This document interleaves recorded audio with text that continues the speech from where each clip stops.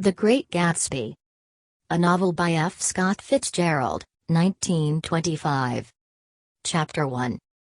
In my younger and more vulnerable years, my father gave me some advice that I've been turning over in my mind ever since.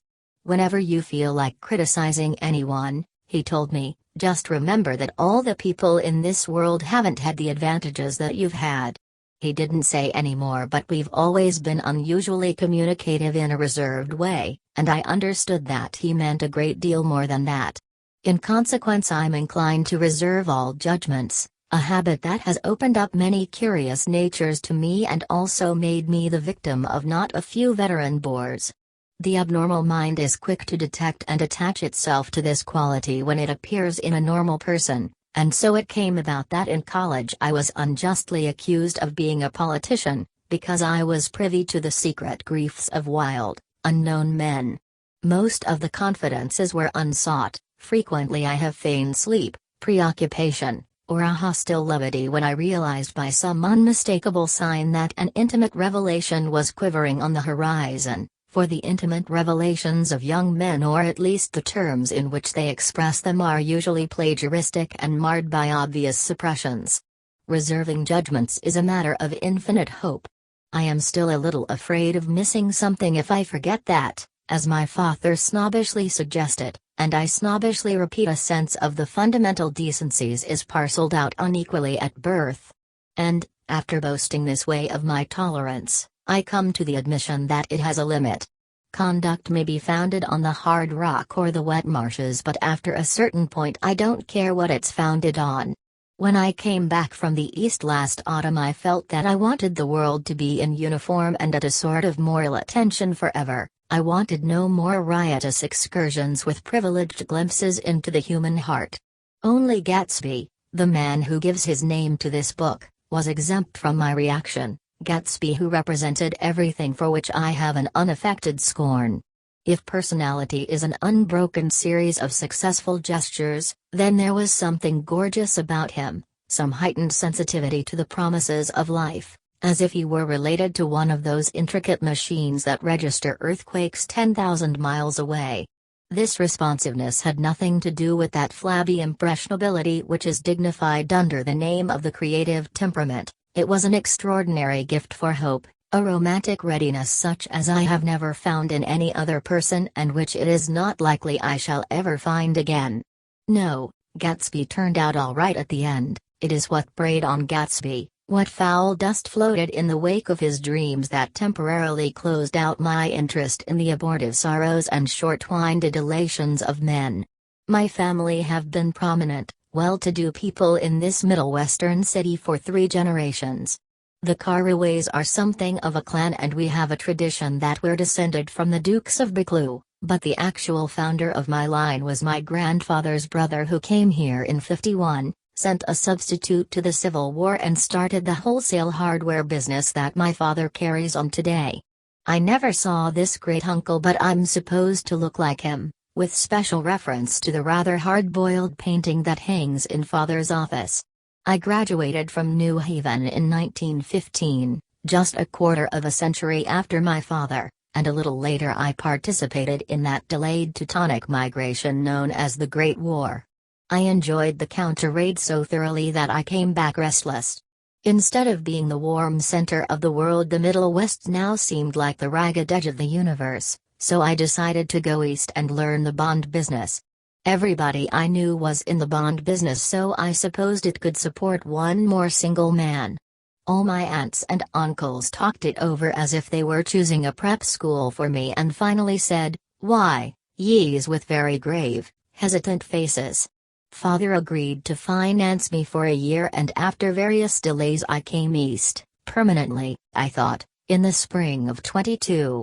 The practical thing was to find rooms in the city, but it was a warm season and I had just left a country of wide lawns and friendly trees, so when a young man at the office suggested that we take a house together in a commuting town, it sounded like a great idea.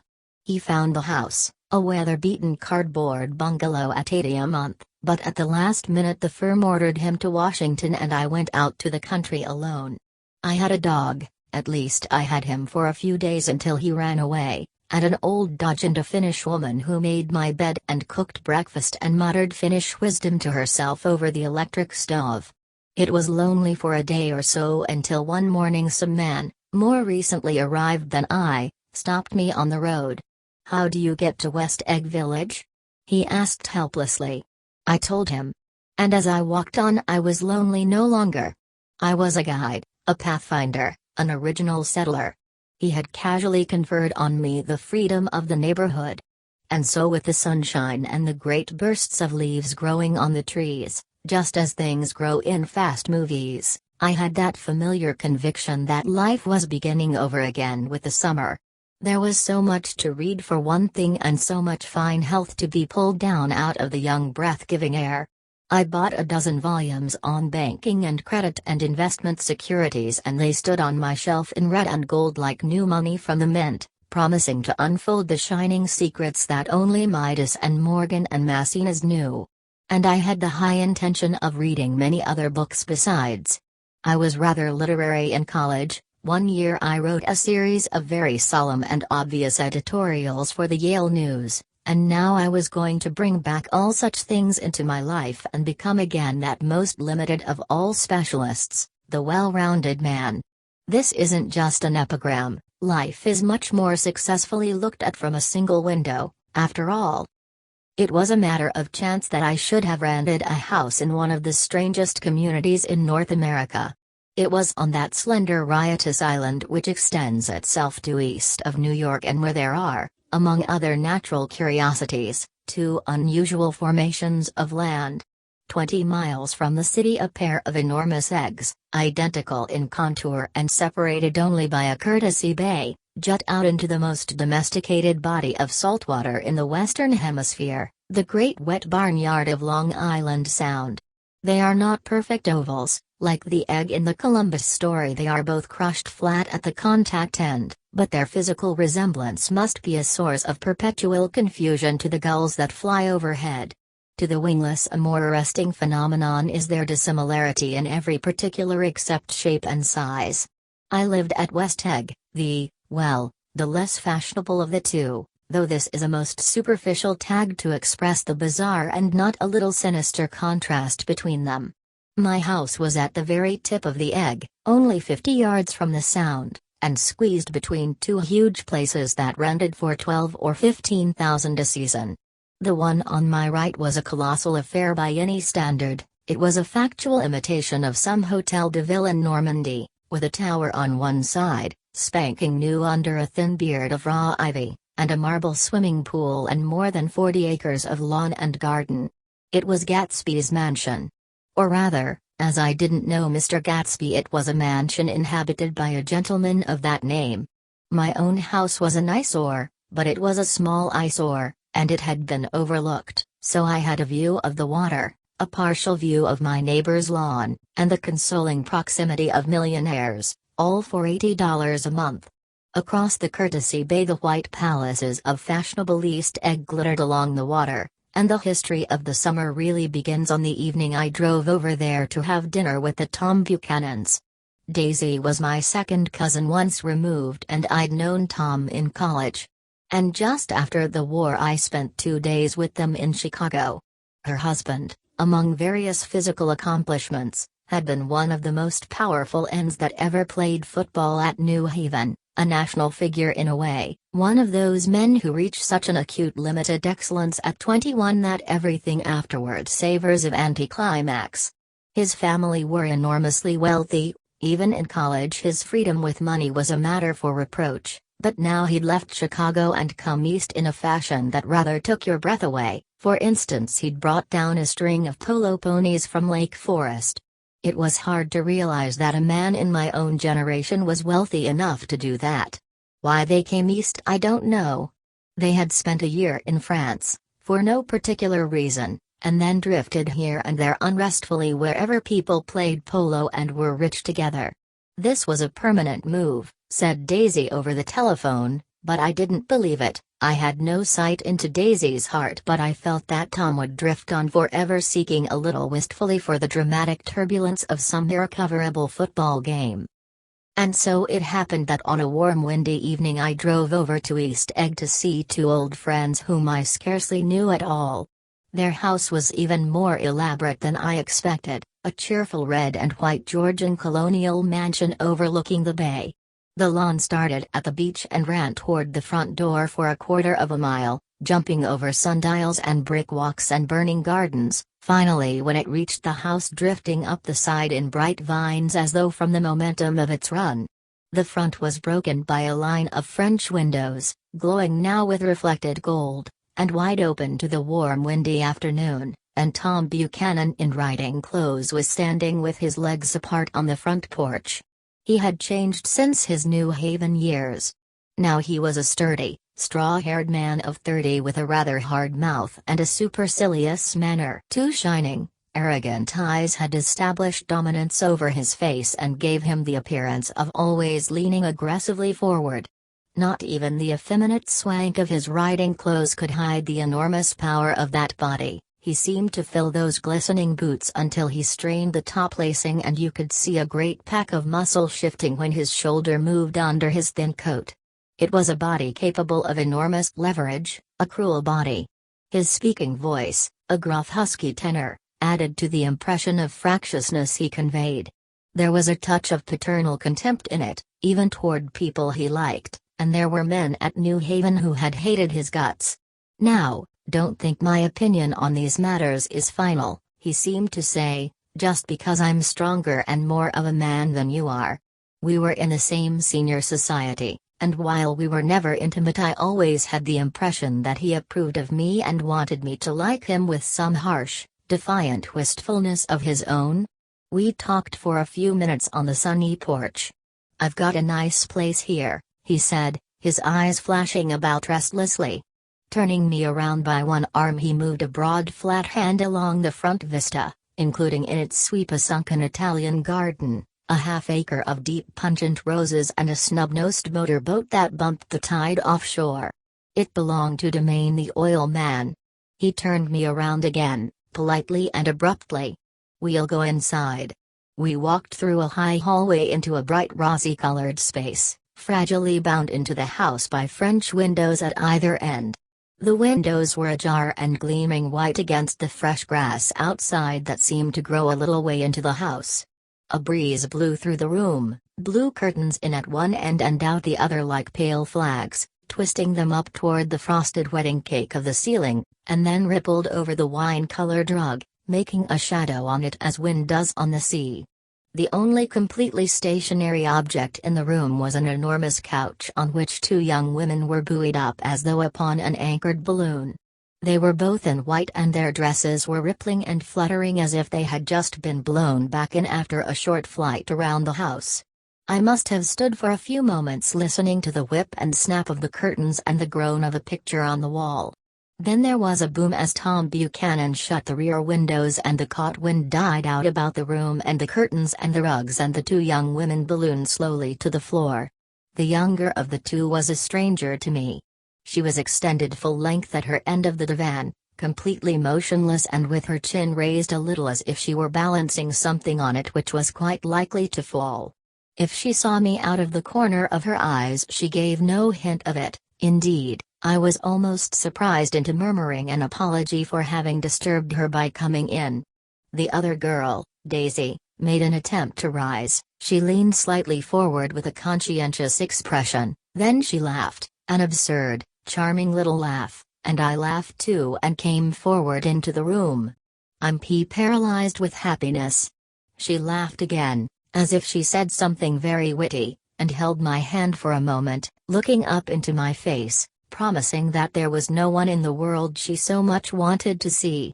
That was a way she had. She hinted in a murmur that the surname of the balancing girl was Baker.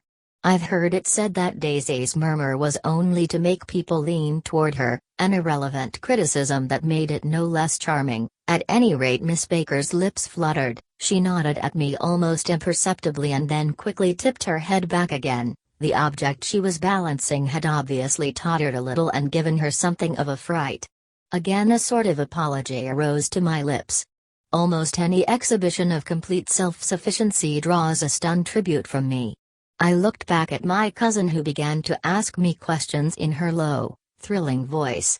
It was the kind of voice that the ear follows up and down as if each speech is an arrangement of notes that will never be played again. Her face was sad and lovely, with bright things in it, bright eyes and a bright passionate mouth, but there was an excitement in her voice that men who had cared for her found difficult to forget, a singing compulsion, a whispered listen, a promise that she had done gay, exciting things just a while since, and that there were gay, exciting things hovering in the next hour. I told her how I had stopped off in Chicago for a day on my way east, and how a dozen people had sent their love through me. "Do they miss me?" she cried ecstatically. "The whole town is desolate. All the cars have the left rear wheel painted black as a mourning wreath, and there's a persistent wail all night along the North Shore. How gorgeous! Let's go back, Tom. Tomorrow." Then she added irrelevantly, "You ought to see the baby." "I'd like to. She's asleep. She's 2 years old. Haven't you ever seen her?" "Never." "Well, you ought to see her. She's—" Tom Buchanan, who had been hovering restlessly about the room, stopped and rested his hand on my shoulder. "What you doing, Nick?" "I'm a bond man." "Who with?" I told him. "Never heard of them," he remarked decisively. This annoyed me. "You will," I answered shortly. "You will if you stay in the East." "Oh, I'll stay in the East, don't you worry," he said, glancing at Daisy and then back at me, as if he were alert for something more. "I'd be a goddamned fool to live anywhere else." At this point Miss Baker said absolutely. With such suddenness that I started. It was the first word she uttered since I came into the room. Evidently it surprised her as much as it did me, for she yawned and with a series of rapid, deft movements stood up into the room. "I'm stiff," she complained. "I've been lying on that sofa for as long as I can remember." "Don't look at me," Daisy retorted. "I've been trying to get you to New York all afternoon." "No, thanks," said Miss Baker to the 4 cocktails just in from the pantry. "I'm absolutely in training." Her host looked at her incredulously. "You are?" He took down his drink as if it were a drop in the bottom of a glass. "How you ever get anything done is beyond me." I looked at Miss Baker, wondering what it was she got done. I enjoyed looking at her. She was a slender, small-breasted girl, with an erect carriage which she accentuated by throwing her body backward at the shoulders like a young cadet.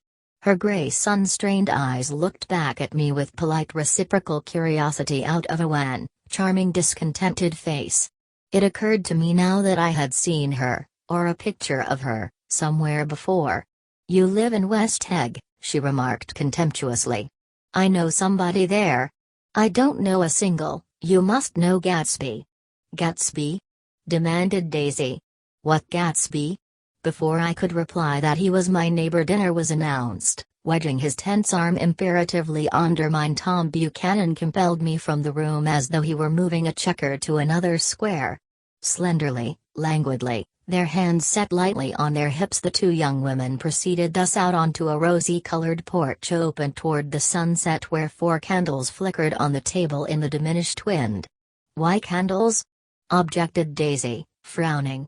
She snapped them out with her fingers. "In 2 weeks it'll be the longest day in the year." She looked at us all radiantly. "Do you always watch for the longest day of the year and then miss it?" "I always watch for the longest day in the year and then miss it." "We ought to plan something," yawned Miss Baker, sitting down at the table as if she were getting into bed. "All right," said Daisy. "What'll we plan?" She turned to me helplessly. "What do people plan?" Before I could answer, her eyes fastened with an odd expression on her little finger. "Look!" she complained. I heard it. We all looked. The knuckle was black and blue. "You did it, Tom," she said accusingly. "I know you didn't mean to, but you did do it.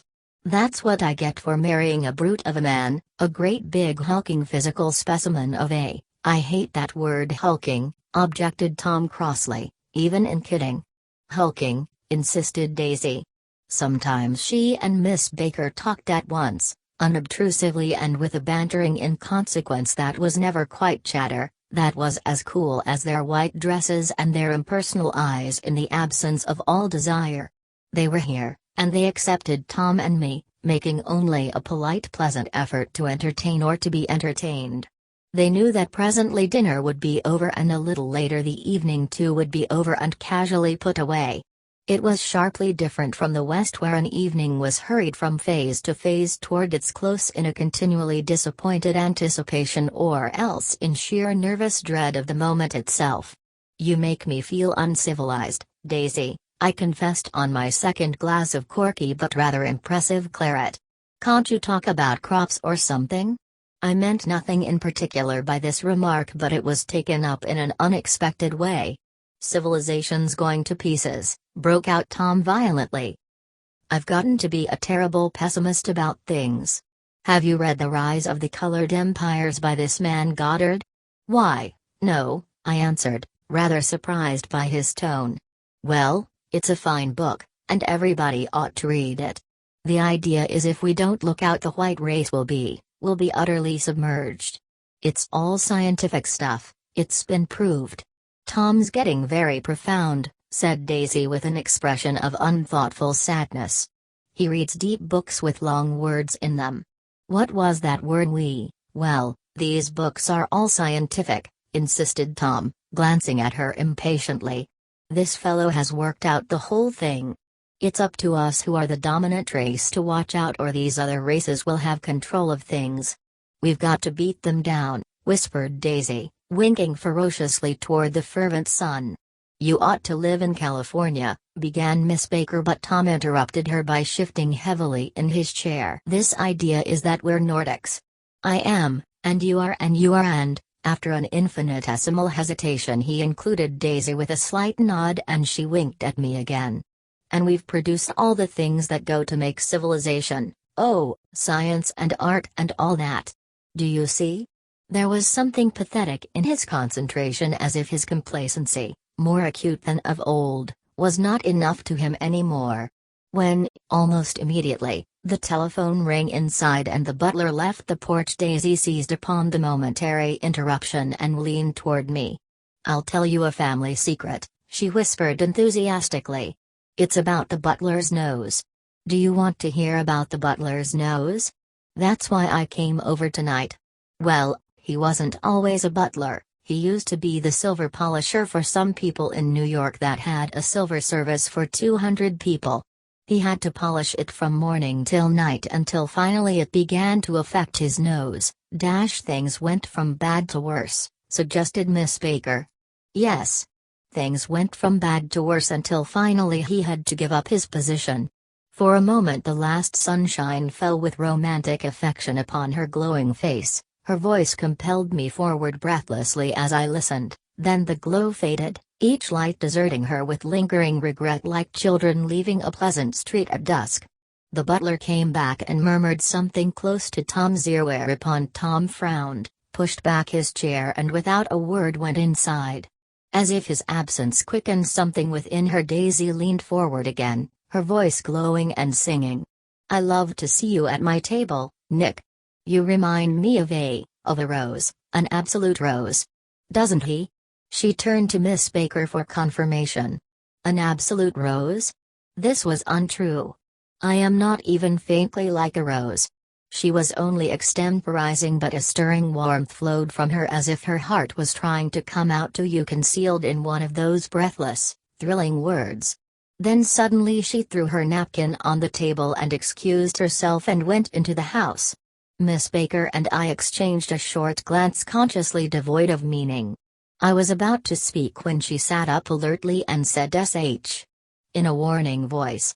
A subdued, impassioned murmur was audible in the room beyond, and Miss Baker leaned forward, unashamed, trying to hear.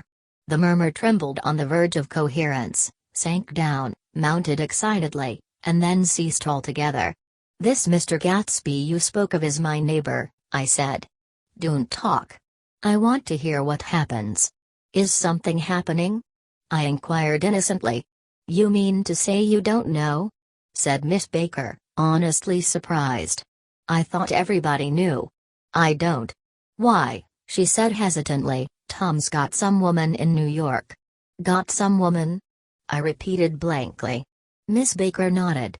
She might have the decency not to telephone him at dinner time. Don't you think?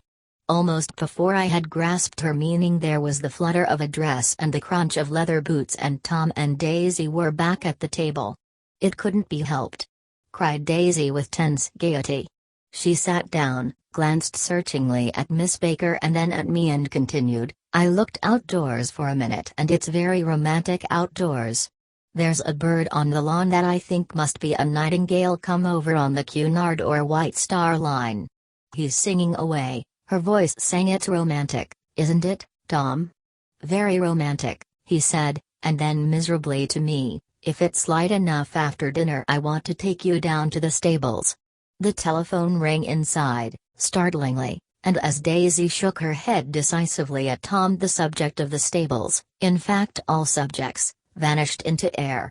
Among the broken fragments of the last 5 minutes at table I remember the candles being lit again, pointlessly, and I was conscious of wanting to look squarely at everyone and yet to avoid all eyes.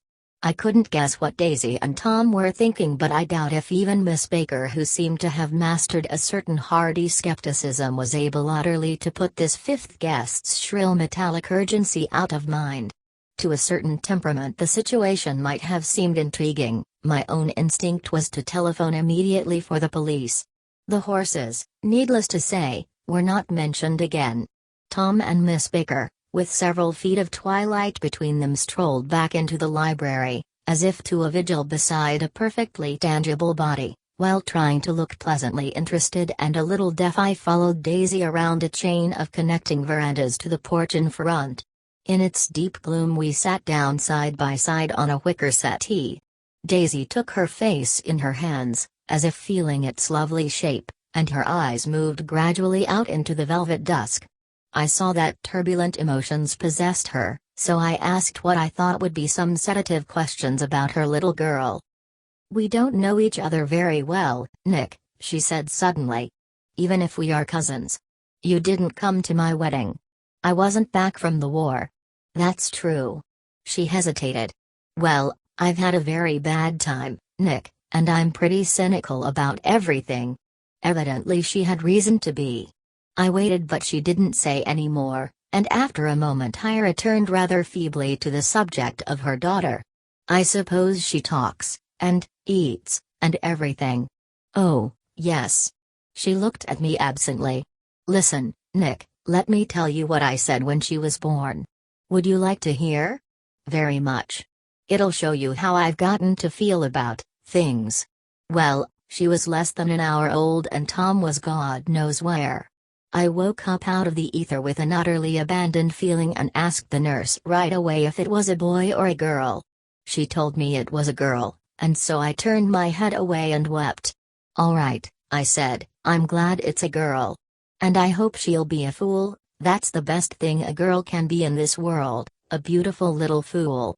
You see, I think everything's terrible anyhow, she went on in a convinced way. Everybody thinks so, the most advanced people. And I know. I've been everywhere and seen everything and done everything. Her eyes flashed around her in a defiant way, rather like Tom's, and she laughed with thrilling scorn. Sophisticated? God, I'm sophisticated. The instant her voice broke off, ceasing to compel my attention, my belief, I felt the basic insincerity of what she had said. It made me uneasy, as though the whole evening had been a trick of some sort to exact a contributory emotion from me. I waited, and sure enough, in a moment she looked at me with an absolute smirk on her lovely face, as if she had asserted her membership in a rather distinguished secret society to which she and Tom belonged. Inside, the crimson room bloomed with light. Tom and Miss Baker sat at either end of the long couch and she read aloud to him from the Saturday Evening Post, the words, murmurous and uninflected, running together in a soothing tune. The lamplight, bright on his boots and dull on the autumn leaf yellow of her hair, glinted along the paper as she turned a page with a flutter of slender muscles in her arms. When we came in she held us silent for a moment with a lifted hand. To be continued, she said, tossing the magazine on the table, In our very next issue. Her body asserted itself with a restless movement of her knee, and she stood up. 10 o'clock, she remarked, apparently finding the time on the ceiling. Time for this good girl to go to bed. Jordan's going to play in the tournament tomorrow, explained Daisy, over at Westchester. Oh, you're Jordan Baker. I knew now why her face was familiar. Its pleasing contemptuous expression had looked out at me from many rotogravure pictures of the sporting life at Asheville and Hot Springs and Palm Beach. I had heard some story of her too, a critical, unpleasant story, but what it was I had forgotten long ago. Good night, she said softly. Wake me at 8, won't you? If you'll get up. I will. Good night, Mr. Carraway. See you anon. Of course you will, confirmed Daisy. In fact, I think I'll arrange a marriage. Come over often, Nick, and I'll fling you together. You know, lock you up accidentally in linen closets and push you out to sea in a boat, and all that sort of thing. Good night, called Miss Baker from the stairs. I haven't heard a word. She's a nice girl, said Tom after a moment. They oughtn't to let her run around the country this way. Who oughtn't to? Inquired Daisy coldly. Her family. Her family is one aunt about 1,000 years old. Besides, Nick's going to look after her, aren't you, Nick? She's going to spend lots of weekends out here this summer. I think the home influence will be very good for her. Daisy and Tom looked at each other for a moment in silence. Is she from New York? I asked quickly. From Louisville. Our white girlhood was passed together there. Our beautiful white, did you give Nick a little heart-to-heart talk on the veranda? Demanded Tom suddenly. Did I? She looked at me. I can't seem to remember, but I think we talked about the Nordic race. Yes, I'm sure we did. It sort of crept up on us, and first thing you know, don't believe everything you hear, Nick, he advised me. I said lightly that I had heard nothing at all, and a few minutes later I got up to go home. They came to the door with me and stood side by side in a cheerful square of light. As I started my motor, Daisy peremptorily called, "Wait. I forgot to ask you something, and it's important. We heard you were engaged to a girl out west." "That's right," corroborated Tom kindly. "We heard that you were engaged." "It's libel. I'm too poor." "But we heard it," insisted Daisy, surprising me by opening up again in a flower-like way. "We heard it from 3 people, so it must be true." Of course I knew what they were referring to, but I wasn't even vaguely engaged. The fact that gossip had published the bans was one of the reasons I had come east. You can't stop going with an old friend on account of rumors, and on the other hand I had no intention of being rumored into marriage. Their interest rather touched me and made them less remotely rich. Nevertheless, I was confused and a little disgusted as I drove away. It seemed to me that the thing for Daisy to do was to rush out of the house, child in arms, but apparently there were no such intentions in her head. As for Tom, the fact that he had some woman in New York was really less surprising than that he had been depressed by a book. Something was making him nibble at the edge of stale ideas, as if his sturdy physical egotism no longer nourished his peremptory heart. Already it was deep summer on roadhouse roofs and in front of wayside garages, where new red gas pumps sat out in pools of light, and when I reached my estate at West Egg I ran the car under its shed and sat for a while on an abandoned grass roller in the yard. The wind had blown off, leaving a loud bright night with wings beating in the trees and a persistent organ sound as the full bellows of the earth blew the frogs full of life. The silhouette of a moving cat wavered across the moonlight, and turning my head to watch it I saw that I was not alone. 50 feet away a figure had emerged from the shadow of my neighbor's mansion and was standing with his hands in his pockets regarding the silver pepper of the stars. Something in his leisurely movements and the secure position of his feet upon the lawn suggested that it was Mr. Gatsby himself, come out to determine what share was his of our local heavens. I decided to call to him. Miss Baker had mentioned him at dinner, and that would do for an introduction.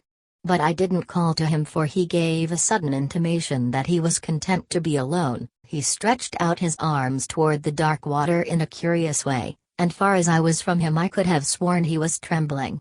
Involuntarily I glanced seaward, and distinguished nothing except a single green light, minute and far away, that might have been the end of a dock. When I looked once more for Gatsby he had vanished, and I was alone again in the unquiet darkness. Chapter 2. About halfway between West Egg and New York the motor road hastily joins the railroad and runs beside it for a quarter of a mile, so as to shrink away from a certain desolate area of land.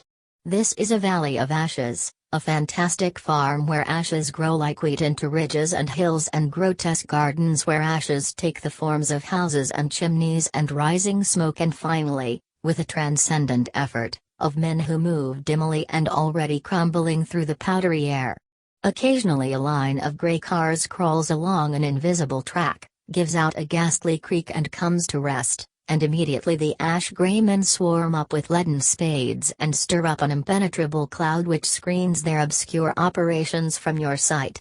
But above the grey land and the spasms of bleak dust which drift endlessly over it, you perceive, after a moment, the eyes of Dr. T.J. Eichelberg. The eyes of Dr. T.J. Eichelberg are blue and gigantic. Their retinas are 1 yard high. They look out of no face but, instead, from a pair of enormous yellow spectacles which pass over a non-existent nose. Evidently some wild wag of an oculist set them there to fatten his practice in the Borough of Queens, and then sank down himself into eternal blindness or forgot them and moved away. But his eyes, dimmed a little by many paintless days under sun and rain, brood on over the solemn dumping ground. The Valley of Ashes is bounded on one side by a small foul river, and when the drawbridge is up to let barges through, the passengers on waiting trains can stare at the dismal scene for as long as half an hour. There is always a halt there of at least a minute, and it was because of this that I first met Tom Buchanan's mistress. The fact that he had one was insisted upon wherever he was known. His acquaintances resented the fact that he turned up in popular restaurants with her and, leaving her at a table, sauntered about, chatting with whomsoever he knew. Though I was curious to see her, I had no desire to meet her, but I did. I went up to New York with Tom on the train one afternoon, and when we stopped by the ash heaps he jumped to his feet and, taking hold of my elbow, literally forced me from the car. "We're getting off," he insisted. "I want you to meet my girl." I think he'd tanked up a good deal at luncheon, and his determination to have my company bordered on violence. The supercilious assumption was that on Sunday afternoon I had nothing better to do. I followed him over a low whitewashed railroad fence, and we walked back 100 yards along the road under Dr. Eichelberg's persistent stare. The only building in sight was a small block of yellow brick sitting on the edge of the wasteland, a sort of compact main street ministering to it and contiguous to absolutely nothing. One of the 3 shops it contained was for rent, and another was an all-night restaurant approached by a trail of ashes. The third was a garage, repairs. George B. Wilson. Cars bought and sold, and I followed Tom inside. The interior was unprosperous and bare. The only car visible was the dust-covered wreck of a Ford which crouched in a dim corner.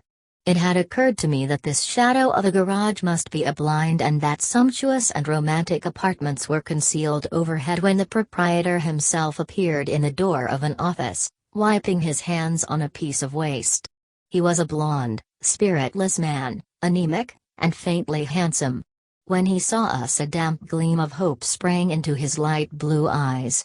"Hello, Wilson, old man," said Tom, slapping him jovially on the shoulder. "How's business?"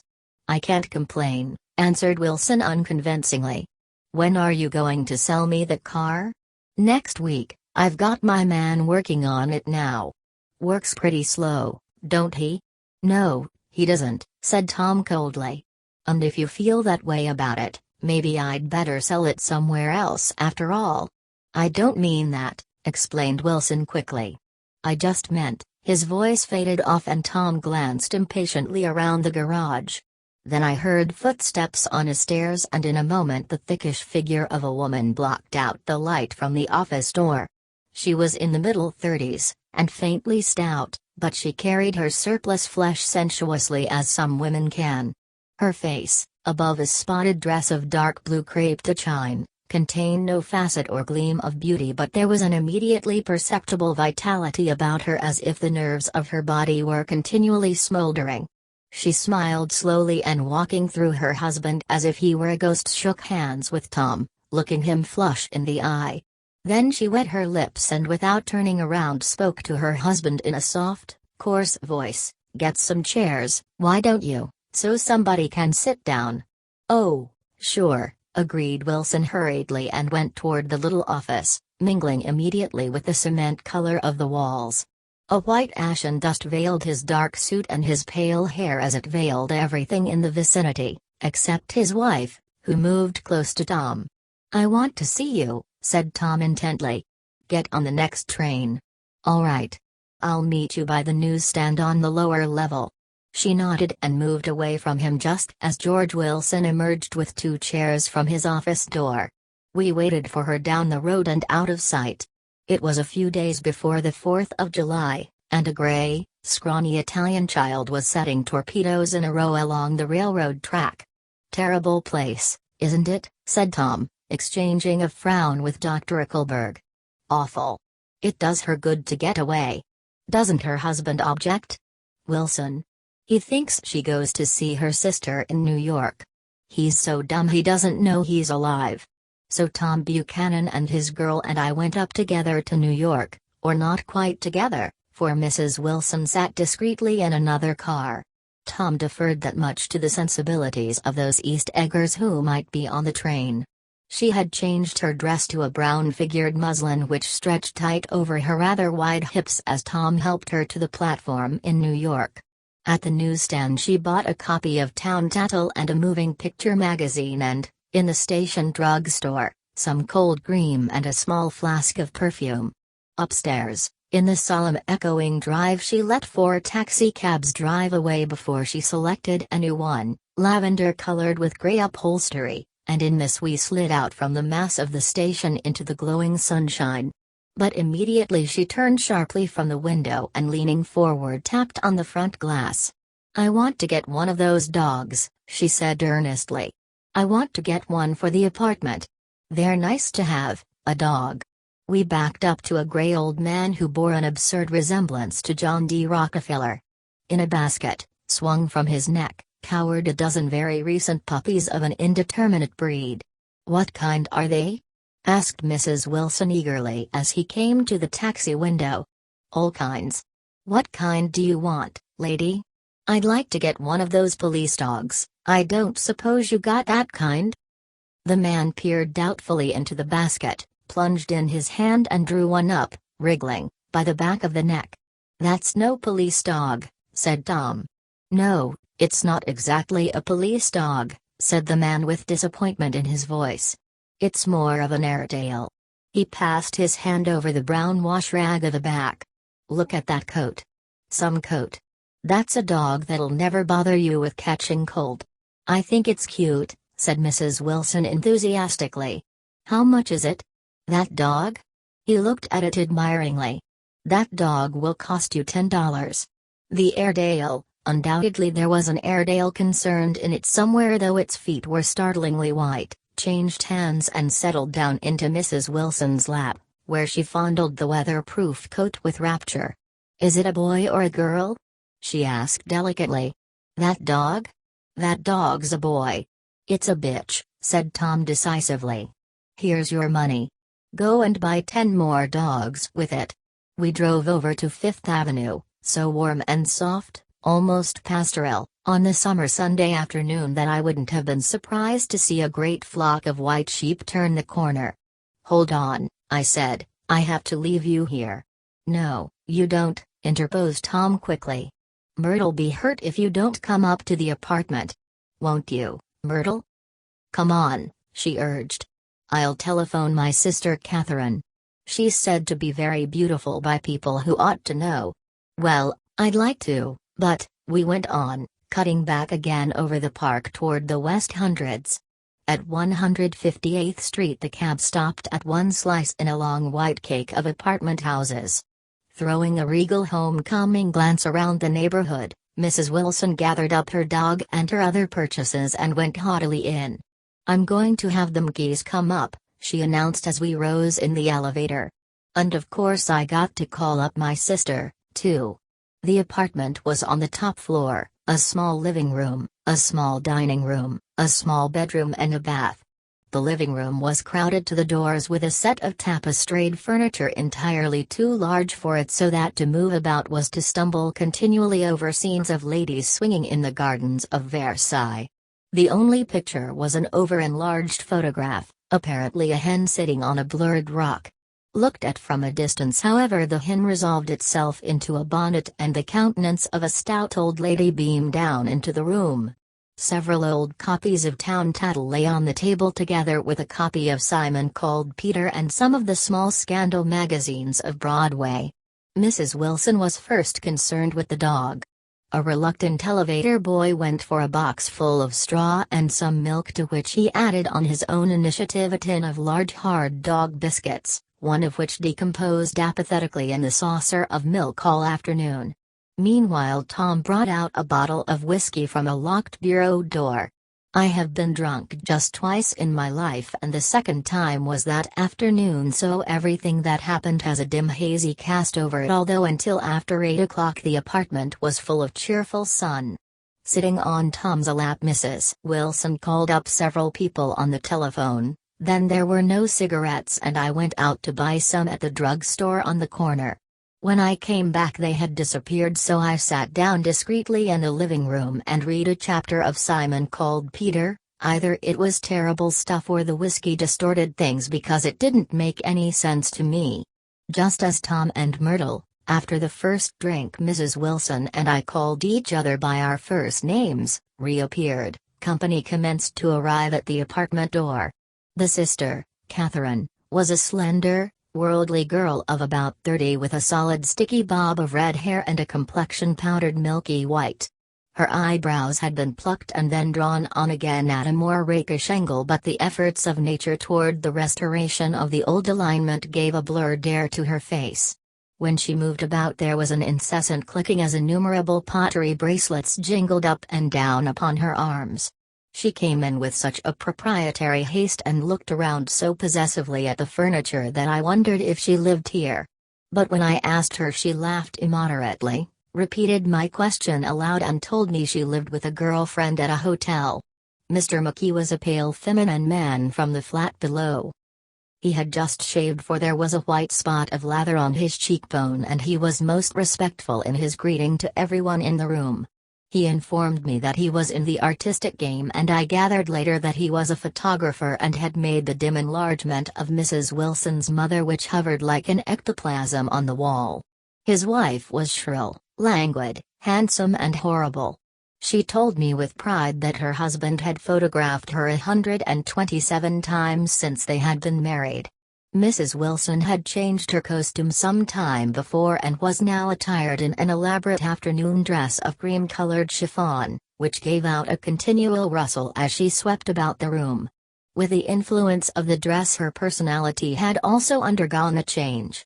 The intense vitality that had been so remarkable in the garage was converted into impressive hauteur. Her laughter, her gestures, her assertions became more violently affected moment by moment, and as she expanded the room grew smaller around her until she seemed to be revolving on a noisy, creaking pivot through the smoky air. "My dear," she told her sister in a high mincing shout, "most of these fellas will cheat you every time. All they think of is money. I had a woman up here last week to look at my feet, and when she gave me the bill you'd have thought she had my appendicitis out." "What was the name of the woman?" asked Mrs. McKee. "Mrs. Eberhardt. She goes around looking at people's feet in their own homes." "I like your dress," remarked Mrs. McKee, "I think it's adorable." Mrs. Wilson rejected the compliment by raising her eyebrow in disdain. "It's just a crazy old thing," she said. "I just slip it on sometimes when I don't care what I look like. But it looks wonderful on you, if you know what I mean," pursued Mrs. McKee. "If Chester could only get you in that pose, I think he could make something of it."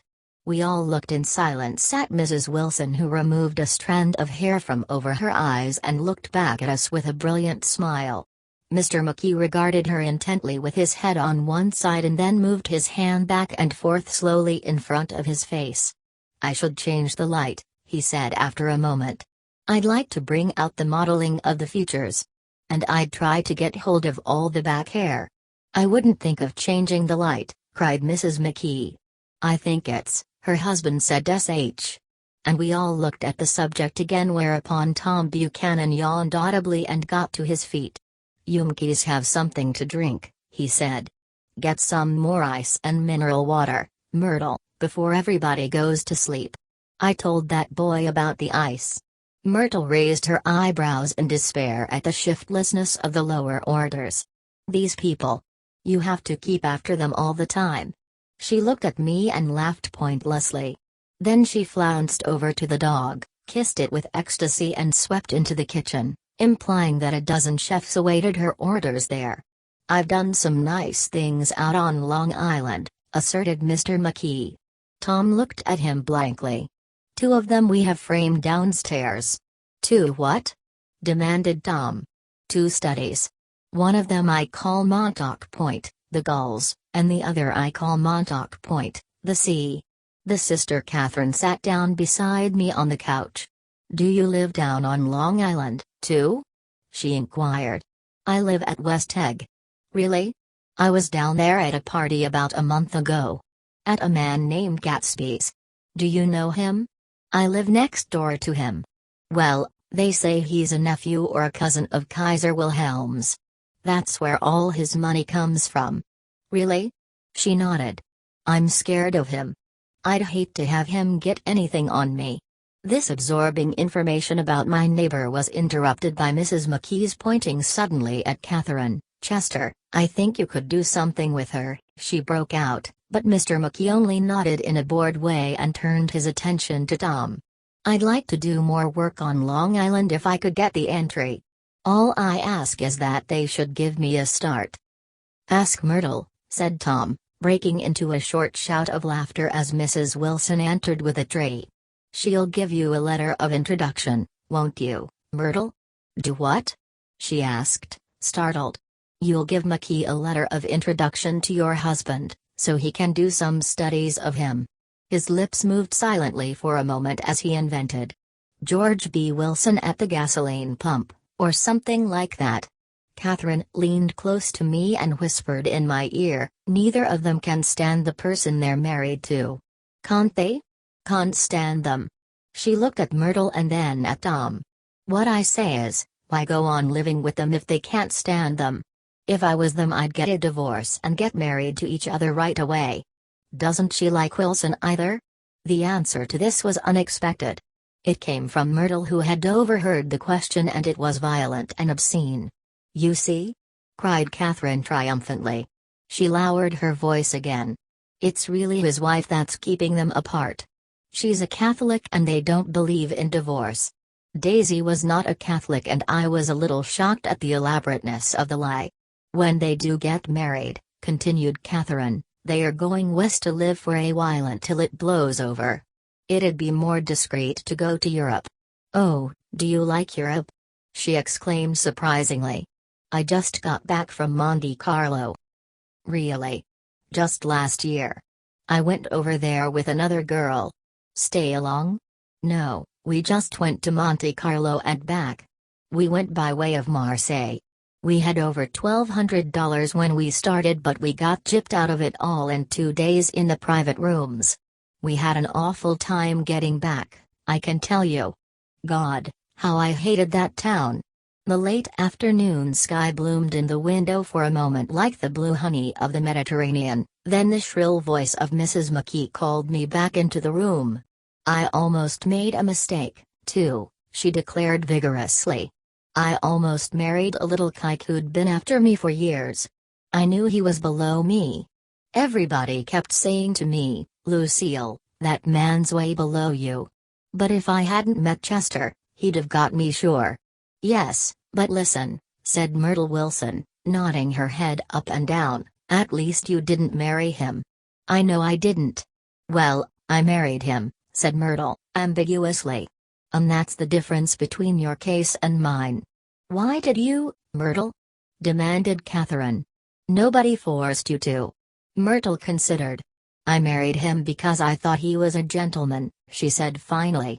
"I thought he knew something about breeding, but he wasn't fit to lick my shoe." "You were crazy about him for a while," said Catherine. "Crazy about him?" cried Myrtle incredulously. "Who said I was crazy about him? I never was any more crazy about him than I was about that man there." She pointed suddenly at me, and everyone looked at me accusingly. I tried to show by my expression that I had played no part in her past. The only crazy I was when I married him. I knew right away I made a mistake. He borrowed somebody's best suit to get married in and never even told me about it, and the man came after it one day when he was out. She looked around to see who was listening. "Oh, is that your suit?" I said. This is the first I ever heard about it. But I gave it to him and then I lay down and cried to beat the band all afternoon. "She really ought to get away from him," resumed Catherine to me. "They've been living over that garage for 11 years. And Tom's the first sweetie she ever had."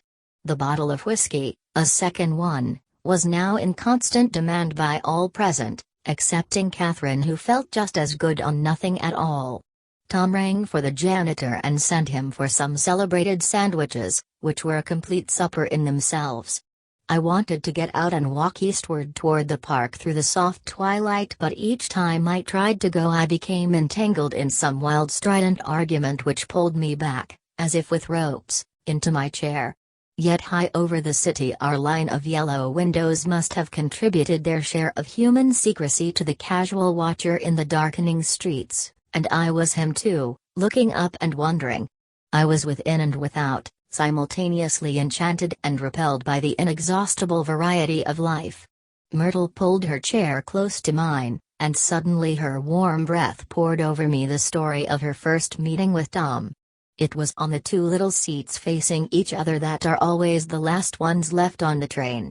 I was going up to New York to see my sister and spend the night. He had on a dress suit and patent leather shoes and I couldn't keep my eyes off him, but every time he looked at me I had to pretend to be looking at the advertisement over his head. When we came into the station he was next to me and his white shirt front pressed against my arm, and so I told him I'd have to call a policeman, but he knew I lied. I was so excited that when I got into a taxi with him I didn't hardly know I wasn't getting into a subway train. All I kept thinking about, over and over, was "You can't live forever, you can't live forever." She turned to Mrs. McKee and the room rang full of her artificial laughter. "My dear," she cried, "I'm going to give you this dress as soon as I'm through with it. I've got to get another one tomorrow. I'm going to make a list of all the things I've got to get. A massage and a wave and a collar for the dog and one of those cute little ashtrays where you touch a spring, and a wreath with a black silk bow for Mother's grave that'll last all summer. I got to write down a list so I won't forget all the things I got to do." It was 9 o'clock. Almost immediately afterward I looked at my watch and found it was 10. Mr. McKee was asleep on a chair with his fists clenched in his lap, like a photograph of a man of action. Taking out my handkerchief I wiped from his cheek the remains of the spot of dried lather that had worried me all the afternoon. The little dog was sitting on the table looking with blind eyes through the smoke and from time to time groaning faintly.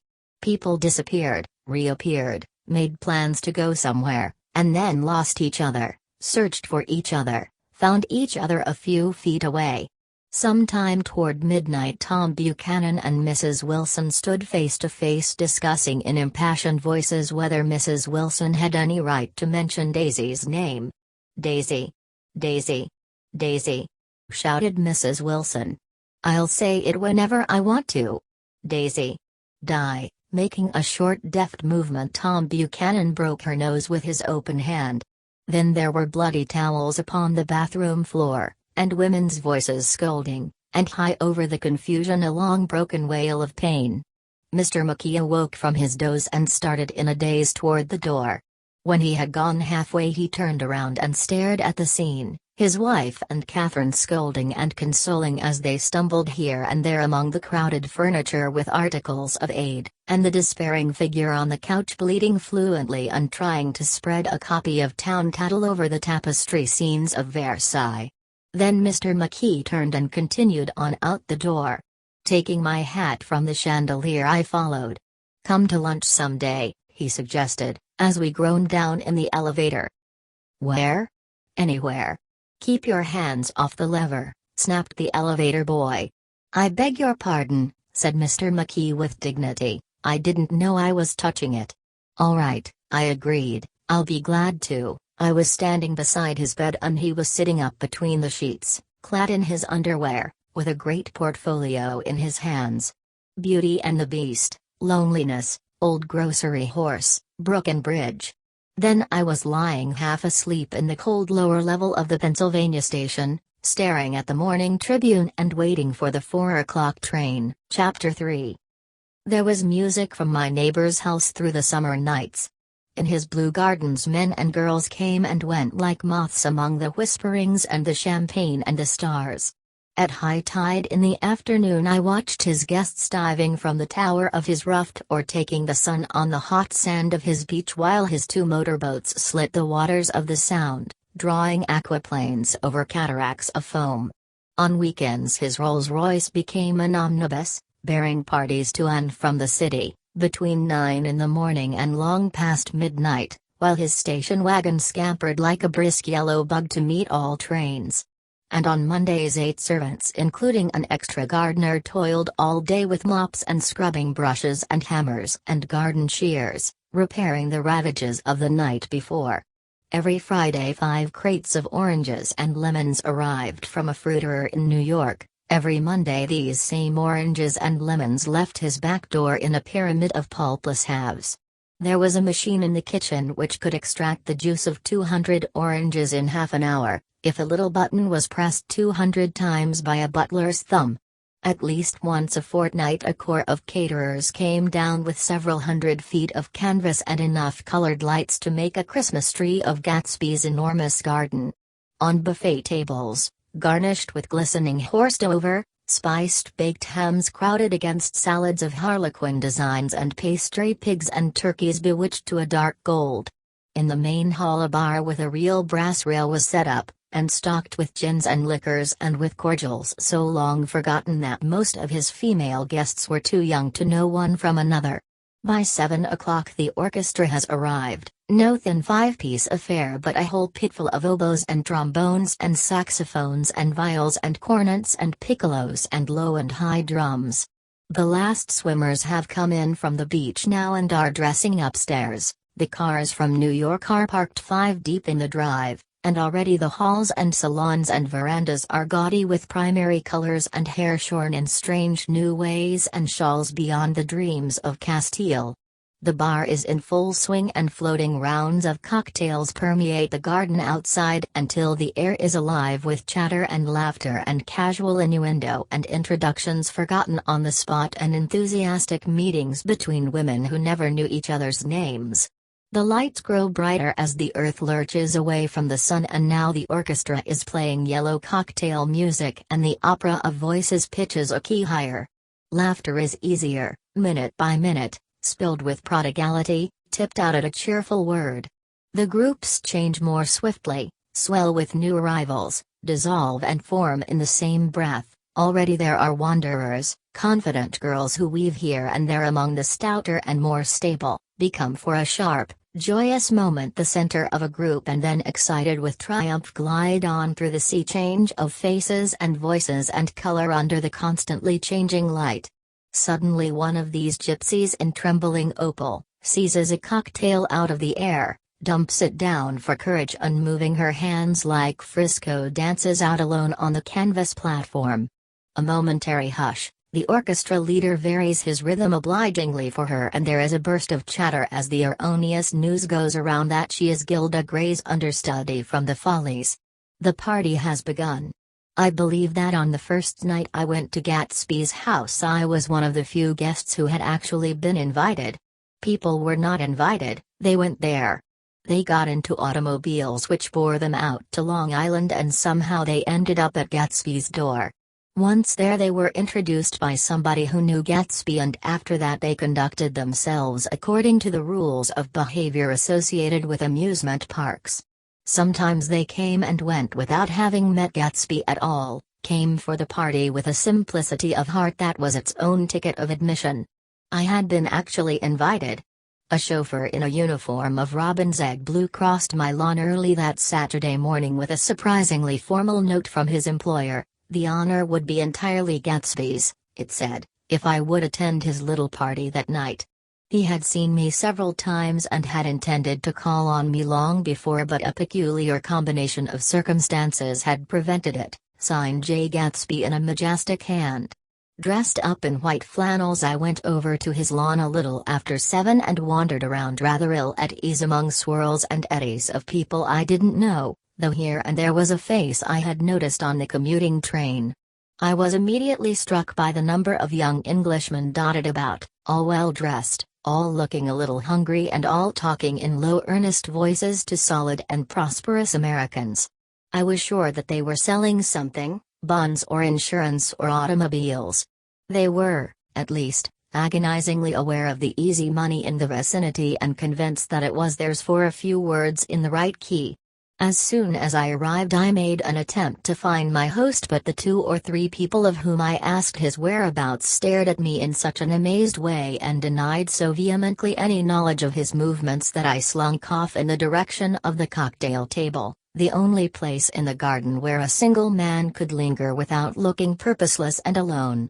I was on my way to get roaring drunk from sheer embarrassment when Jordan Baker came out of the house and stood at the head of the marble steps, leaning a little backward and looking with contemptuous interest down into the garden. Welcome or not, I found it necessary to attach myself to someone before I should begin to address cordial remarks to the passers-by. "Hello," I roared, advancing toward her. My voice seemed unnaturally loud across the garden.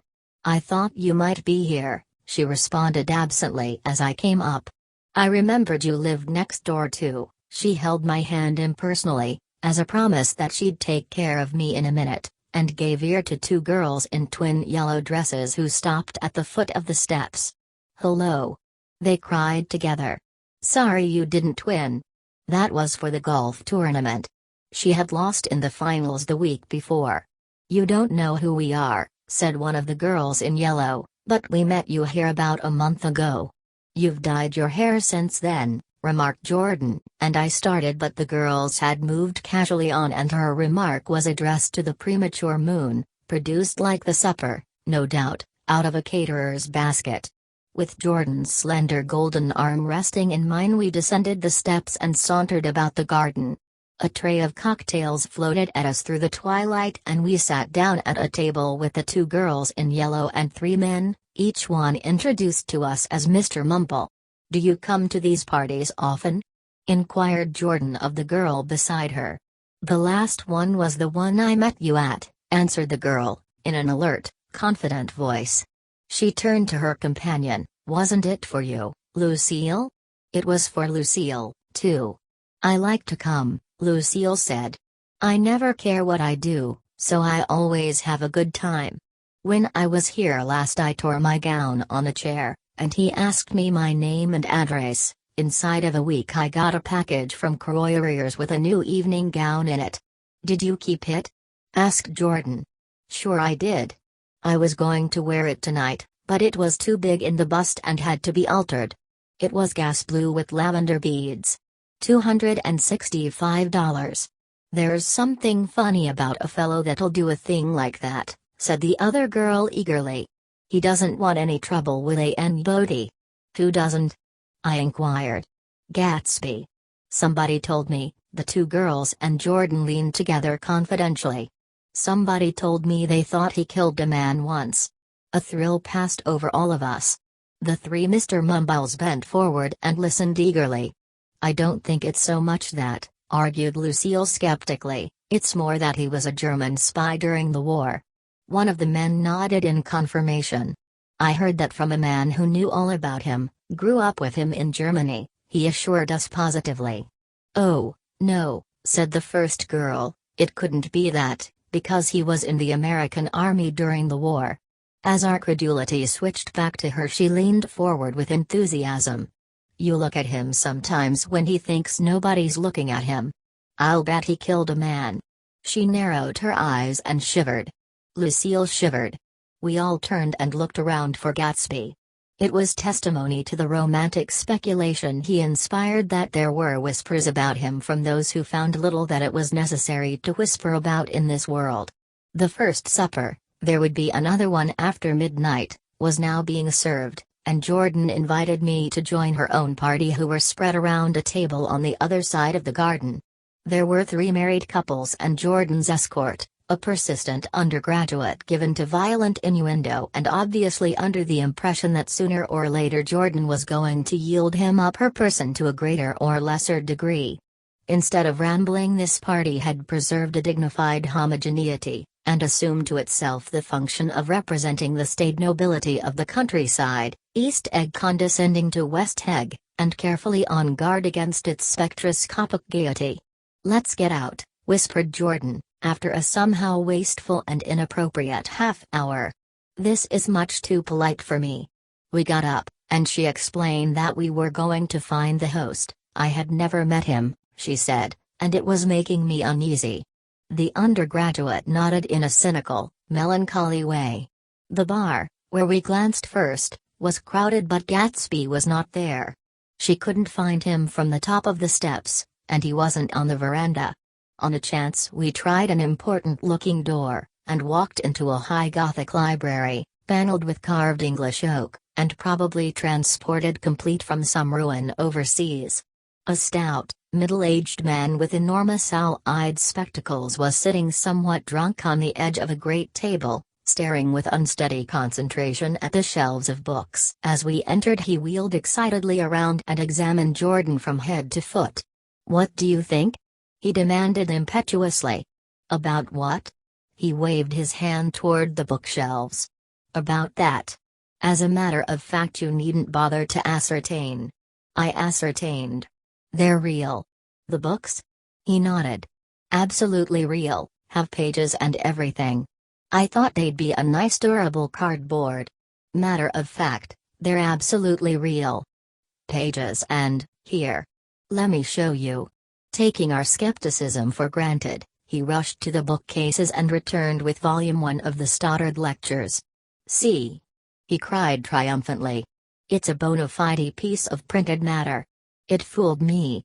This fella's a regular Belasco. It's a triumph. What thoroughness! What realism! Knew when to stop too, didn't cut the pages. But what do you want? What do you expect?" He snatched the book from me and replaced it hastily on its shelf, muttering that if one brick was removed the whole library was liable to collapse. "Who brought you?" he demanded. "Or did you just come?" "I was brought." Most people were brought. Jordan looked at him alertly, cheerfully, without answering. "I was brought by a woman named Roosevelt," he continued. "Mrs. Claude Roosevelt. Do you know her? I met her somewhere last night. I've been drunk for about a week now, and I thought it might sober me up to sit in a library." "Has it?" "A little bit, I think. I can't tell yet. I've only been here an hour. Did I tell you about the books? They're real. They're, you told us." We shook hands with him gravely and went back outdoors. There was dancing now on the canvas in the garden, old men pushing young girls backward in eternal graceless circles, superior couples holding each other tortuously, fashionably and keeping in the corners, and a great number of single girls dancing individualistically or relieving the orchestra for a moment of the burden of the banjo or the traps. By midnight the hilarity had increased. A celebrated tenor had sung in Italian and a notorious contralto had sung in jazz, and between the numbers people were doing stunts all over the garden, while happy vacuous bursts of laughter rose toward the summer sky. A pair of stage twins, who turned out to be the girls in yellow, did a baby act in costume, and champagne was served in glasses bigger than finger bowls. The moon had risen higher, and floating in the sound was a triangle of silver scales, trembling a little to the stiff, tinny drip of the banjos on the lawn. I was still with Jordan Baker. We were sitting at a table with a man of about my age and a rowdy little girl who gave way upon the slightest provocation to uncontrollable laughter. I was enjoying myself now. I had taken 2-finger bowls of champagne and the scene had changed before my eyes into something significant, elemental and profound. At a lull in the entertainment, the man looked at me and smiled. "Your face is familiar," he said, politely. "Weren't you in the 3rd Division during the war?" "Why, yes. I was in the 9th Machine Gun Battalion. I was in the 7th Infantry until June 1918. I knew I'd seen you somewhere before." We talked for a moment about some wet, grey little villages in France. Evidently he lived in this vicinity, for he told me that he had just bought a hydroplane and was going to try it out in the morning. "Want to go with me, old sport? Just near the shore along the Sound." "What time?" "Any time that suits you best." It was on the tip of my tongue to ask his name when Jordan looked around and smiled. "Having a gay time now?" she inquired. "Much better." I turned again to my new acquaintance. "This is an unusual party for me. I haven't even seen the host. I live over there." I waved my hand at the invisible hedge in the distance, and this man Gatsby sent over his chauffeur with an invitation. For a moment he looked at me as if he failed to understand. "I'm Gatsby," he said suddenly. "What?" I exclaimed. "Oh, I beg your pardon. I thought you knew, old sport. I'm afraid I'm not a very good host." He smiled understandingly, much more than understandingly. It was one of those rare smiles with a quality of eternal reassurance in it, that you may come across 4 or 5 times in life. It faced, or seemed to face, the whole external world for an instant, and then concentrated on you with an irresistible prejudice in your favor. It understood you just so far as you wanted to be understood, believed in you as you would like to believe in yourself, and assured you that it had precisely the impression of you that, at your best, you hoped to convey. Precisely at that point it vanished, and I was looking at an elegant young roughneck, a year or 2 over 30, whose elaborate formality of speech just missed being absurd. Some time before he introduced himself I'd got a strong impression that he was picking his words with care. Almost at the moment when Mr. Gatsby identified himself, a butler hurried toward him with the information that Chicago was calling him on the wire. He excused himself with a small bow that included each of us in turn. "If you want anything, just ask for it, old sport," he urged me. "Excuse me. I will rejoin you later." When he was gone I turned immediately to Jordan, constrained to assure her of my surprise. I had expected that Mr. Gatsby would be a florid and corpulent person in his middle years. "Who is he?" I demanded. "Do you know? He's just a man named Gatsby." "Where is he from, I mean? And what does he do?" "Now you're started on the subject," she answered with a wan smile. "Well, he told me once he was an Oxford man." A dim background started to take shape behind him, but at her next remark it faded away. "However, I don't believe it." "Why not?" "I don't know," she insisted, "I just don't think he went there." Something in her tone reminded me of the other girls. "I think he killed a man," and had the effect of stimulating my curiosity. I would have accepted without question the information that Gatsby sprang from the swamps of Louisiana or from the Lower East Side of New York. That was comprehensible. But young men didn't, at least in my provincial inexperience I believe they didn't, drift coolly out of nowhere and buy a palace on Long Island Sound. "Anyhow, he gives large parties," said Jordan, changing the subject with an urbane distaste for the concrete. "And I like large parties. They're so intimate. At small parties there isn't any privacy." There was the boom of a bass drum, and the voice of the orchestra leader rang out suddenly above the echolalia of the garden. "Ladies and gentlemen," he cried. "At the request of Mr. Gatsby we are going to play for you Mr. Vladimir Tostof's latest work, which attracted so much attention at Carnegie Hall last May. If you read the papers you know there was a big sensation." He smiled with jovial condescension and added, "some sensation." Whereupon everybody laughed. The piece is known, he concluded lustily, as Vladimir Tolstoy's Jazz History of the World. The nature of Mr. Tolstoy's composition eluded me, because just as it began my eyes fell on Gatsby, standing alone on the marble steps and looking from one group to another with approving eyes. His tanned skin was drawn attractively tight on his face and his short hair looked as though it were trimmed every day. I could see nothing sinister about him. I wondered if the fact that he was not drinking helped to set him off from his guests, for it seemed to me that he grew more correct as the fraternal hilarity increased. When the Jazz History of the World was over, girls were putting their heads on men's shoulders in a puppyish, convivial way, girls were swooning backward playfully into men's arms, even into groups knowing that someone would arrest their falls, but no one swooned backward on Gatsby and no French bob touched Gatsby's shoulder and no singing quartets were formed with Gatsby's head for one link. "I beg your pardon." Gatsby's butler was suddenly standing beside us. "Miss Baker?" he inquired. "I beg your pardon, but Mr. Gatsby would like to speak to you alone." "With me?" she exclaimed in surprise. "Yes, madam." She got up slowly, raising her eyebrows at me in astonishment, and followed the butler toward the house. I noticed that she wore her evening dress, all her dresses, like sports clothes. There was a jauntiness about her movements as if she had first learned to walk upon golf courses on clean, crisp mornings. I was alone and it was almost 2. For some time confused and intriguing sounds had issued from a long many-windowed room which overhung the terrace. Eluding Jordan's undergraduate who was now engaged in an obstetrical conversation with 2 chorus girls, and who implored me to join him, I went inside. The large room was full of people. One of the girls in yellow was playing the piano and beside her stood a tall, red-haired young lady from a famous chorus, engaged in song.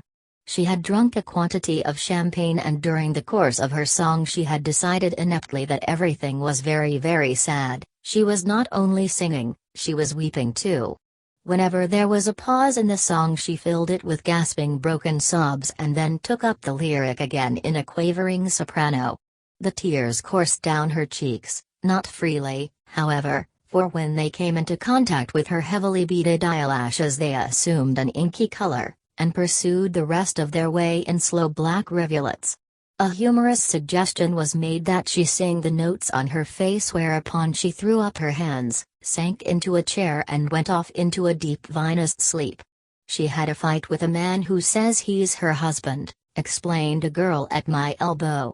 I looked around. Most of the remaining women were now having fights with men said to be their husbands. Even Jordan's party, the quartet from East Egg, were rent asunder by dissension. One of the men was talking with curious intensity to a young actress, and his wife, after attempting to laugh at the situation in a dignified and indifferent way, broke down entirely and resorted to flank attacks. At intervals she appeared suddenly at his side like an angry diamond, and hissed, "You promised." into his ear. The reluctance to go home was not confined to wayward men. The hall was at present occupied by 2 deplorably sober men and their highly indignant wives. The wives were sympathizing with each other in slightly raised voices. "Whenever he sees I'm having a good time he wants to go home. Never heard anything so selfish in my life. We're always the first ones to leave." "So are we." "Well, we're almost the last tonight," said one of the men sheepishly. "The orchestra left half an hour ago." In spite of the wives' agreement that such malevolence was beyond credibility, the dispute ended in a short struggle, and both wives were lifted kicking into the night. As I waited for my hat in the hall, the door of the library opened and Jordan Baker and Gatsby came out together. He was saying some last word to her, but the eagerness in his manner tightened abruptly into formality as several people approached him to say goodbye. Jordan's party were calling impatiently to her from the porch, but she lingered for a moment to shake hands. "I've just heard the most amazing thing," she whispered. "How long were we in there?" "Why, about an hour. It was simply amazing," she repeated abstractedly. "But I swore I wouldn't tell it, and here I am tantalizing you." She yawned gracefully in my face. "Please come and see me." Phone book. Under the name of Mrs. Sigourney Howard. My aunt. She was hurrying off as she talked, her brown hand waved a jaunty salute as she melted into her party at the door. Rather ashamed that on my first appearance I had stayed so late, I joined the last of Gatsby's guests who were clustered around him. I wanted to explain that I'd hunted for him early in the evening and to apologize for not having known him in the garden. "Don't mention it," he enjoined me eagerly. "Don't give it another thought, old sport." The familiar expression held no more familiarity than the hand which reassuringly brushed my shoulder. "And don't forget we're going up in the hydroplane tomorrow morning at 9 o'clock. Then the butler, behind his shoulder, "Philadelphia wants you on the phone, sir." "All right, in a minute. Tell them I'll be right there. Good night." "Good night." "Good night." He smiled, and suddenly there seemed to be a pleasant significance in having been among the last to go, as if he had desired it all the time. "Good night, old sport." "Good night." But as I walked down the steps I saw that the evening was not quite over. 50 feet from the door a dozen headlights illuminated a bizarre and tumultuous scene. In the ditch beside the road, right side up but violently shorn of one wheel, rested a new coupe which had left Gatsby's drive not 2 minutes before. The sharp jut of the wall accounted for the detachment of the wheel which was now getting considerable attention from half a dozen curious chauffeurs. However, as they had left their cars blocking the road, a harsh discordant din from those in the rear had been audible for some time and added to the already violent confusion of the scene. A man in a long duster had dismounted from the wreck and now stood in the middle of the road, looking from the car to the tire and from the tire to the observers in a pleasant, puzzled way. "See," he explained. "It went in the ditch." The fact was infinitely astonishing to him, and I recognized first the unusual quality of wonder and then the man. It was the late patron of Gatsby's library. "How'd it happen?" He shrugged his shoulders. "I know nothing whatever about mechanics," he said decisively. "But how did it happen? Did you run into the wall?" "Don't ask me," said Allies, washing his hands of the whole matter. "I know very little about driving, next to nothing. It happened, and that's all I know." "Well, if you're a poor driver you oughtn't to try driving at night." "But I wasn't even trying," he explained indignantly, "I wasn't even trying." An odd hush fell upon the bystanders. "Do you want to commit suicide? You were lucky it was just a wheel. A bad driver and not even trying." "You don't understand," explained the criminal. "I wasn't driving. There's another man in the car." The shock that followed this declaration found voice in a sustained ah-h-h. As the door of the coupe swung slowly open, the crowd, it was now a crowd, stepped back involuntarily, and when the door had opened wide there was a ghostly pause. Then, very gradually, part by part, a pale dangling individual stepped out of the wreck, pawing tentatively at the ground with a large uncertain dancing shoe. Blinded by the glare of the headlights and confused by the incessant groaning of the horns, the apparition stood swaying for a moment before he perceived the man in the duster. "Wha's matter?" he inquired calmly. "Did we run out of gas? Look."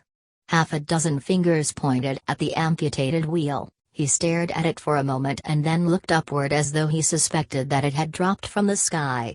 "It came off," someone explained. He nodded. "At first I didn't notice we'd stopped." A pause. Then, taking a long breath and straightening his shoulders, he remarked in a determined voice, Tell me where there's a gas line station?" At least a dozen men, some of them little better off than he was, explained to him that wheel and car were no longer joined by any physical bond. "Back out," he suggested after a moment. "Put her in reverse." "But the wheel's off." He hesitated. "No harm in trying," he said. The caterwauling horns had reached a crescendo and I turned away and cut across the lawn toward home. I glanced back once.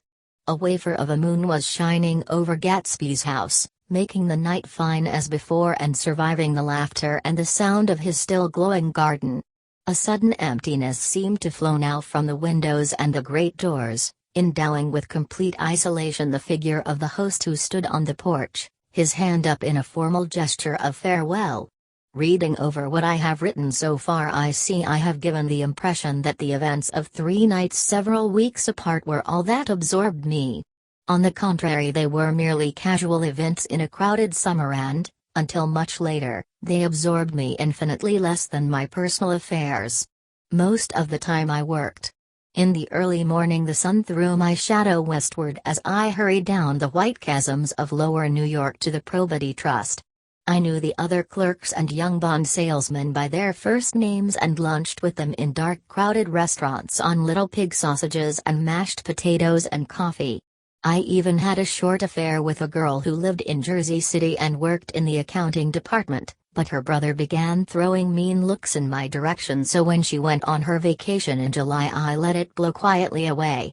I took dinner usually at the Ale Club. For some reason it was the gloomiest event of my day, and then I went upstairs to the library and studied investments and securities for a conscientious hour. There were generally a few rioters around, but they never came into the library, so it was a good place to work. After that, if the night was mellow, I strolled down Madison Avenue past the old Murray Hill Hotel and over 33rd Street to the Pennsylvania Station. I began to like New York, the racy, adventurous feel of it at night and the satisfaction that the constant flicker of men and women and machines gives to the restless eye. I like to walk up Fifth Avenue and pick out romantic women from the crowd and imagine that in a few minutes I was going to enter into their lives, and no one would ever know or disapprove. Sometimes, in my mind, I followed them to their apartments on the corners of hidden streets, and they turned and smiled back at me before they faded through a door into warm darkness. At the enchanted metropolitan twilight I felt a haunting loneliness sometimes, and felt it in others, poor young clerks who loitered in front of windows waiting until it was time for a solitary restaurant dinner, young clerks in the dusk, wasting the most poignant moments of night and life. Again at 8 o'clock, when the dark lanes of the 40s were 5 deep with throbbing taxicabs, bound for the theater district, I felt a sinking in my heart. Forms leaned together in the taxis as they waited, and voices sang, and there was a laughter from unheard jokes, and lighted cigarettes outlined unintelligible gestures inside. Imagining that I, too, was hurrying toward gaiety and sharing their intimate excitement, I wished them well. For a while I lost sight of Jordan Baker, and then in midsummer I found her again. At first I was flattered to go places with her because she was a golf champion and everyone knew her name. Then it was something more. I wasn't actually in love, but I felt a sort of tender curiosity. The bored haughty face that she turned to the world concealed something. Most affectations conceal something eventually, even though they don't in the beginning, and one day I found what it was. When we were on a house party together up in Warwick, she left a borrowed car out in the rain with the top down, and then lied about it, and suddenly I remembered the story about her that had eluded me that night at Daisy's. At her first big golf tournament there was a row that nearly reached the newspapers, a suggestion that she had moved her ball from a bad lie in the semi-final round. The thing approached the proportions of a scandal, then died away. A caddy retracted his statement and the only other witness admitted that he might have been mistaken. The incident and the name had remained together in my mind. Jordan Baker instinctively avoided clever shrewd men, and now I saw that this was because she felt safer on a plane where any divergence from a code would be thought impossible. She was incurably dishonest. She wasn't able to endure being at a disadvantage, and given this unwillingness I suppose she had begun dealing in subterfuges when she was very young in order to keep that cool, insolent smile turned to the world and yet satisfy the demands of her hard jaunty body. It made no difference to me. Dishonesty in a woman is a thing you never blame deeply. I was casually sorry, and then I forgot. It was on that same house party that we had a curious conversation about driving a car. It started because she passed so close to some workmen that our fender flicked a button on one man's coat. "You are a rotten driver," I protested. "Either you ought to be more careful or you oughtn't to drive at all." "I am careful." "No, you're not." "Well, other people are," she said lightly. "What's that got to do with it?" They'll keep out of my way, she insisted. It takes two to make an accident. Suppose you met somebody just as careless as yourself. I hope I never will, she answered. I hate careless people. That's why I like you. Her gray, sun-strained eyes stared straight ahead, but she had deliberately shifted our relations, and for a moment I thought I loved her. But I am slow-thinking and full of interior rules that act as brakes on my desires, and I knew that first I had to get myself definitely out of that tangle back home. I'd been writing letters once a week and signing them, "Love, Nick," and all I could think of was how, when that certain girl played tennis, a faint mustache of perspiration appeared on her upper lip. Nevertheless, there was a vague understanding that had to be tactfully broken off before I was free. Everyone suspects himself of at least one of the cardinal virtues, and this is mine. I am one of the few honest people that I have ever known. Chapter 4. On Sunday morning, while church bells rang in the villages along shore, the world and its mistress returned to Gatsby's house and twinkled hilariously on his lawn. "He's a bootlegger," said the young ladies, moving somewhere between his cocktails and his flowers. One time he killed a man who had found out that he was nephew to von Hindenburg and second cousin to the devil. Reach me a rose, honey, and pour me a last drop into that there crystal glass. Once I wrote down on the empty spaces of a timetable the names of those who came to Gatsby's house that summer. It is an old timetable now, disintegrating at its folds, and headed this schedule in effect July 5, 1922.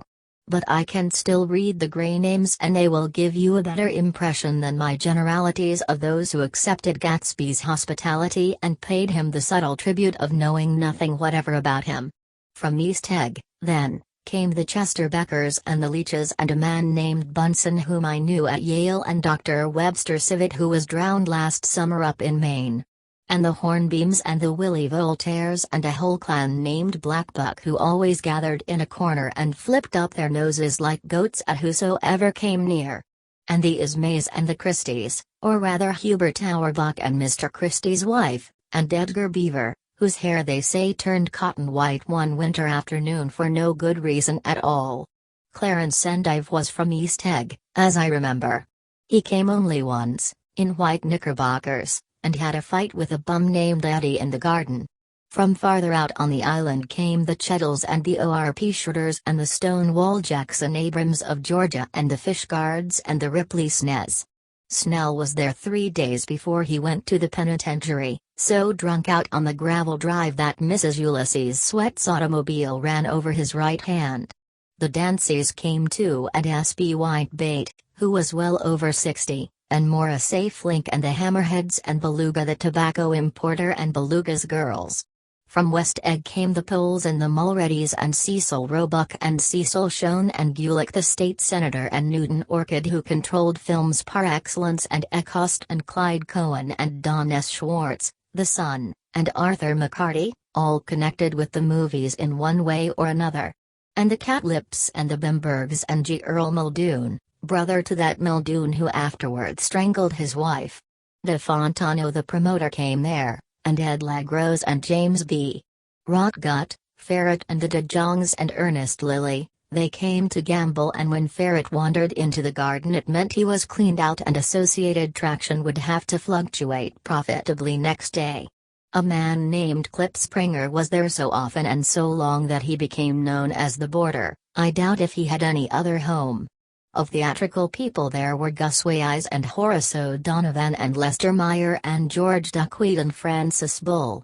Also from New York were the Chromes and the Backissons and the Denekers and Russell Betty and the Corrigans and the Kelhers and the Dewars and the Scullys and S.W. Belcher and the Smirks and the Young Quinns, divorced now, and Henry L. Palmetto who killed himself by jumping in front of a subway train in Times Square. Benny McClanahan arrived always with 4 girls. They were never quite the same ones in physical person, but they were so identical one with another that it inevitably seemed they had been there before. I have forgotten their names, Jaqueline, I think, or else Consuela or Gloria or Judy or June, and their last names were either the melodious names of flowers and months or the sterner ones of the great American capitalists whose cousins, if pressed, they would confess themselves to be. In addition to all these, I can remember that Faustina O'Brien came there at least once, and the Baedeker girls and young Brewer who had his nose shot off in the war, and Mr. Albruchsberger and Miss Hogg, his fiancée, and Ardita Fitzpeters, and Mr. P. Jewett, once head of the American Legion, and Miss Claudia Hip, with a man reputed to be her chauffeur, and a prince of something whom we called Duke, and whose name, if I ever knew it, I have forgotten. All these people came to Gatsby's house in the summer. At 9 o'clock, one morning late in July, Gatsby's gorgeous car lurched up the rocky drive to my door and gave out a burst of melody from its three-noted horn. It was the first time he had called on me, though I had gone to 2 of his parties, mounted in his hydroplane, and, at his urgent invitation, made frequent use of his speech. "Good morning, old sport. You're having lunch with me today, and I thought we'd ride up together." He was balancing himself on the dashboard of his car with that resourcefulness of movement that is so peculiarly American, that comes, I suppose, with the absence of lifting work or rigid sitting in youth, and, even more, with the formless grace of our nervous, sporadic games. This quality was continually breaking through his punctilious manner in the shape of restlessness. He was never quite still. There was always a tapping foot somewhere or the impatient opening and closing of a hand. He saw me looking with admiration at his car. "It's pretty, isn't it, old sport?" He jumped off to give me a better view. "Haven't you ever seen it before?" I'd seen it. Everybody had seen it. It was a rich cream color, bright with nickel, swollen here and there in its monstrous length with triumphant hat boxes and supper boxes and toolboxes, and terraced with a labyrinth of windshields that mirrored a dozen suns. Sitting down behind many layers of glass in a sort of green leather conservatory, we started to town. I had talked with him perhaps half a dozen times in the past month and found, to my disappointment, that he had little to say. So my first impression, that he was a person of some undefined consequence, had gradually faded, and he had become simply the proprietor of an elaborate roadhouse next door. And then came that disconcerting ride. We hadn't reached West Egg Village before Gatsby began leaving his elegant sentences unfinished and slapping himself indecisively on the knee of his caramel-colored suit. "Look here, old sport," he broke out surprisingly. "What's your opinion of me, anyhow?" A little overwhelmed, I began the generalized evasions which that question deserves. "Well, I'm going to tell you something about my life," he interrupted. "I don't want you to get a wrong idea of me from all these stories you hear." So he was aware of the bizarre accusations that flavored conversation in his halls. "I'll tell you God's truth." His right hand suddenly ordered divine retribution to stand by. "I am the son of some wealthy people in the Middle West, all dead now. I was brought up in America but educated at Oxford because all my ancestors have been educated there for many years. It is a family tradition." He looked at me sideways, and I knew why Jordan Baker had believed he was lying. He hurried the phrase "educated at Oxford," or swallowed it or choked on it as though it had bothered him before. And with this doubt his whole statement fell to pieces, and I wondered if there wasn't something a little sinister about him after all. "What part of the Middle West?" I inquired casually. "San Francisco." "I see. My family all died and I came into a good deal of money." His voice was solemn, as if the memory of that sudden extinction of a clan still haunted him. For a moment I suspected that he was pulling my leg, but a glance at him convinced me otherwise.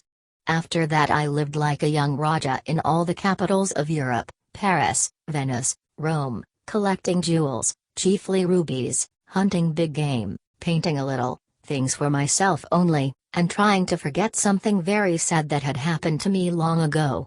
With an effort I managed to restrain my incredulous laughter.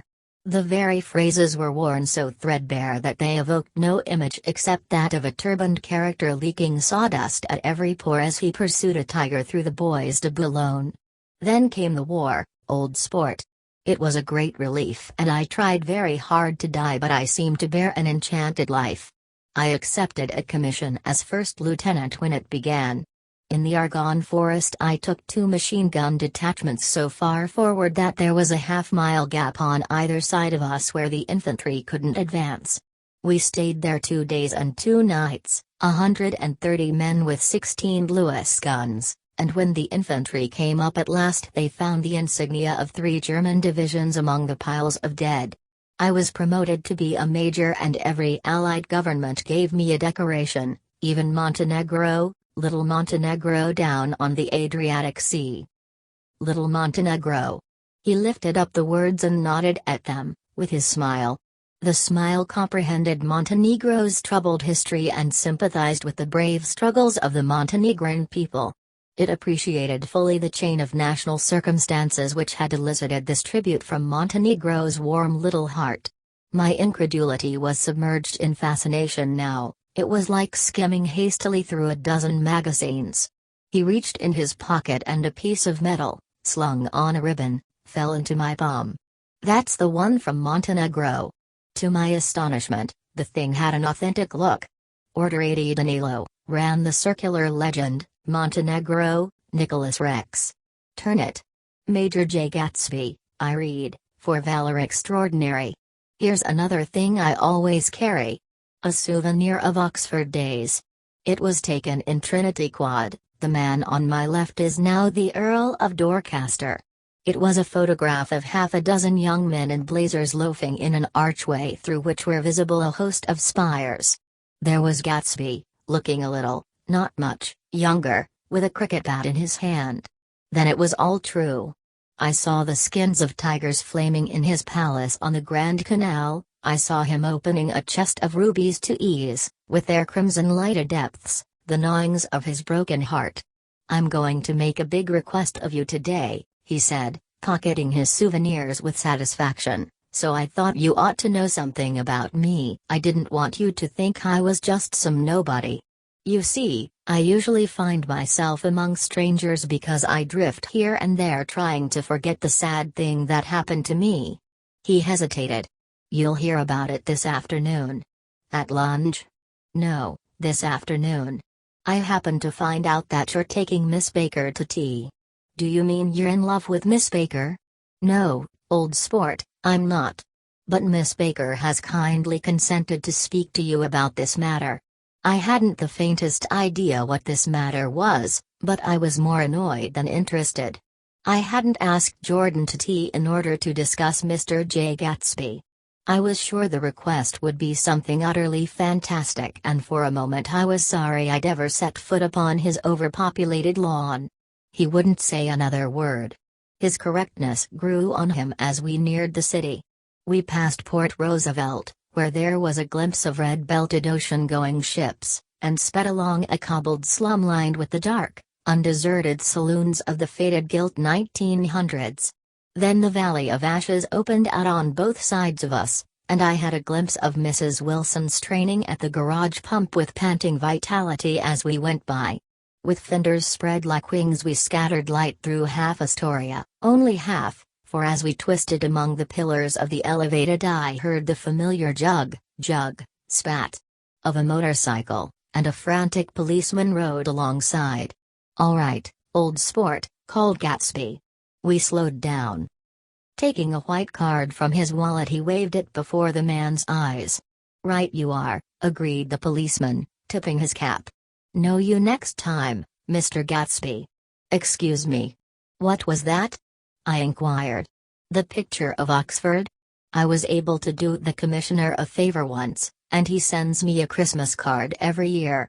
Over the Great Bridge, with the sunlight through the girders making a constant flicker upon the moving cars, with the city rising up across the river in white heaps and sugar lumps all built with a wish out of non-olfactory money. The city scene from the Queensboro Bridge is always the city scene for the first time, in its first wild promise of all the mystery and the beauty in the world. A dead man passed us in a hearse heaped with blooms, followed by 2 carriages with drawn blinds and by more cheerful carriages for friends. The friends looked out at us with the tragic eyes and short upper lips of southeastern Europe, and I was glad that the sight of Gatsby's splendid car was included in their somber holiday. As we crossed Blackwell's Island, a limousine passed us, driven by a white chauffeur, in which sat 3 modish Negroes, 2 bucks and a girl. I laughed aloud as the yolks of their eyeballs rolled toward us in haughty rivalry. Anything can happen now that we've slid over this bridge, I thought, anything at all. Even Gatsby could happen, without any particular wonder. Roaring noon. In a well-fanned 42nd Street cellar I met Gatsby for lunch. Blinking away the brightness of the street outside, my eyes picked him out obscurely in the anteroom, talking to another man. "Mr. Carraway, this is my friend Mr. Wolfsheim." A small, flat-nosed Jew raised his large head and regarded me with 2 fine growths of hair which luxuriated in either nostril. After a moment I discovered his tiny eyes in the half-darkness. "So I took one look at him," said Mr. Wolfsheim, shaking my hand earnestly, "and what do you think I did?" "What?" I inquired politely. But evidently he was not addressing me, for he dropped my hand and covered Gatsby with his expressive nose. I handed the money to Gatsby and I said, "All right, Gatsby, don't pay him a penny till he shuts his mouth." He shut it then and there. Gatsby took an arm of each of us and moved forward into the restaurant, whereupon Mr. Wolfsheim swallowed a new sentence he was starting and lapsed into a somnambulatory abstraction. "Highballs?" asked the head waiter. "This is a nice restaurant here," said Mr. Wolfsheim, looking at the Presbyterian nymphs on the ceiling. "But I like across the street better." "Yes, highballs," agreed Gatsby. And then to Mr. Wolfsheim, "It's too hot over there." "Hot and small, yes," said Mr. Wolfsheim, "but full of memories." "What place is that?" I asked. "The old Metropole." "The old Metropole," brooded Mr. Wolfsheim gloomily. "Filled with faces dead and gone. Filled with friends gone now forever. I can't forget so long as I live the night they shot Rosie Rosenthal there. It was 6 of us at the table and Rosie had eat and drunk a lot all evening. When it was almost morning the waiter came up to him with a funny look and says somebody wants to speak to him outside. 'All right,' says Rosie and begins to get up, and I pulled him down in his chair. 'Let the bastards come in here if they want you, Rosie, but don't you, so help me, move outside this room.' It was 4 o'clock in the morning then, and if we'd have raised the blinds we'd have seen daylight." "Did he go?" I asked innocently.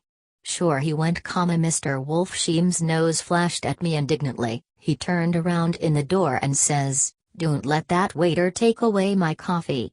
Then he went out on the sidewalk and they shot him 3 times in his full belly and drove away. 4 of them were electrocuted," I said, remembering. 5 with Becker." His nostrils turned to me in an interested way. "I understand you're looking for a business connection." The juxtaposition of these 2 remarks was startling. Gatsby answered for me. "Oh, no," he exclaimed, "this isn't the man." "No?" Mr. Wolfsheim seemed disappointed. "This is just a friend. I told you we'd talk about that some other time." "I beg your pardon," said Mr. Wolfsheim, "I had a wrong man." A succulent hash arrived, and Mr. Wolfsheim, forgetting the more sentimental atmosphere of the old metropole, began to eat with ferocious delicacy. His eyes, meanwhile, roved very slowly all around the room. He completed the arc by turning to inspect the people directly behind. I think that, except for my presence, he would have taken one short glance beneath our own table. "Look here, old sport," said Gatsby, leaning toward me, "I'm afraid I made you a little angry this morning in the car." There was the smile again, but this time I held out against it. "I don't like mysteries," I answered. "And I don't understand why you won't come out frankly and tell me what you want. Why has it all got to come through Miss Baker?" "Oh, it's nothing underhand," he assured me. "Miss Baker's a great sportswoman, you know, and she'd never do anything that wasn't all right." Suddenly he looked at his watch, jumped up and hurried from the room, leaving me with Mr. Wolfsheim at the table. "He has to telephone," said Mr. Wolfsheim, following him with his eyes. "Fine fellow, isn't he? Handsome to look at and a perfect gentleman." "Yes. He's an Oxford man." "Oh." He went to Oxford College in England. You know Oxford College? I've heard of it. It's one of the most famous colleges in the world. Have you known Gatsby for a long time? I inquired. Several years, he answered in a gratified way. I made the pleasure of his acquaintance just after the war. But I knew I had discovered a man of fine breeding after I talked with him an hour. I said to myself, there's the kind of man you'd like to take home and introduce to your mother and sister. He paused. I see you're looking at my cuff buttons. I hadn't been looking at them, but I did now. They were composed of oddly familiar pieces of ivory. Finest specimens of human molars, he informed me. Well, I inspected them. That's a very interesting idea. Yeah. He flipped his sleeves up under his coat. Yeah, Gatsby's very careful about women. He would never so much as look at a friend's wife. When the subject of this instinctive trust returned to the table and sat down, Mr. Wolfsheim drank his coffee with a jerk and got to his feet. I have enjoyed my lunch, he said, and I'm going to run off from you two young men before I outstay my welcome. Don't hurry, Meyer, said Gatsby, without enthusiasm. Mr. Wolfsheim raised his hand in a sort of benediction. You are very polite, but I belong to another generation, he announced solemnly.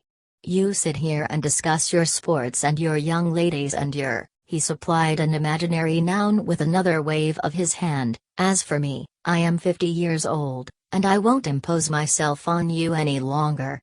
As he shook hands and turned away, his tragic nose was trembling. I wondered if I had said anything to offend him. He becomes very sentimental sometimes, explained Gatsby. This is one of his sentimental days. He's quite a character around New York, a denizen of Broadway. Who is he anyhow, an actor? No. A dentist? Meyer Wolfsheim? No, he's a gambler. Gatsby hesitated, then added coolly, he's the man who fixed the World Series back in 1919. Fixed the World Series? I repeated. The idea staggered me. I remembered, of course, that the World Series had been fixed in 1919, but if I had thought of it at all, I would have thought of it as a thing that merely happened, the end of some inevitable chain. It never occurred to me that one man could start to play with the faith of 50 million people, with the single-mindedness of a burglar blowing a safe. How did he happen to do that? I asked after a minute. He just saw the opportunity. Why isn't he in jail? They can't get him. Old sport. He's a smart man. I insisted on paying the check. As the waiter brought my change, I caught sight of Tom Buchanan across the crowded room. Come along with me for a minute, I said. I've got to say hello to someone. When he saw us, Tom jumped up and took half a dozen steps in our direction. Where've you been? He demanded eagerly. Daisy's furious because you haven't called up. This is Mr. Gatsby, Mr. Buchanan. They shook hands briefly and a strained, unfamiliar look of embarrassment came over Gatsby's face.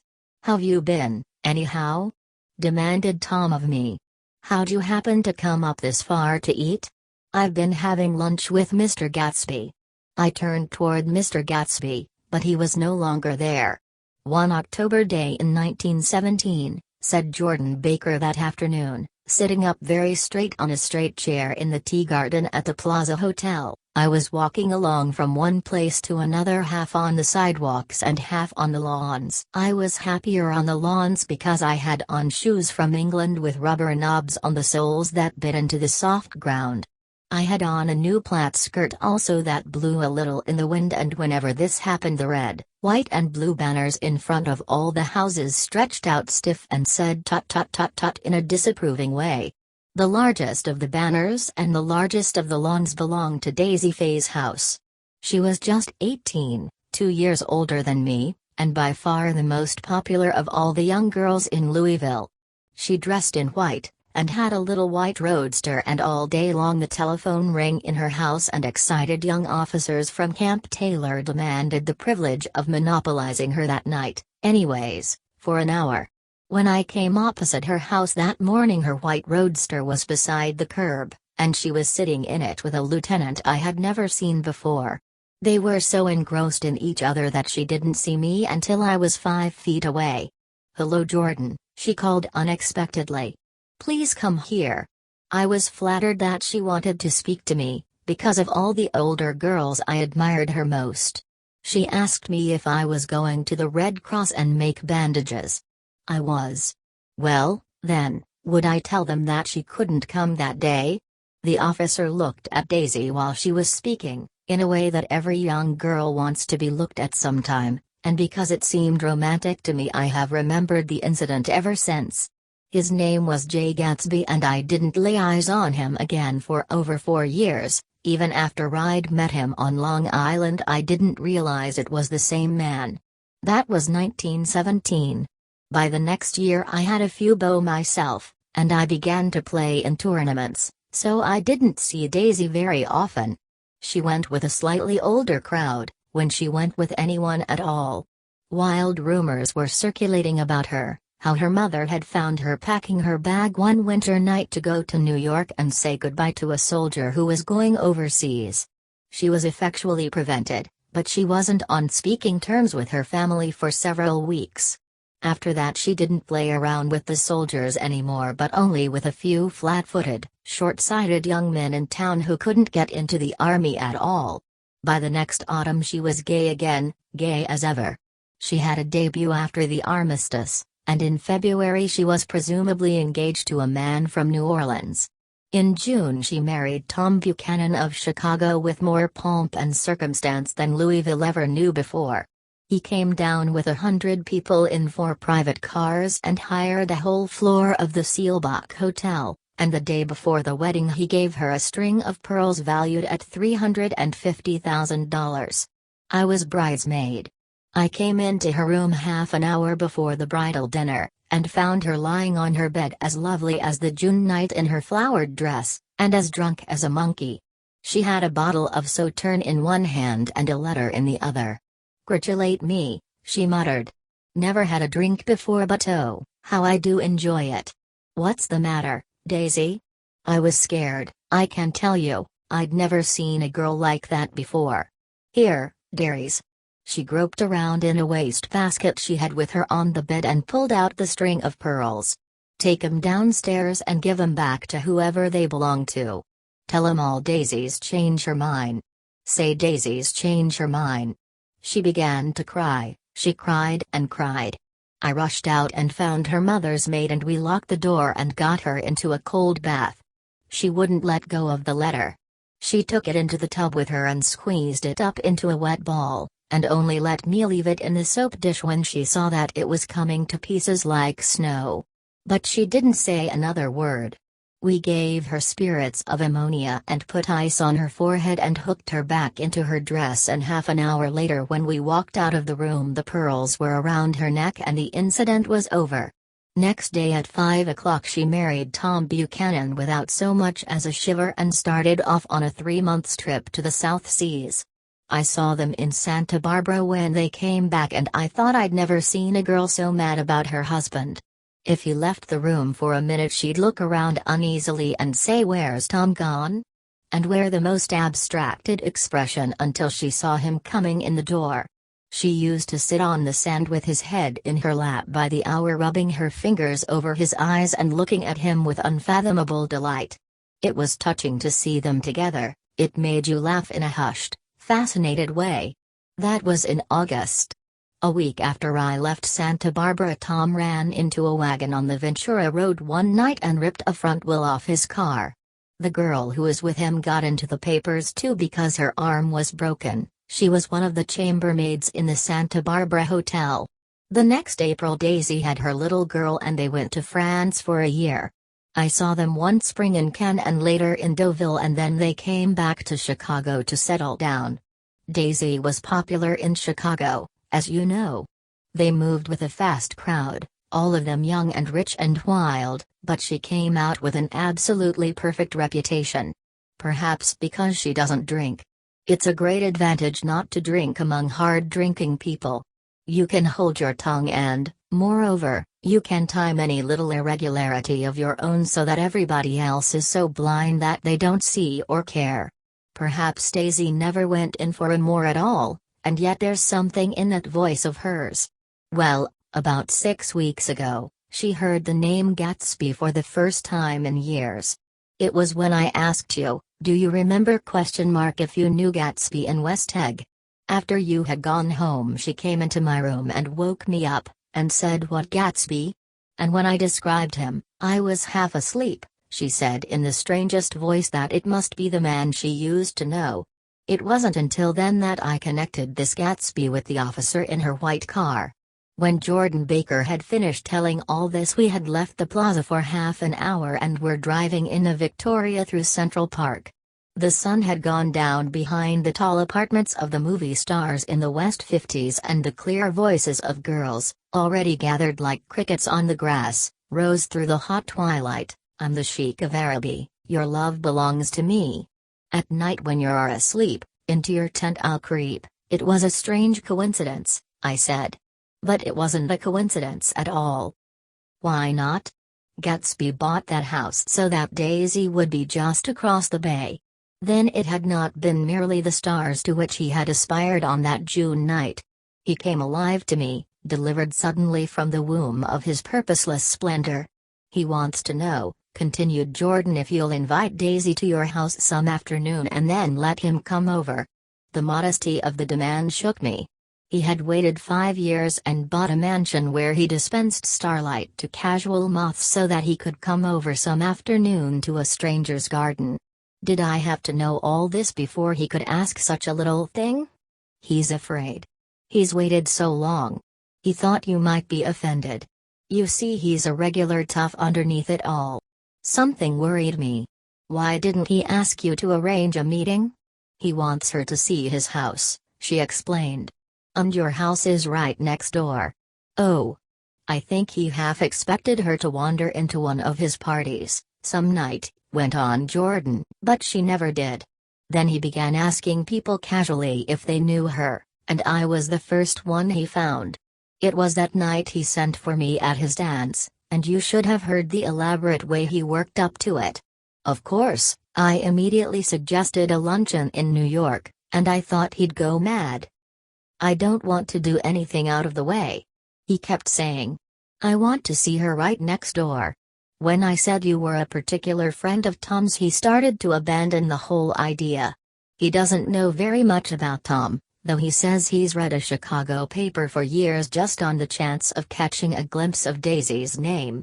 It was dark now, and as we dipped under a little bridge I put my arm around Jordan's golden shoulder and drew her toward me and asked her to dinner. Suddenly I wasn't thinking of Daisy and Gatsby anymore, but of this clean, hard, limited person who dealt in universal skepticism and who leaned back jauntily just within the circle of my arm. A phrase began to beat in my ears with a sort of heady excitement: "There are only the pursued, the pursuing, the busy and the tired. And Daisy ought to have something in her life," murmured Jordan to me. "Does she want to see Gatsby?" "She's not to know about it. Gatsby doesn't want her to know. You're just supposed to invite her to tea." We passed a barrier of dark trees, and then the facade of 59th Street, a block of delicate pale light, beamed down into the park. Unlike Gatsby and Tom Buchanan, I had no girl whose disembodied face floated along the dark cornices and blinding signs, and so I drew up the girl beside me, tightening my arms. Her wan, scornful mouth smiled, and so I drew her up again, closer, this time to my face. Chapter 5. When I came home to West Egg that night, I was afraid for a moment that my house was on fire. 2 o'clock and the whole corner of the peninsula was blazing with light which fell unreal on the shrubbery and made thin elongating glints upon the roadside wires. Turning a corner I saw that it was Gatsby's house, lit from tower to cellar. At first I thought it was another party, a wild drought that had resolved itself into hide-and-go-seek or sardines in the box with all the house thrown open to the game. But there wasn't a sound. Only wind in the trees which blew the wires and made the lights go off and on again as if the house had winked into the darkness. As my taxi groaned away I saw Gatsby walking toward me across his lawn. "Your place looks like the World's Fair," I said. "Does it?" He turned his eyes toward it absently. I have been glancing into some of the rooms. Let's go to Coney Island, old sport. In my car. It's too late. Well, suppose we take a plunge in the swimming pool? I haven't made use of it all summer. I've got to go to bed. All right. He waited, looking at me with suppressed eagerness. I talked with Miss Baker, I said after a moment. I'm going to call up Daisy tomorrow and invite her over here to tea. Oh, that's all right, he said carelessly. I don't want to put you to any trouble. What day would suit you? What day would suit you? He corrected me quickly. I don't want to put you to any trouble, you see. How about the day after tomorrow? He considered for a moment. Then, with reluctance, I want to get the grass cut, he said. We both looked at the grass. There was a sharp line where my ragged lawn ended and the darker, well-kept expanse of his began. I suspected that he meant my grass. There is another little thing, he said uncertainly, and hesitated. Would you rather put it off for a few days? I asked. Oh, it isn't about that. At least, he fumbled with a series of beginnings. Why, I thought, why, look here, old sport, you don't make much money, do you? Not very much. This seemed to reassure him and he continued more confidently. I thought you didn't, if you'll pardon you see, I carry on a little business on the side, a sort of sideline, you understand. And I thought that if you don't make very much, you're selling bonds, aren't you, old sport? Trying to. Well, this would interest you. It wouldn't take up much of your time and you might pick up a nice bit of money. It happens to be a rather confidential sort of thing. I realize now that under different circumstances that conversation might have been one of the crises of my life. But, because the offer was obviously and tactlessly for a service to be rendered, I had no choice except to cut him off there. I've got my hands full, I said. I'm much obliged but I couldn't take on any more work. You wouldn't have to do any business with Wolfsheim. Evidently he thought that I was shying away from the connection mentioned at lunch, but I assured him he was wrong. He waited a moment longer, hoping I'd begin a conversation, but I was too absorbed to be responsive, so he went unwillingly home. The evening had made me lightheaded and happy. I think I walked into a deep sleep as I entered my front door. So I didn't know whether or not Gatsby went to Coney Island or for how many hours he glanced into rooms while his house blazed gaudily on. I called up Daisy from the office next morning and invited her to come to tea. Don't bring Tom, I warned her. What? Don't bring Tom. Who is Tom? She asked innocently. The day agreed upon was pouring rain. At 11 o'clock a man in a raincoat dragging a lawnmower tapped at my front door and said that Mr. Gatsby had sent him over to cut my grass.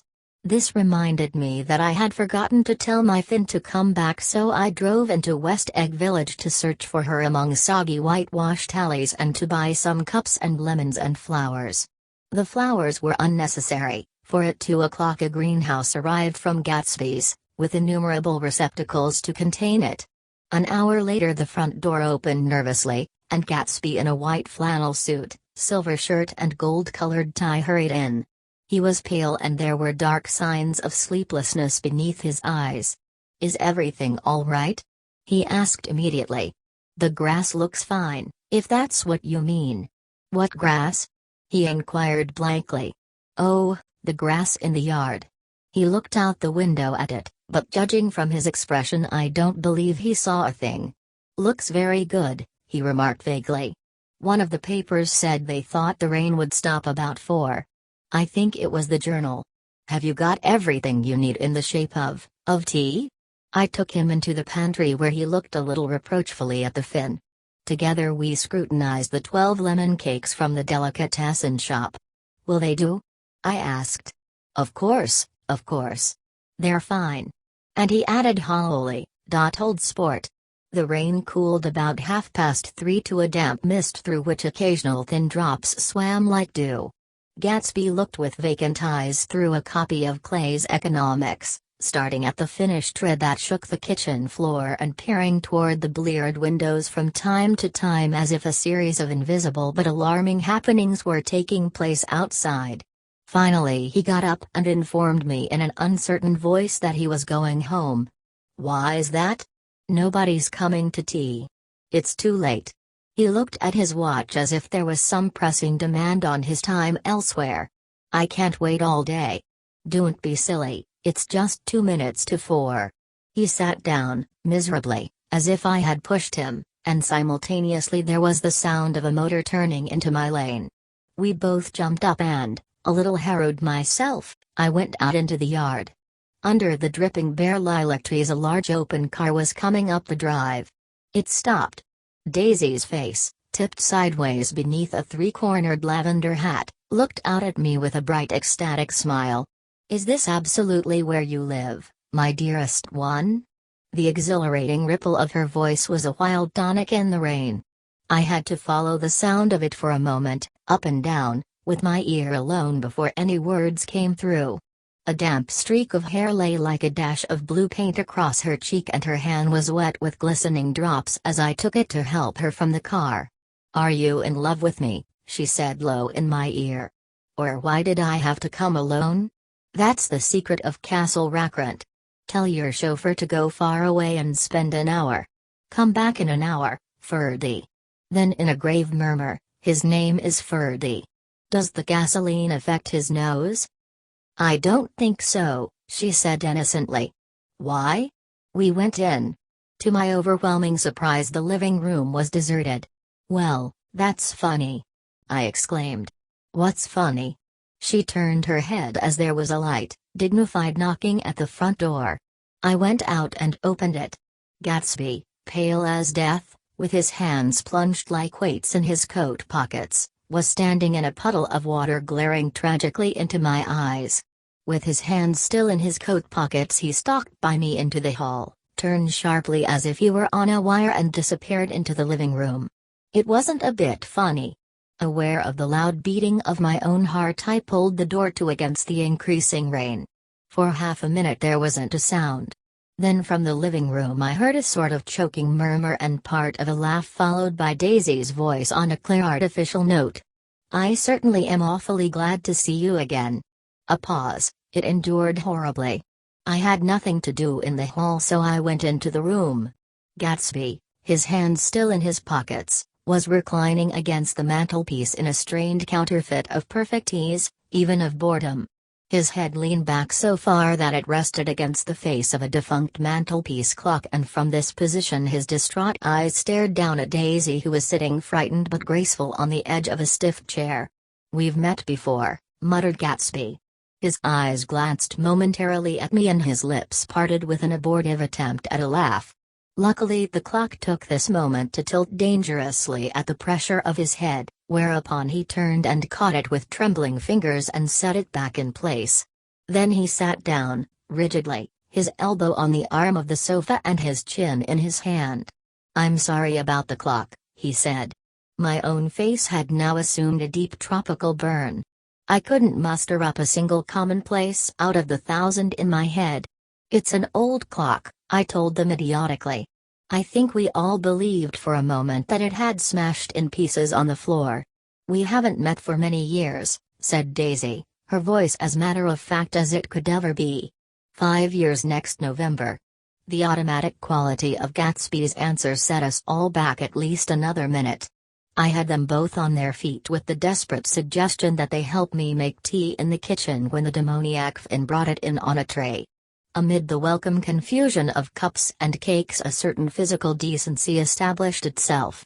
Gatsby got himself into a shadow and while Daisy and I talked looked conscientiously from one to the other of us with tense unhappy eyes. However, as calmness wasn't an end in itself I made an excuse at the first possible moment and got to my feet. "Where are you going?" demanded Gatsby in immediate alarm. "I'll be back. I've got to speak to you about something before you go." He followed me wildly into the kitchen, closed the door and whispered, "Oh, God," in a miserable way. "What's the matter?" "This is a terrible mistake," he said, shaking his head from side to side, A terrible, terrible mistake. You were just embarrassed, that's all, and luckily I added, Daisy's embarrassed too. She's embarrassed? He repeated incredulously. Just as much as you are. Don't talk so loud. You were acting like a little boy, I broke out impatiently. Not only that, but you're rude. Daisy's sitting in there all alone. He raised his hand to stop my words, looked at me with unforgettable reproach and opening the door cautiously went back into the other room. I walked out the back way, just as Gatsby had when he had made his nervous circuit of the house half an hour before, and ran for a huge black knotted tree whose massed leaves made a fabric against the rain.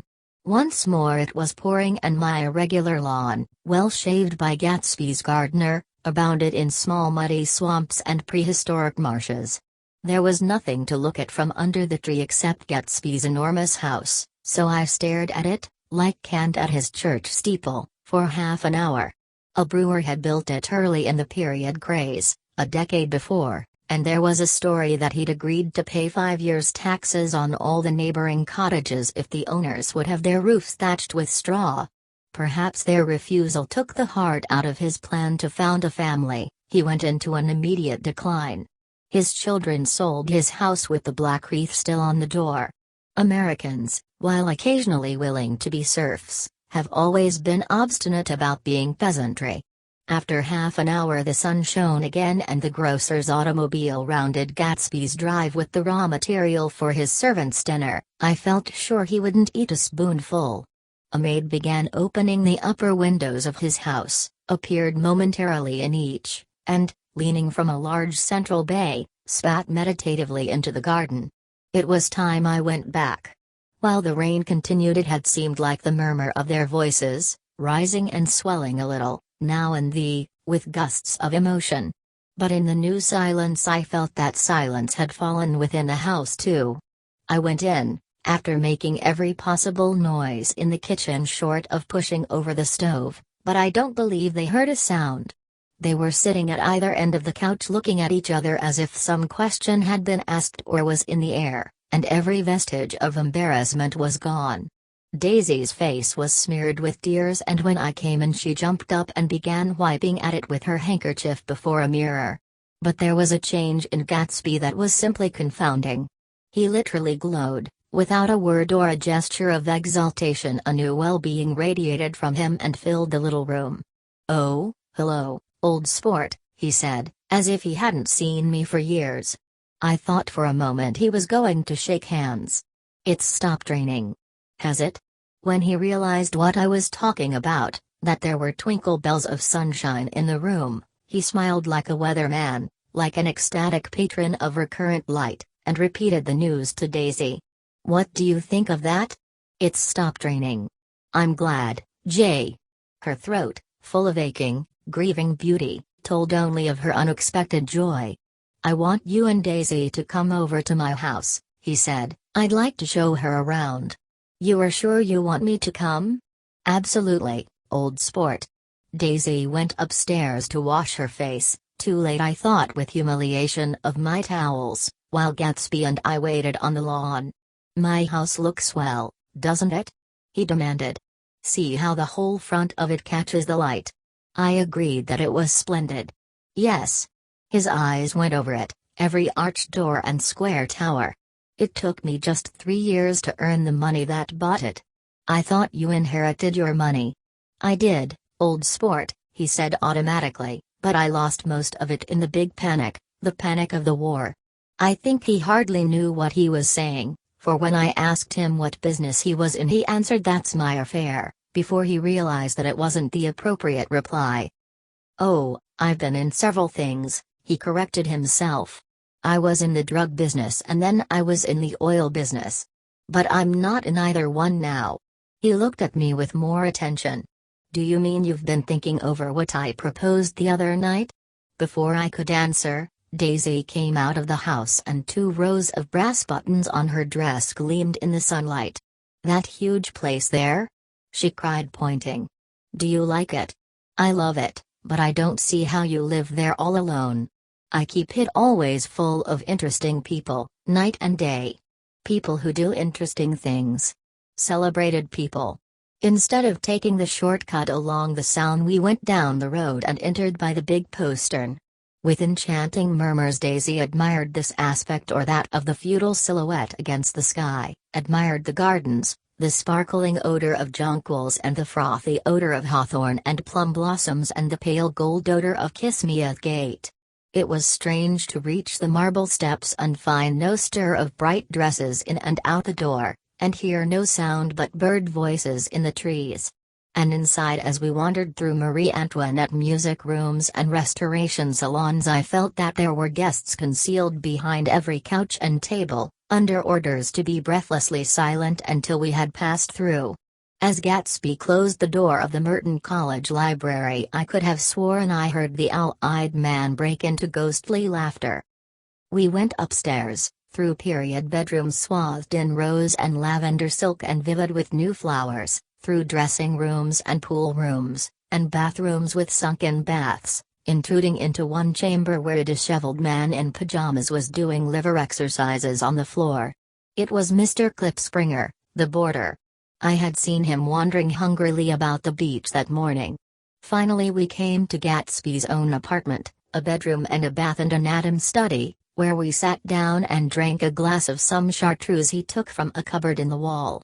He hadn't once ceased looking at Daisy, and I think he revalued everything in his house according to the measure of response it drew from her well-loved eyes.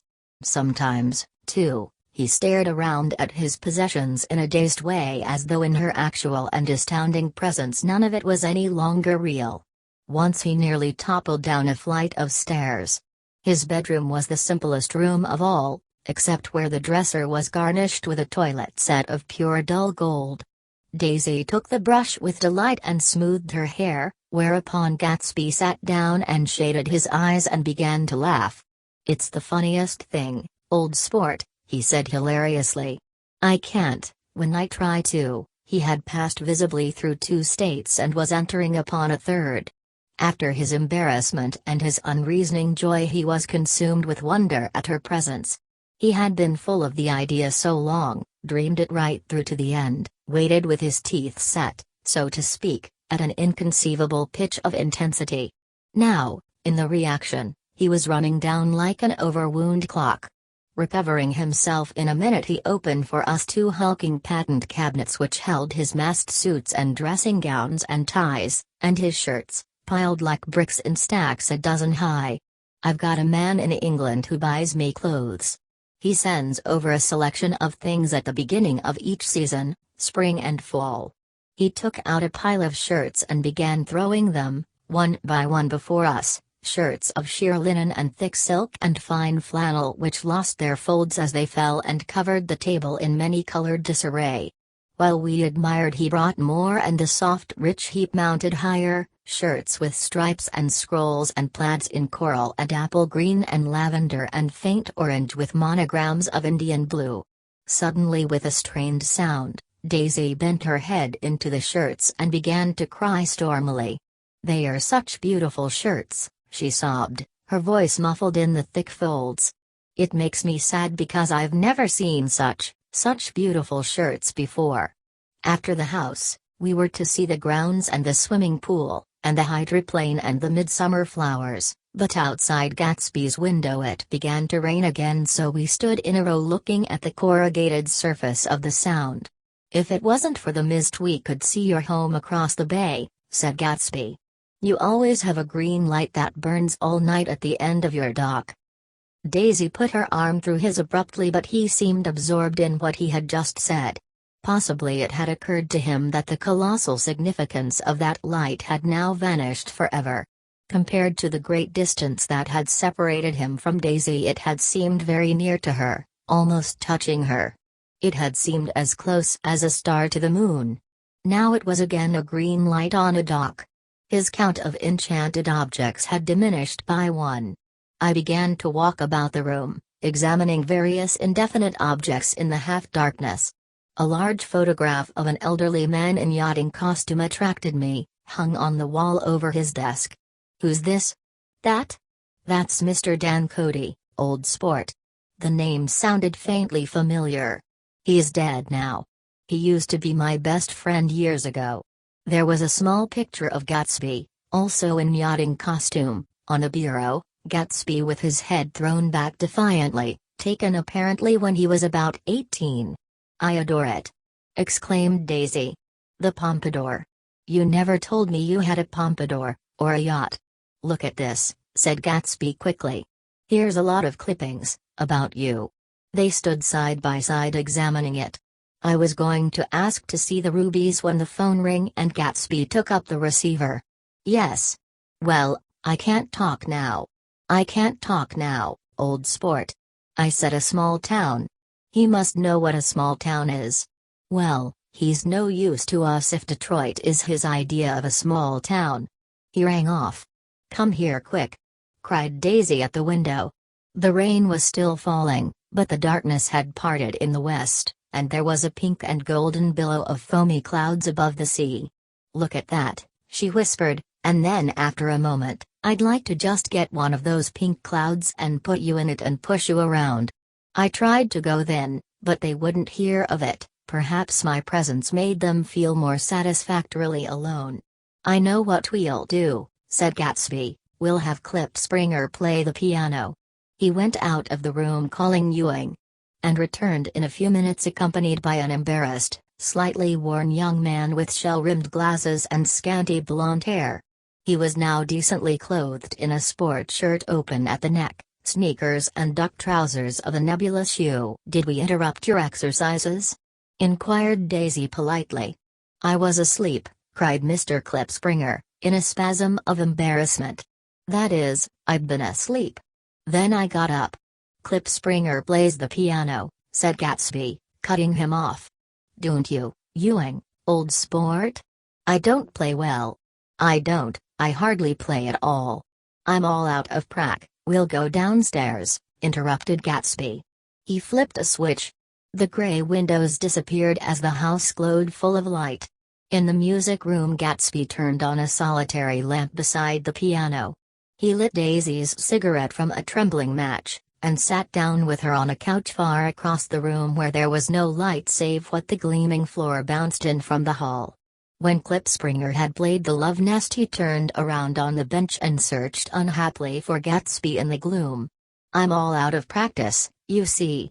I told you I couldn't play. I'm all out of prac." "Don't talk so much, old sport," commanded Gatsby. "Play.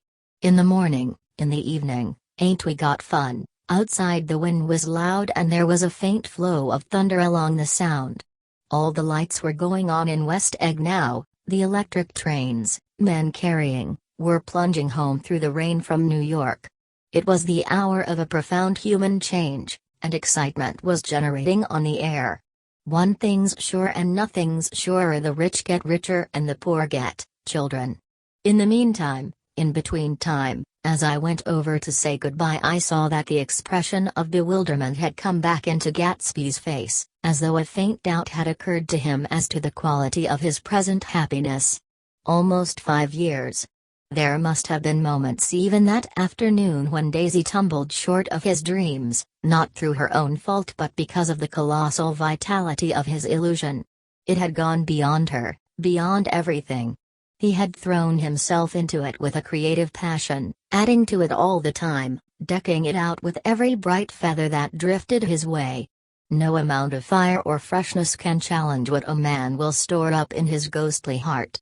As I watched him he adjusted himself a little, visibly. His hand took hold of hers and as she said something low in his ear he turned toward her with a rush of emotion. I think that voice held him most with its fluctuating, feverish warmth because it couldn't be overdreamed. That voice was a deathless song. They had forgotten me, but Daisy glanced up and held out her hand. Gatsby didn't know me now at all. I looked once more at them and they looked back at me, remotely, possessed by intense life. Then I went out of the room and down the marble steps into the rain, leaving them there together. Chapter 6. About this time an ambitious young reporter from New York arrived one morning at Gatsby's door and asked him if he had anything to say. "Anything to say about what?" inquired Gatsby politely. "Why, any statement to give out." It transpired after a confused 5 minutes that the man had heard Gatsby's name around his office in a connection which he either wouldn't reveal or didn't fully understand. This was his day off, and with laudable initiative he had hurried out to see. It was a random shot, and yet the reporter's instinct was right.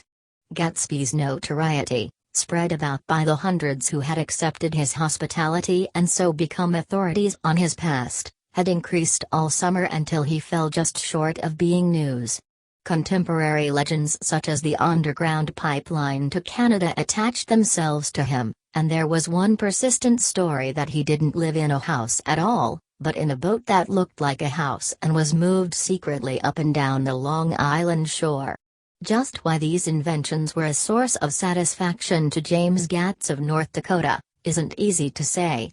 James Gatz, that was really, or at least legally, his name. He had changed it at the age of 17 and at the specific moment that witnessed the beginning of his career, when he saw Dan Cody's yacht drop anchor over the most insidious flat on Lake Superior. It was James Gatz who had been loafing along the beach that afternoon in a torn green jersey and a pair of canvas pants, but it was already Jay Gatsby who borrowed a rowboat, pulled out to the Tuolumne and informed Cody that a wind might catch him and break him up in half an hour. I suppose he'd had the name ready for a long time, even then. His parents were shiftless and unsuccessful farm people, his imagination had never really accepted them as his parents at all. The truth was that Jay Gatsby, of West Egg, Long Island, sprang from his platonic conception of himself. He was a son of God, a phrase which, if it means anything, means just that, and he must be about his father's business, the service of a vast, vulgar and meretricious beauty. So he invented just the sort of Jay Gatsby that a 17-year-old boy would be likely to invent, and to this conception he was faithful to the end. For over a year he had been beating his way along the south shore of Lake Superior as a clam digger and a salmon fisher, or in any other capacity that brought him food and bed. His brown, hardening body lived naturally through the half-fierce, half-lazy work of the bracing days. He knew women early, and since they spoiled him he became contemptuous of them, of young virgins because they were ignorant, of the others because they were hysterical about things which in his overwhelming self-absorption he took for granted. But his heart was in a constant, turbulent riot. The most grotesque and fantastic conceits haunted him in his bed at night. A universe of ineffable gaudiness spun itself out in his brain while the clock ticked on the washstand and the moon soaked with wet light his tangled clothes upon the floor. Each night he added to the pattern of his fancies until drowsiness closed down upon some vivid scene with an oblivious embrace. For a while these reveries provided an outlet for his imagination, they were a satisfactory hint of the unreality of reality, a promise that the rock of the world was founded securely on a fairy's wing. An instinct toward his future glory had led him, some months before, to the small Lutheran College of St. Olaf in southern Minnesota. He stayed there 2 weeks, dismayed at its ferocious indifference to the drums of his destiny, to destiny itself, and despising the janitor's work with which he was to pay his way through. Then he drifted back to Lake Superior, and he was still searching for something to do on the day that Dan Cody's yacht dropped anchor in the shallows along shore. Cody was 50 years old then, a product of the Nevada silver fields, of the Yukon, of every rush for metal since '75.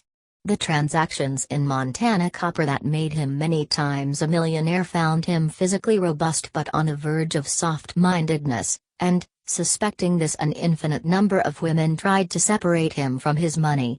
The none-too-savory ramifications by which Ella Kay, the newspaper woman, played Madame de Maintenon to his weakness and sent him to sea in a yacht, were common knowledge to the turgid journalism of 1902.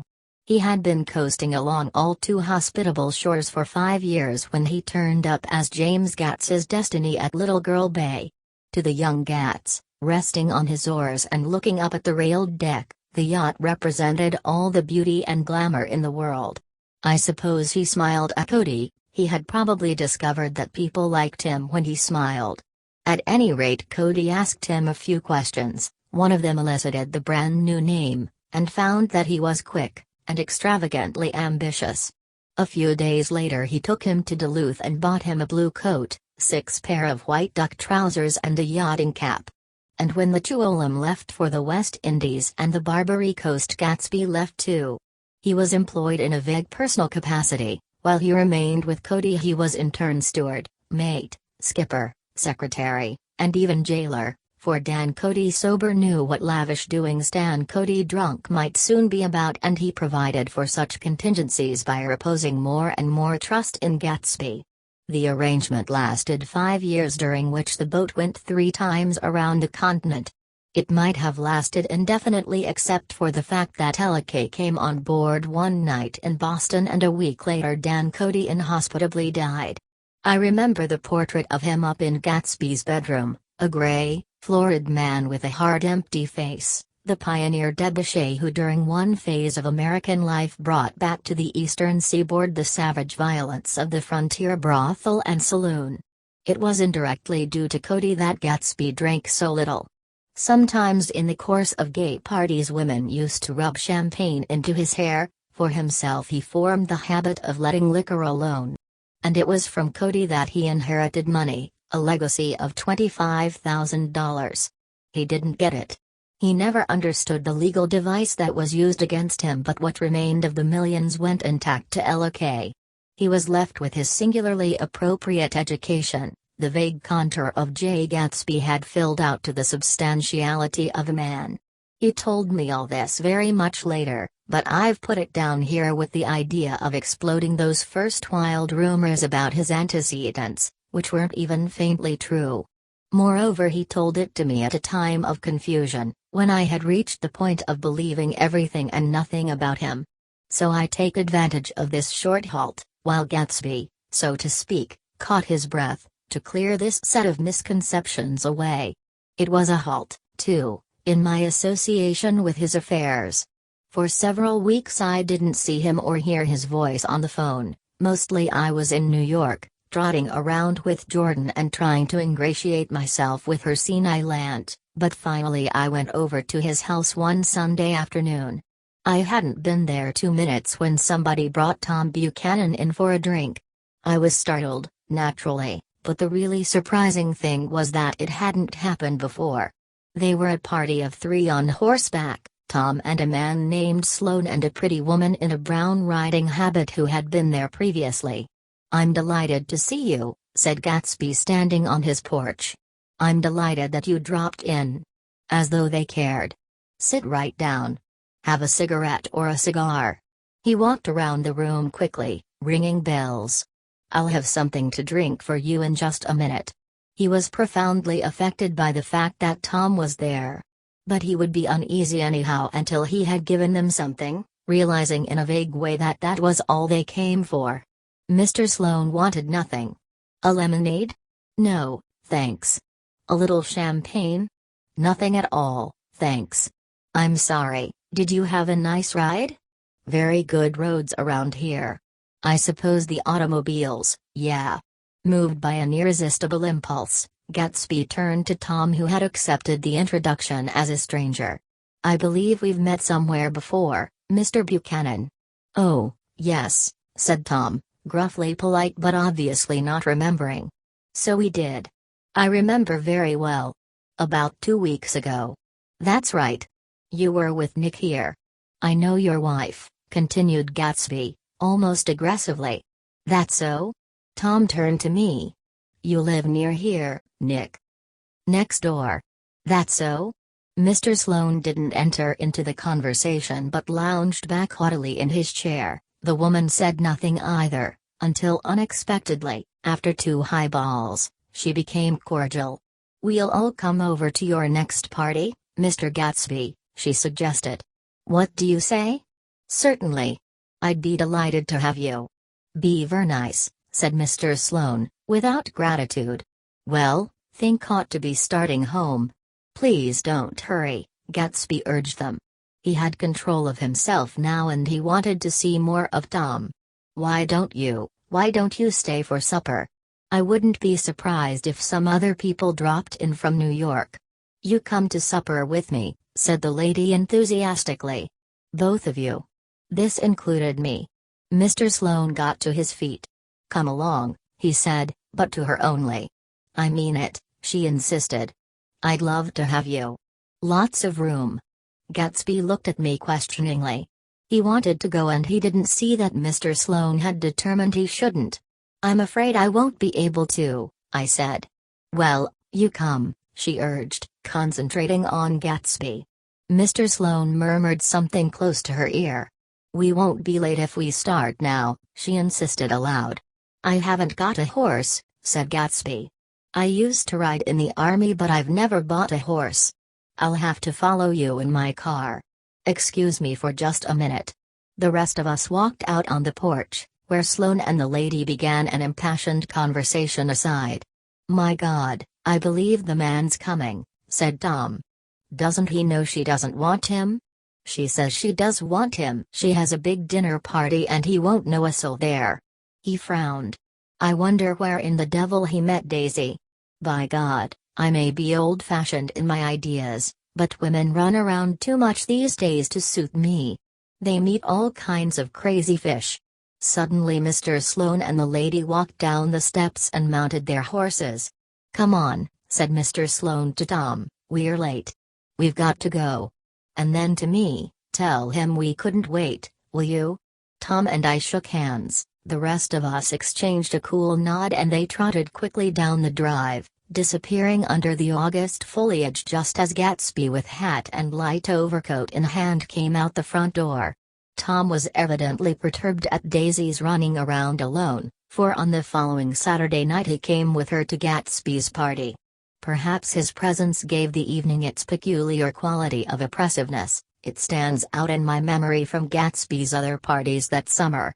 There were the same people, or at least the same sort of people, the same profusion of champagne, the same many-colored, many-keyed commotion, but I felt an unpleasantness in the air, a pervading harshness that hadn't been there before.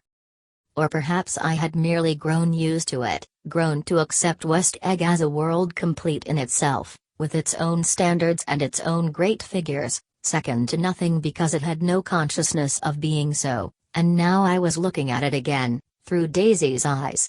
It is invariably saddening to look through new eyes at things upon which you have expended your own powers of adjustment. They arrived at twilight and as we strolled out among the sparkling hundreds Daisy's voice was playing murmurous tricks in her throat. "These things excite me so," she whispered. "If you want to kiss me any time during the evening, Nick, just let me know and I'll be glad to arrange it for you. Just mention my name. Or present a green card." "I'm giving out green, look around," suggested Gatsby. "I'm looking around. I'm having a marvelous, you must see the faces of many people you've heard about." Tom's arrogant eyes roamed the crowd. "We don't go around very much," he said. "In fact I was just thinking I don't know a soul here. Perhaps you know that lady." Gatsby indicated a gorgeous, scarcely human orchid of a woman who sat in state under a white plum tree. Tom and Daisy stared, with that peculiarly unreal feeling that accompanies the recognition of a hitherto ghostly celebrity of the movies. "She's lovely," said Daisy. "The man bending over her is her director." He took them ceremoniously from group to group. "Mrs. Buchanan, and Mr. Buchanan," after an instant's hesitation he added, "the polo player." "Oh no," objected Tom quickly, "not me." But evidently the sound of it pleased Gatsby for Tom remained the polo player for the rest of the evening. "I've never met so many celebrities," Daisy exclaimed. "I liked that man, what was his name with a sort of blue nose." Gatsby identified him, adding that he was a small producer.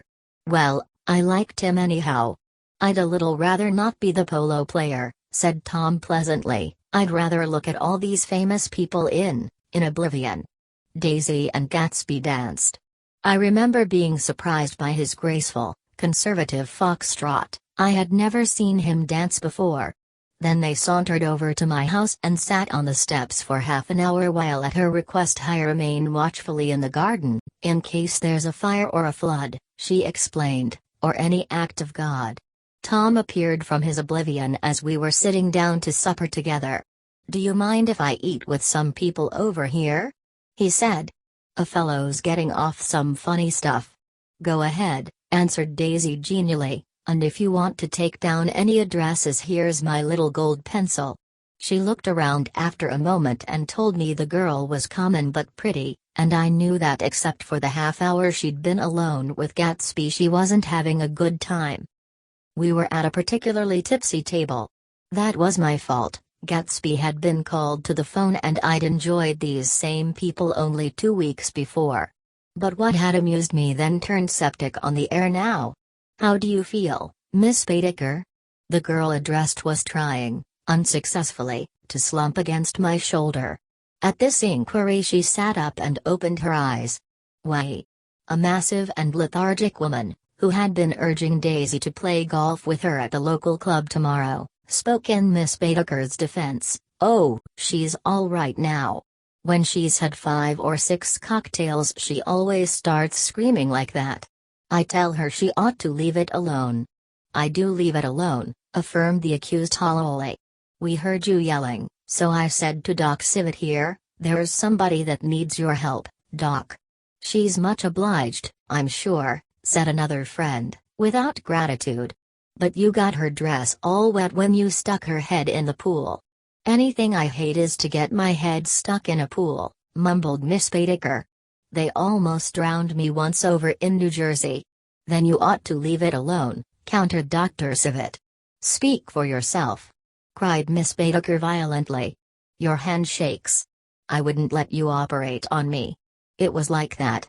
Almost the last thing I remember was standing with Daisy and watching the moving picture director and his star. They were still under the white plum tree and their faces were touching except for a pale thin ray of moonlight between. It occurred to me that he had been very slowly bending toward her all evening to attain this proximity, and even while I watched I saw him stoop 1 ultimate degree and kiss at her cheek. "I like her," said Daisy. "I think she's lovely." But the rest offended her, and inarguably, because it wasn't a gesture but an emotion. She was appalled by West Egg, this unprecedented place that Broadway had begotten upon a Long Island fishing village, appalled by its raw vigor that chafed under the old euphemisms and by the too obtrusive fate that herded its inhabitants along a short cut from nothing to nothing. She saw something awful in the very simplicity she failed to understand. I sat on the front steps with them while they waited for their car. It was dark here in front, only the bright door sent 10 square feet of light volleying out into the soft black morning. Sometimes a shadow moved against a dressing room blind above, gave way to another shadow, an indefinite procession of shadows, who rouged and powdered in an invisible glass. "Who is this Gatsby anyhow?" demanded Tom suddenly. "Some big bootlegger?" "Where'd you hear that?" I inquired. "I didn't hear it. I imagined it. A lot of these newly rich people are just big bootleggers, you know." "Not Gatsby," I said shortly. He was silent for a moment. The pebbles of the drive crunched under his feet. Well, he certainly must have strained himself to get this menagerie together. A breeze stirred the gray haze of Daisy's fur collar. "At least they're more interesting than the people we know," she said with an effort. "You didn't look so interested." "Well, I was." Tom laughed and turned to me. "Did you notice Daisy's face when that girl asked her to put her under a cold shower?" Daisy began to sing with the music in a husky, rhythmic whisper, bringing out a meaning in each word that it had never had before and would never have again. When the melody rose, her voice broke up sweetly, following it, in a way contralto voices have, and each change tipped out a little of her warm human magic upon the air. "Lots of people come who haven't been invited," she said suddenly. That girl hadn't been invited. They simply force their way in and he's too polite to object. "I'd like to know who he is and what he does," insisted Tom. "And I think I'll make a point of finding out." "I can tell you right now," she answered. "He owns some drug stores, a lot of drug stores.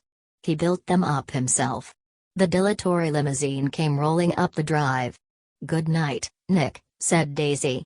Her glance left me and sought the lighted top of the steps where 3 o'clock in the morning, and neat, sad little waltz of that year, was drifting out the open door.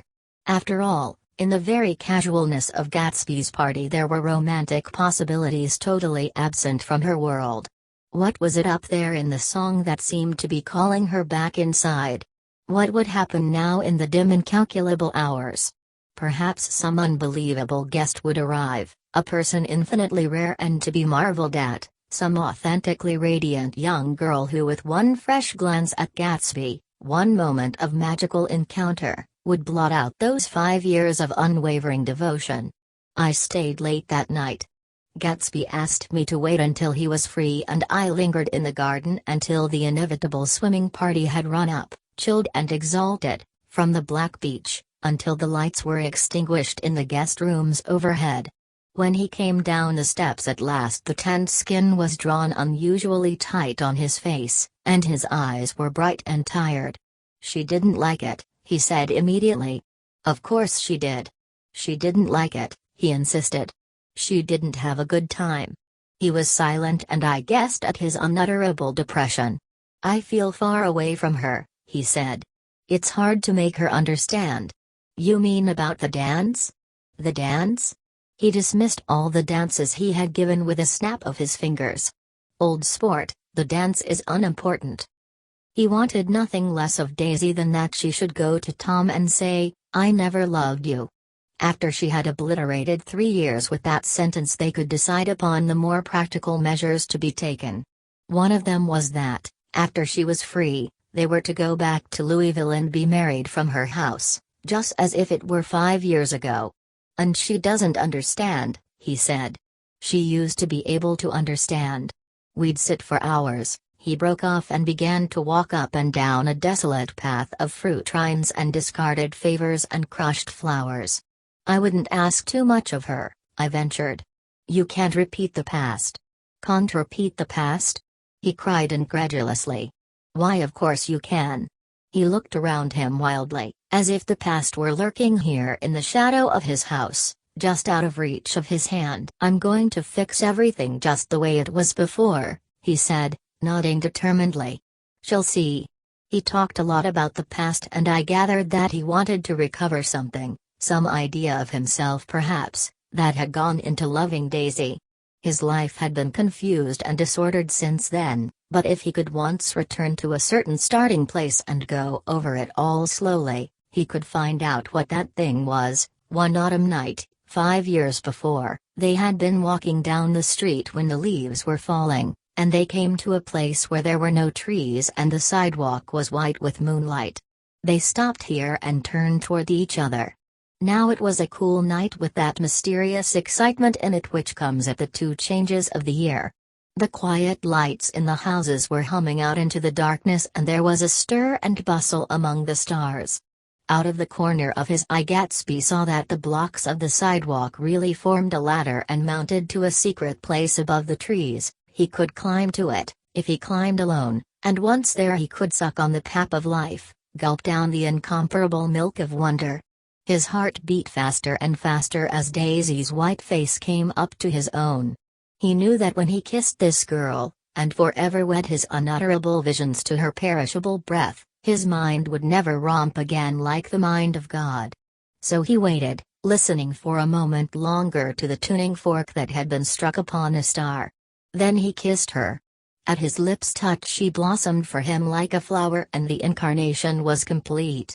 Through all he said, even through his appalling sentimentality, I was reminded of something, an elusive rhythm, a fragment of lost words, that I had heard somewhere a long time ago. For a moment a phrase tried to take shape in my mouth and my lips parted like a dumb man's, as though there was more struggling upon them than a wisp of startled air. But they made no sound and what I had almost remembered was uncommunicable forever. Chapter 8. I couldn't sleep all night, a foghorn was groaning incessantly on the sound, and I tossed half sick between grotesque reality and savage frightening dreams. Toward dawn I heard a taxi go up Gatsby's drive and immediately I jumped out of bed and began to dress. I felt that I had something to tell him, something to warn him about and morning would be too late. Crossing his lawn I saw that his front door was still open and he was leaning against a table in the hall, heavy with dejection or sleep. "Nothing happened," he said wanly. I waited, and about 4 o'clock she came to the window and stood there for a minute and then turned out the light. His house had never seemed so enormous to me as it did that night when we hunted through the great rooms for cigarettes. We pushed aside curtains that were like pavilions and felt over innumerable feet of dark wall for electric light switches. Once I tumbled with a sort of splash upon the keys of a ghostly piano. There was an inexplicable amount of dust everywhere and the rooms were musty as though they hadn't been aired for many days. I found the humidor on an unfamiliar table with 2 stale dry cigarettes inside. Throwing open the French windows of the drawing room, we sat smoking out into the darkness. "You ought to go away," I said. "It's pretty certain they'll trace your car. Go away now, old sport. Go to Atlantic City for a week, or up to Montreal." He wouldn't consider it. He couldn't possibly leave Daisy until he knew what she was going to do. He was clutching at some last hope and I couldn't bear to shake him free. It was this night that he told me the strange story of his youth with Dan Cody, told it to me because Jay Gatsby had broken up like glass against Tom's hard malice and the long secret extravaganza was played out. I think that he would have acknowledged anything, now, without reserve, but he wanted to talk about Daisy. She was the first nice girl he had ever known. In various unrevealed capacities he had come in contact with such people but always with indiscernible barbed wire between. He found her excitingly desirable. He went to her house, at first with other officers from Camp Taylor, then alone. It amazed him, he had never been in such a beautiful house before. But what gave it an air of breathless intensity was that Daisy lived there. It was as casual a thing to her as his tent out at camp was to him. There was a ripe mystery about it, a hint of bedrooms upstairs more beautiful and cool than other bedrooms, of gay and radiant activities taking place through its corridors and of romances that were not musty and laid away already in lavender but fresh and breathing and redolent of this year's shining motor cars and of dances whose flowers were scarcely withered. It excited him too that many men had already loved Daisy, it increased her value in his eyes. He felt their presence all about the house, pervading the air with the shades and echoes of still vibrant emotions.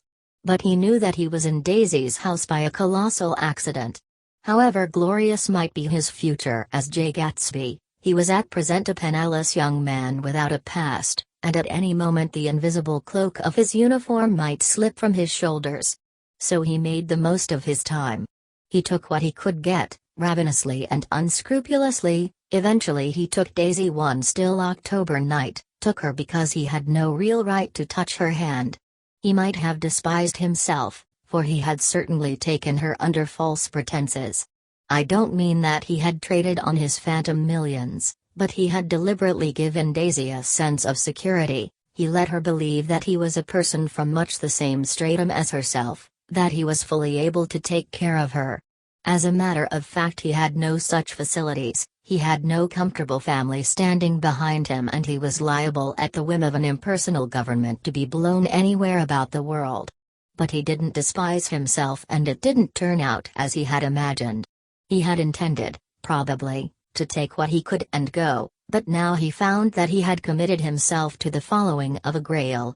He knew that Daisy was extraordinary but he didn't realize just how extraordinary a nice girl could be. She vanished into her rich house. Into her rich, full life, leaving Gatsby, nothing. He felt married to her, that was all. When they met again 2 days later it was Gatsby who was breathless, who was somehow betrayed. Her porch was bright with the bought luxury of starshine, the wicker of the settee squeaked fashionably as she turned toward him and he kissed her curious and lovely mouth. She had caught a cold and it made her voice huskier and more charming than ever and Gatsby was overwhelmingly aware of the youth and mystery that wealth imprisons and preserves, of the freshness of many clothes and of Daisy, gleaming like silver, safe and proud above the hot struggles of the poor. I can't describe to you how surprised I was to find out I loved her, old sport. I even hoped for a while that she'd throw me over, but she didn't, because she was in love with me too. She thought I knew a lot because I knew different things from her. Well, there I was, way off my ambitions, getting deeper in love every minute, and all of a sudden I didn't care. What was the use of doing great things if I could have a better time telling her what I was going to do? On the last afternoon before he went abroad, he sat with Daisy in his arms for a long, silent time. It was a cold fall day with fire in the room and her cheeks flushed. Now and then she moved and he changed his arm a little, and once he kissed her dark shining hair. The afternoon had made them tranquil for a while, as if to give them a deep memory for the long parting the next day promised. They had never been closer in their month of love, nor communicated more profoundly one with another than when she brushed silent lips against his coat's shoulder, or when he touched the end of her fingers, gently, as though she were asleep. He did extraordinarily well in the war. He was a captain before he went to the front, and following the Argonne battles he got his majority and the command of the divisional machine guns. After the armistice he tried frantically to get home, but some complication or misunderstanding sent him to Oxford instead. He was worried now. There was a quality of nervous despair in Daisy's letters. She didn't see why he couldn't come.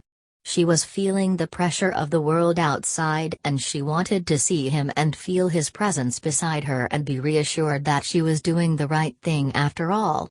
For Daisy was young, and her artificial world was redolent of orchids and pleasant, cheerful snobbery and orchestras which set the rhythm of the year, summing up the sadness and suggestiveness of life in new tunes. All night the saxophones wailed the hopeless comment of the Beale Street Blues, while 100 pairs of golden and silver slippers shuffled the shining dust. At the great tea hour there were always rooms that throbbed incessantly with a slow sweet fever, while fresh faces drifted here and there like rose petals blown by the sad horns around the floor. Through this twilight universe Daisy began to move again with the season. Suddenly she was again keeping half a dozen dates a day with half a dozen men, and drowsing asleep at dawn with the beads and chiffon of an evening dress tangled among dying orchids on the floor beside her bed. And all the time something within her was crying for a decision.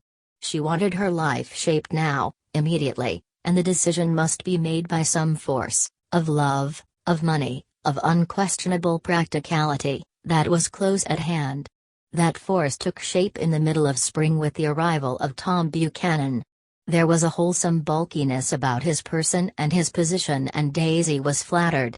Doubtless there was a certain struggle and a certain relief. The letter reached Gatsby while he was still at Oxford. It was dawn now on Long Island, and we went about opening the rest of the windows downstairs, filling the house with great gold-turning light. The shadow of a tree fell abruptly across the dew, and ghostly birds began to sing among the blue leaves. There was a slow pleasant movement in the air, scarcely a wind, promising a cool lovely day. I don't think she ever loved him. Gatsby turned around from a window and looked at me challengingly. You must remember, old sport, she was very excited this afternoon. He told her those things in a way that frightened her, that made it look as if I was some kind of cheap sharper. And the result was she hardly knew what she was saying. He sat down gloomily. Of course she might have loved him, just for a minute, when they were first married, and loved me more even then, do you see? Suddenly he came out with a curious remark. In any case, he said, it was just personal. What could you make of that, except to suspect some intensity in his conception of the affair that couldn't be measured? He came back from France when Tom and Daisy were still on their wedding trip, and made a miserable but irresistible journey to Louisville on the last of his army pay. He stayed there a week, walking the streets where their footsteps had clicked together through the November night, and revisiting the out-of-the-way places to which they had driven in her white car. Just as Daisy's house had always seemed to him more mysterious and gay than other houses, so his idea of the city itself, even though she was gone from it, was pervaded with a melancholy beauty. He left feeling that if he had searched harder he might have found her, that he was leaving her behind. The day coach, he was penniless now, was hot. He went out to the open vestibule and sat down on a folding chair, and the station slid away and the backs of unfamiliar buildings moved by. Then out into the spring fields, where a yellow trolley raced them for a minute with people in it who might once have seen the pale magic of her face along the casual street. The track curved, and now it was going away from the sun which, as it sank lower, seemed to spread itself in benediction over the vanishing city where she had drawn her breath. He stretched out his hand desperately as if to snatch only a wisp of air, to save a fragment of the spot that she had made lovely for him. But it was all going by too fast now for his blurred eyes, and he knew that he had lost that part of it, the freshest and the best, forever. It was 9 o'clock when we finished breakfast and went out on the porch. The night had made a sharp difference in the weather and there was an autumn flavor in the air. The gardener, the last one of Gatsby's former servants, came to the foot of the steps. "I'm going to drain the pool today, Mr. Gatsby. Leaves'll start falling pretty soon and then there's always trouble with the pipes." "Don't do it today," Gatsby answered. He turned to me apologetically. "You know, old sport, I've never used that pool all summer." I looked at my watch and stood up. 12 minutes to my train. I didn't want to go to the city. I wasn't worth a decent stroke of work, but it was more than that. I didn't want to leave Gatsby. I missed that train, and then another, before I could get myself away. "I'll call you up," I said finally. "Do, old sport. I'll call you about noon." We walked slowly down the steps. "I suppose Daisy'll call too." He looked at me anxiously as if he hoped I'd corroborate this. "I suppose so. Well, goodbye." We shook hands and I started away. Just before I reached the hedge I remembered something and turned around. "They're a rotten crowd," I shouted across the lawn. "You were worth the whole damn bunch put together." I've always been glad I said that.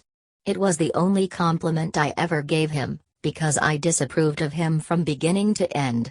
First he nodded politely, and then his face broke into that radiant and understanding smile, as if we'd been in ecstatic cahoots on that fact all the time. His gorgeous pink rag of a suit made a bright spot of color against the white steps, and I thought of the night when I first came to his ancestral home 3 months before. The lawn and drive had been crowded with the faces of those who guessed at his corruption, and he had stood on those steps, concealing his incorruptible dream, as he waved them goodbye. I thanked him for his hospitality. We were always thanking him for that, I and the others. "Goodbye," I called. I enjoyed breakfast, Gatsby. Up in the city I tried for a while to list the quotations on an interminable amount of stock, then I fell asleep in my swivel chair. Just before noon the phone woke me and I started up with sweat breaking out on my forehead. It was Jordan Baker. She often called me up at this hour because the uncertainty of her own movements between hotels and clubs and private houses made her hard to find in any other way. Usually her voice came over the wire as something fresh and cool, as if a divot from a green golf links had come sailing in at the office window, but this morning it seemed harsh and dry.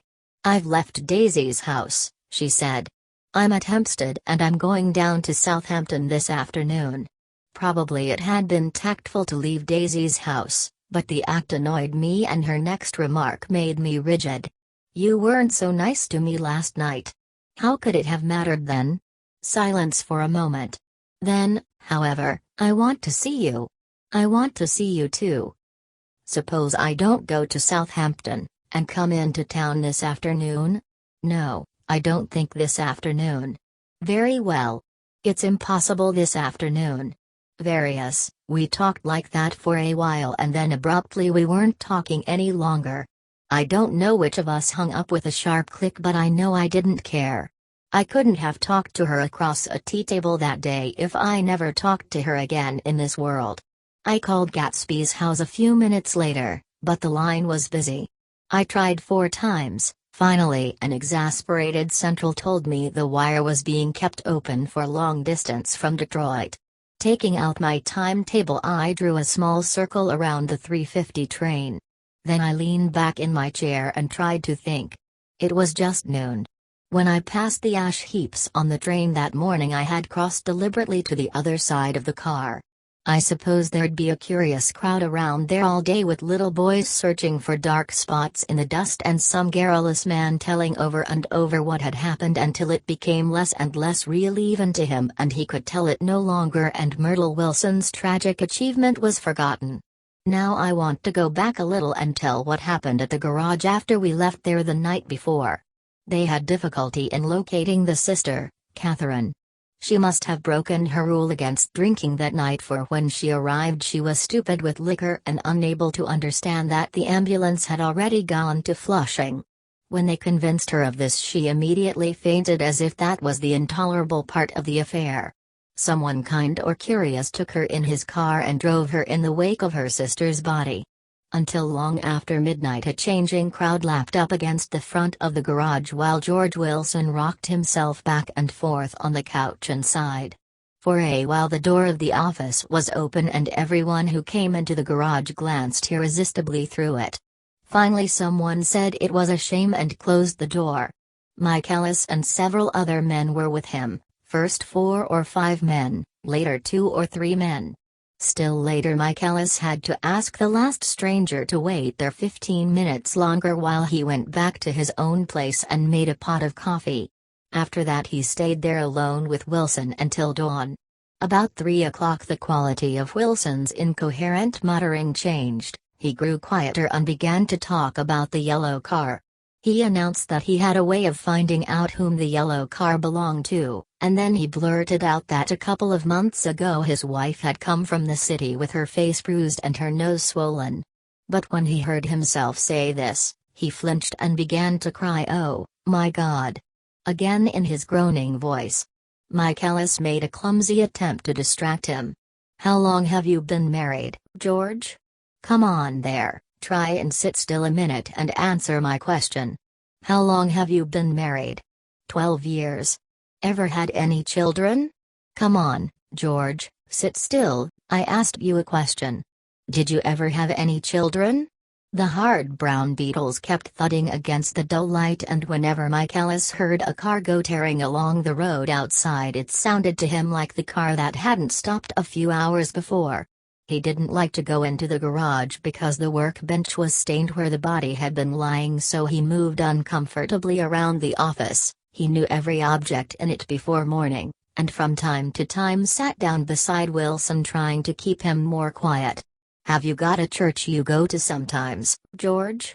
Maybe even if you haven't been there for a long time?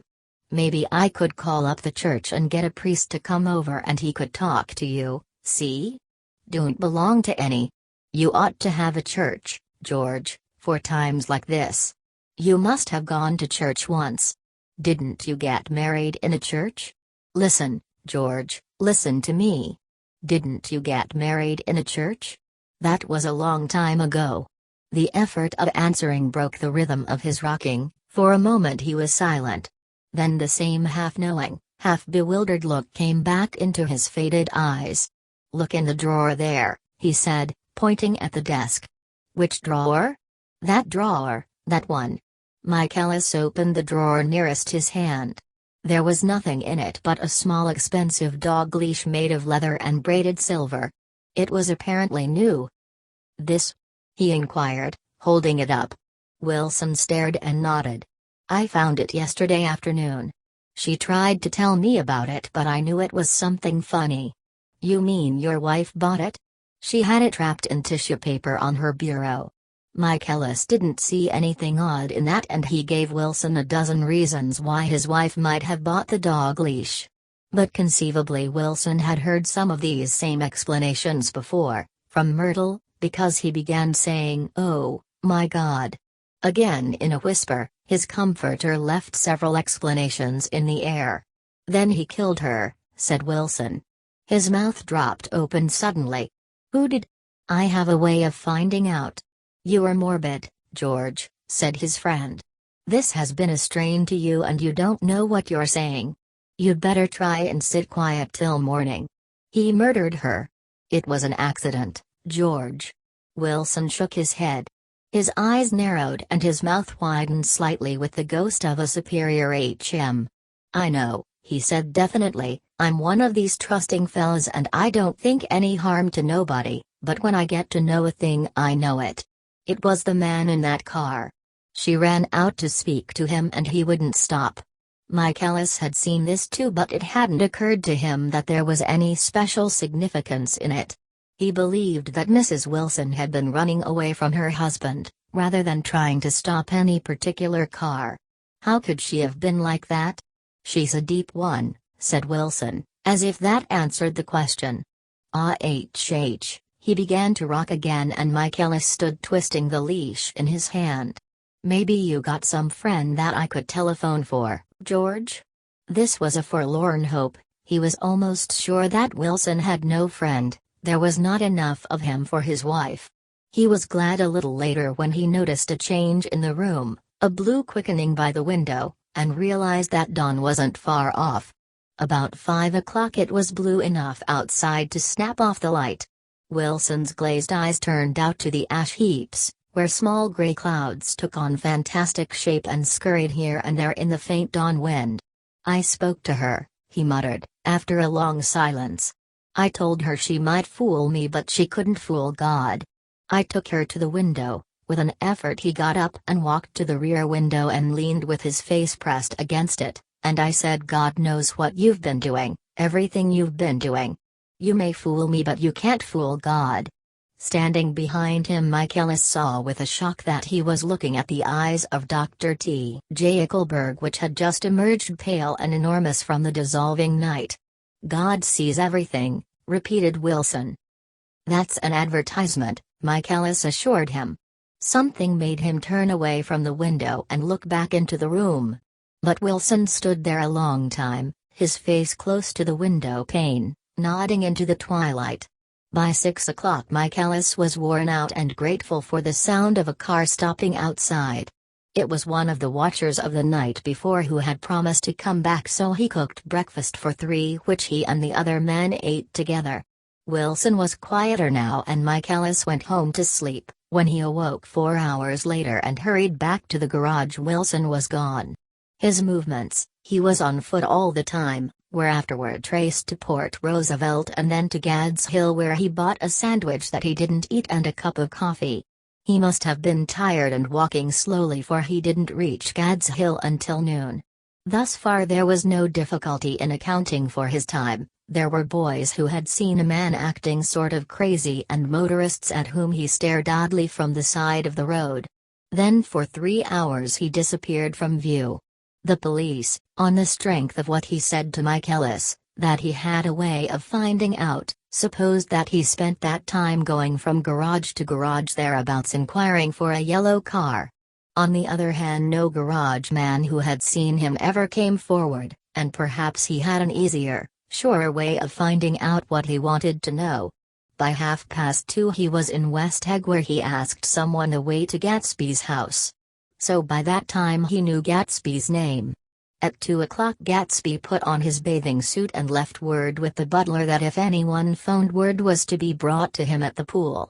He stopped at the garage for a pneumatic mattress that had amused his guests during the summer, and the chauffeur helped him pump it up. Then he gave instructions that the open car wasn't to be taken out under any circumstances, and this was strange because the front right fender needed repair. Gatsby shouldered the mattress and started for the pool. Once he stopped and shifted it a little, and the chauffeur asked him if he needed help, but he shook his head and in a moment disappeared among the yellowing trees.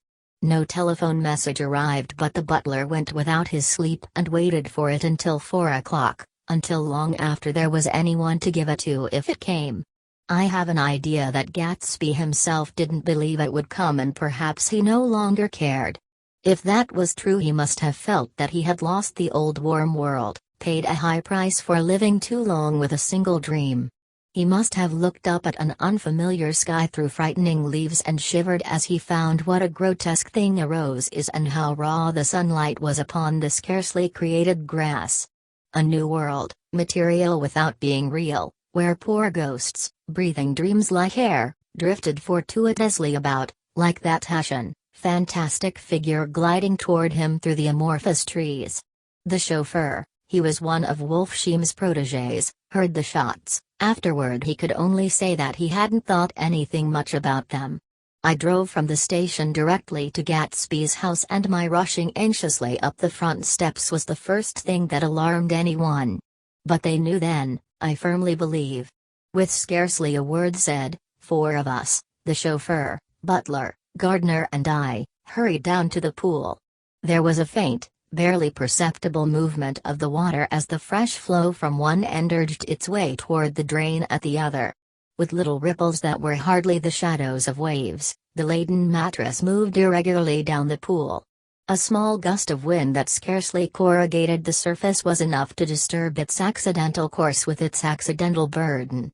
The touch of a cluster of leaves revolved it slowly, tracing, like the leg of compass, a thin red circle in the water. It was after we started with Gatsby toward the house that the gardener saw Wilson's body a little way off in the grass, and the Holocaust was complete. Chapter 7. It was when curiosity about Gatsby was at its highest that the lights in his house failed to go on one Saturday night, and, as obscurely as it had begun, his career as Trimalchio was over. Only gradually did I become aware that the automobiles which turned expectantly into his drive stayed for just a minute and then drove sulkily away.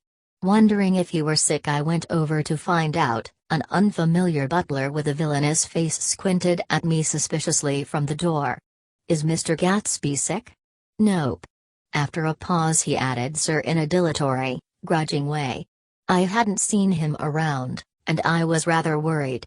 "Tell him Mr. Carraway came over." "Who?" he demanded rudely. "Carraway. Carraway.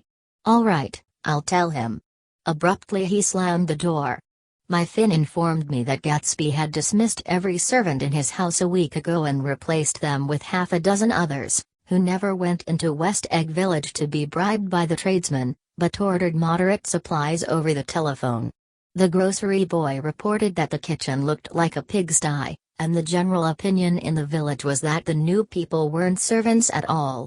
Next day Gatsby called me on the phone. "Going away?" I inquired. "No, old sport. I hear you fired all your servants." I wanted somebody who wouldn't gossip. Daisy comes over quite often, in the afternoons. So the whole caravansary had fallen in like a card house at the disapproval in her eyes.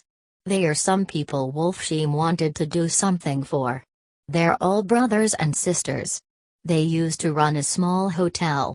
I see. He was calling up at Daisy's request. Would I come to lunch at her house tomorrow? Miss Baker would be there. Half an hour later Daisy herself telephoned and seemed relieved to find that I was coming. Something was up.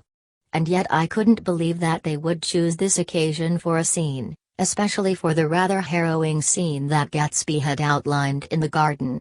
The next day was broiling, almost the last, certainly the warmest, of the summer. As my train emerged from the tunnel into sunlight, only the hot whistles of the National Biscuit Company broke the simmering hush at noon. The straw seats of the car hovered on the edge of combustion. The woman next to me perspired delicately for a while into her white shirtwaist, and then, as her newspaper dampened under her fingers, lapsed despairingly into deep heat with a desolate cry. Her pocketbook slapped to the floor. "Oh, my!" she gasped.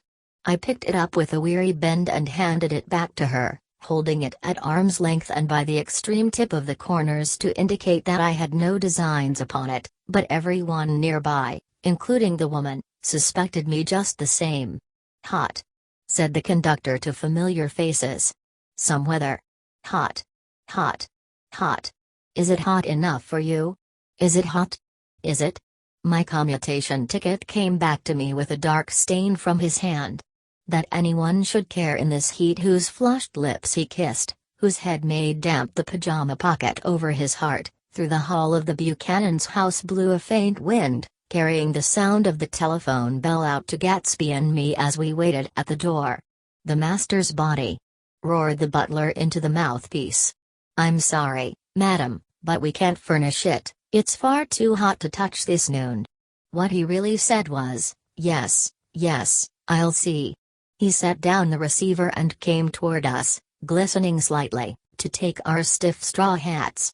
"Madam expects you in the salon," he cried, needlessly indicating the direction. In this heat every extra gesture was an affront to the common store of life. The room, shadowed well with awnings, was dark and cool. Daisy and Jordan lay upon an enormous couch, like silver idols, weighing down their own white dresses against the singing breeze of the fans. "We can't move," they said together. Jordan's fingers, powdered white over their tan, rested for a moment in mine. "And Mr. Thomas Buchanan, the athlete?" I inquired. Simultaneously I heard his voice, gruff, muffled, husky, at the hall telephone. Gatsby stood in the center of the crimson carpet and gazed around with fascinated eyes. Daisy watched him and laughed, her sweet, exciting laugh. A tiny gust of powder rose from her bosom into the air. "The rumor is," whispered Jordan, "that's Tom's girl on the telephone." We were silent. The voice in the hall rose high with annoyance. "Very well, then, I won't sell you the car at all. I'm under no obligations to you at all. And as for your bothering me about it at lunchtime, I won't stand that at all." Holding down the receiver, said Daisy cynically. "No, he's not," I assured her. "It's a bona fide deal. I happen to know about it." Tom flung open a door, blocked out its space for a moment with his thick body, and hurried into the room. "Mr. Gatsby." He put out his broad, flat hand with well-concealed dislike. "I'm glad to see you, sir. Nick. Make us a cold drink," cried Daisy. As he left the room again, she got up and went over to Gatsby and pulled his face down, kissing him on the mouth. "You know I love you," she murmured. "You forget there's a lady present," said Jordan. Daisy looked around doubtfully. "You kiss Nick too? What a low, vulgar girl." "I don't care," cried Daisy and began to clog on the brick fireplace. Then she remembered the heat and sat down guiltily on the couch just as a freshly laundered nurse leading a little girl came into the room. "Blst precious," she crooned, holding out her arms. "Come to your own mother that loves you." The child, relinquished by the nurse, rushed across the room and rooted shyly into her mother's dress. "The blessed precious. Did mother get powder on your old yellowy hair? Stand up now, and say how to do." Gatsby and I in turn leaned down and took the small reluctant hand. Afterward he kept looking at the child with surprise. I don't think he had ever really believed in its existence before. "I got dressed before luncheon," said the child, turning eagerly to Daisy. "That's because your mother wanted to show you off." Her face bent into the single wrinkle of the small white neck. "You dream, you. You absolute little dream." "Yes," admitted the child calmly. "Aunt Jordan's got on a white dress too. How do you like mother's friends?" Daisy turned her around so that she faced Gatsby. "Do you think they're pretty? Where's Daddy?" "She doesn't look like her father," explained Daisy. "She looks like me. She's got my hair and shape of the face." Daisy sat back upon the couch. The nurse took a step forward and held out her hand. "Come, Pammy. Goodbye, sweetheart." With a reluctant backward glance, the well-disciplined child held to her nurse's hand and was pulled out the door, just as Tom came back, preceding 4 gin rickeys that clicked full of ice. Gatsby took up his drink. "They certainly look cool," he said, with visible tension. "We drink in long greedy swallows." "I read somewhere that the sun's getting hotter every year," said Tom genially. "It seems that pretty soon the Earth's going to fall into the sun, or wait a minute, it's just the opposite, the sun's getting colder every year." "Come outside," he suggested to Gatsby, "I'd like you to have a look at the place."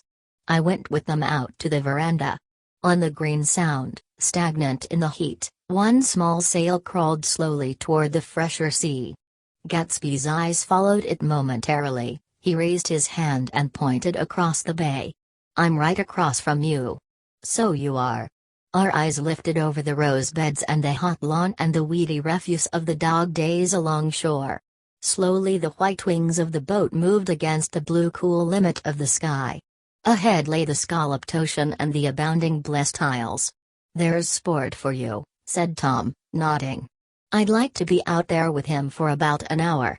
We had luncheon in the dining room, darkened, too, against the heat, and drank down nervous gaiety with the cold ale.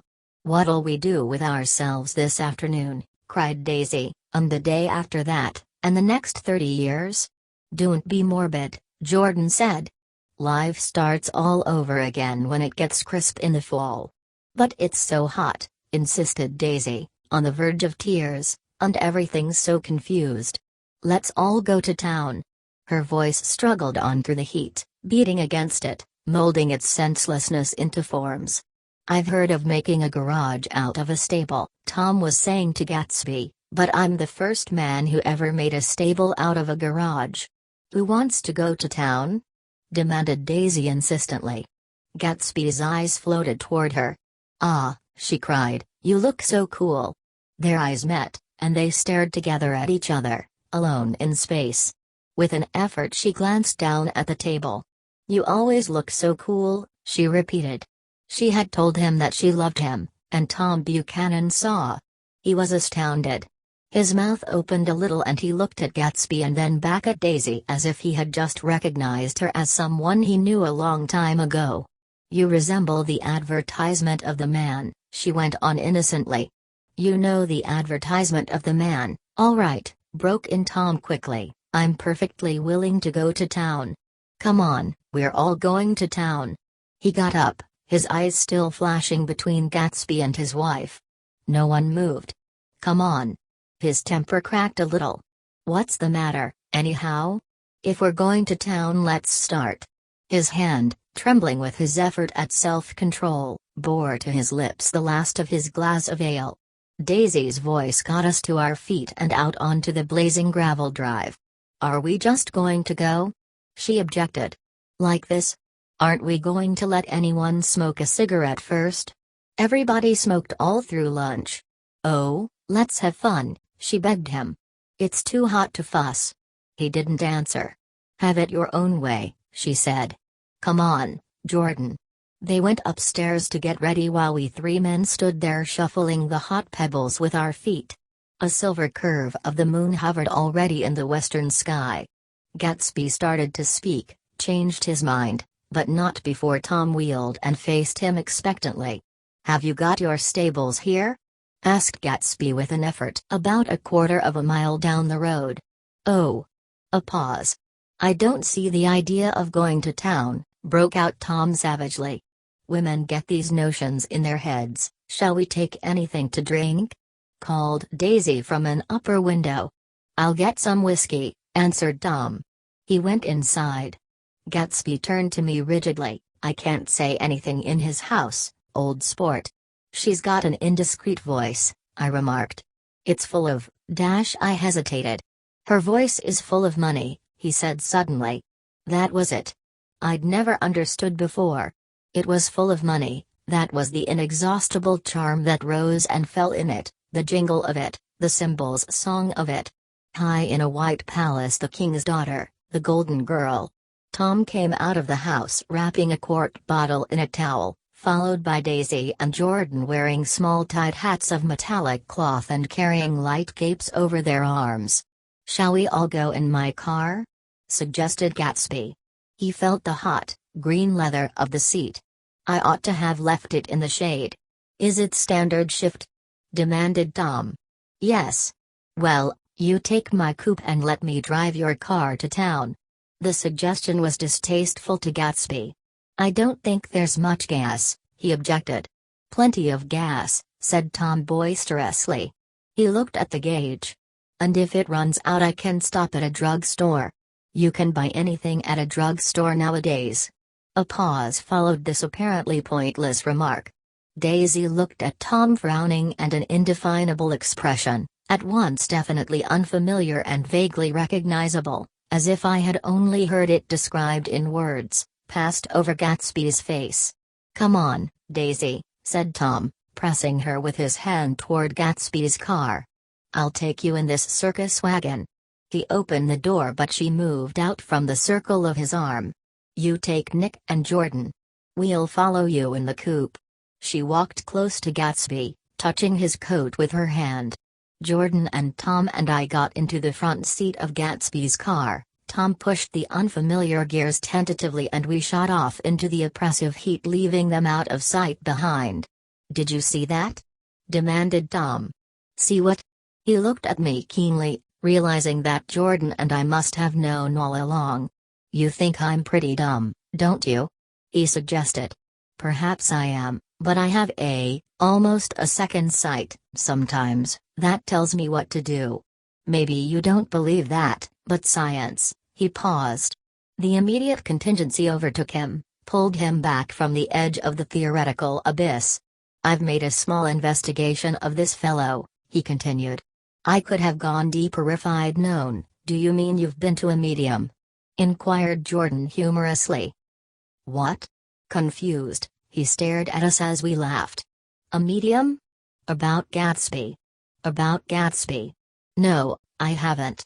I said I'd been making a small investigation of his past." "And you found he was an Oxford man," said Jordan helpfully. "An Oxford man?" He was incredulous. "Like hell he is. He wears a pink suit. Nevertheless, he's an Oxford man." "Oxford, New Mexico?" snorted Tom contemptuously, "or something like that." "Listen, Tom. If you're such a snob, why did you invite him to lunch?" demanded Jordan crossly.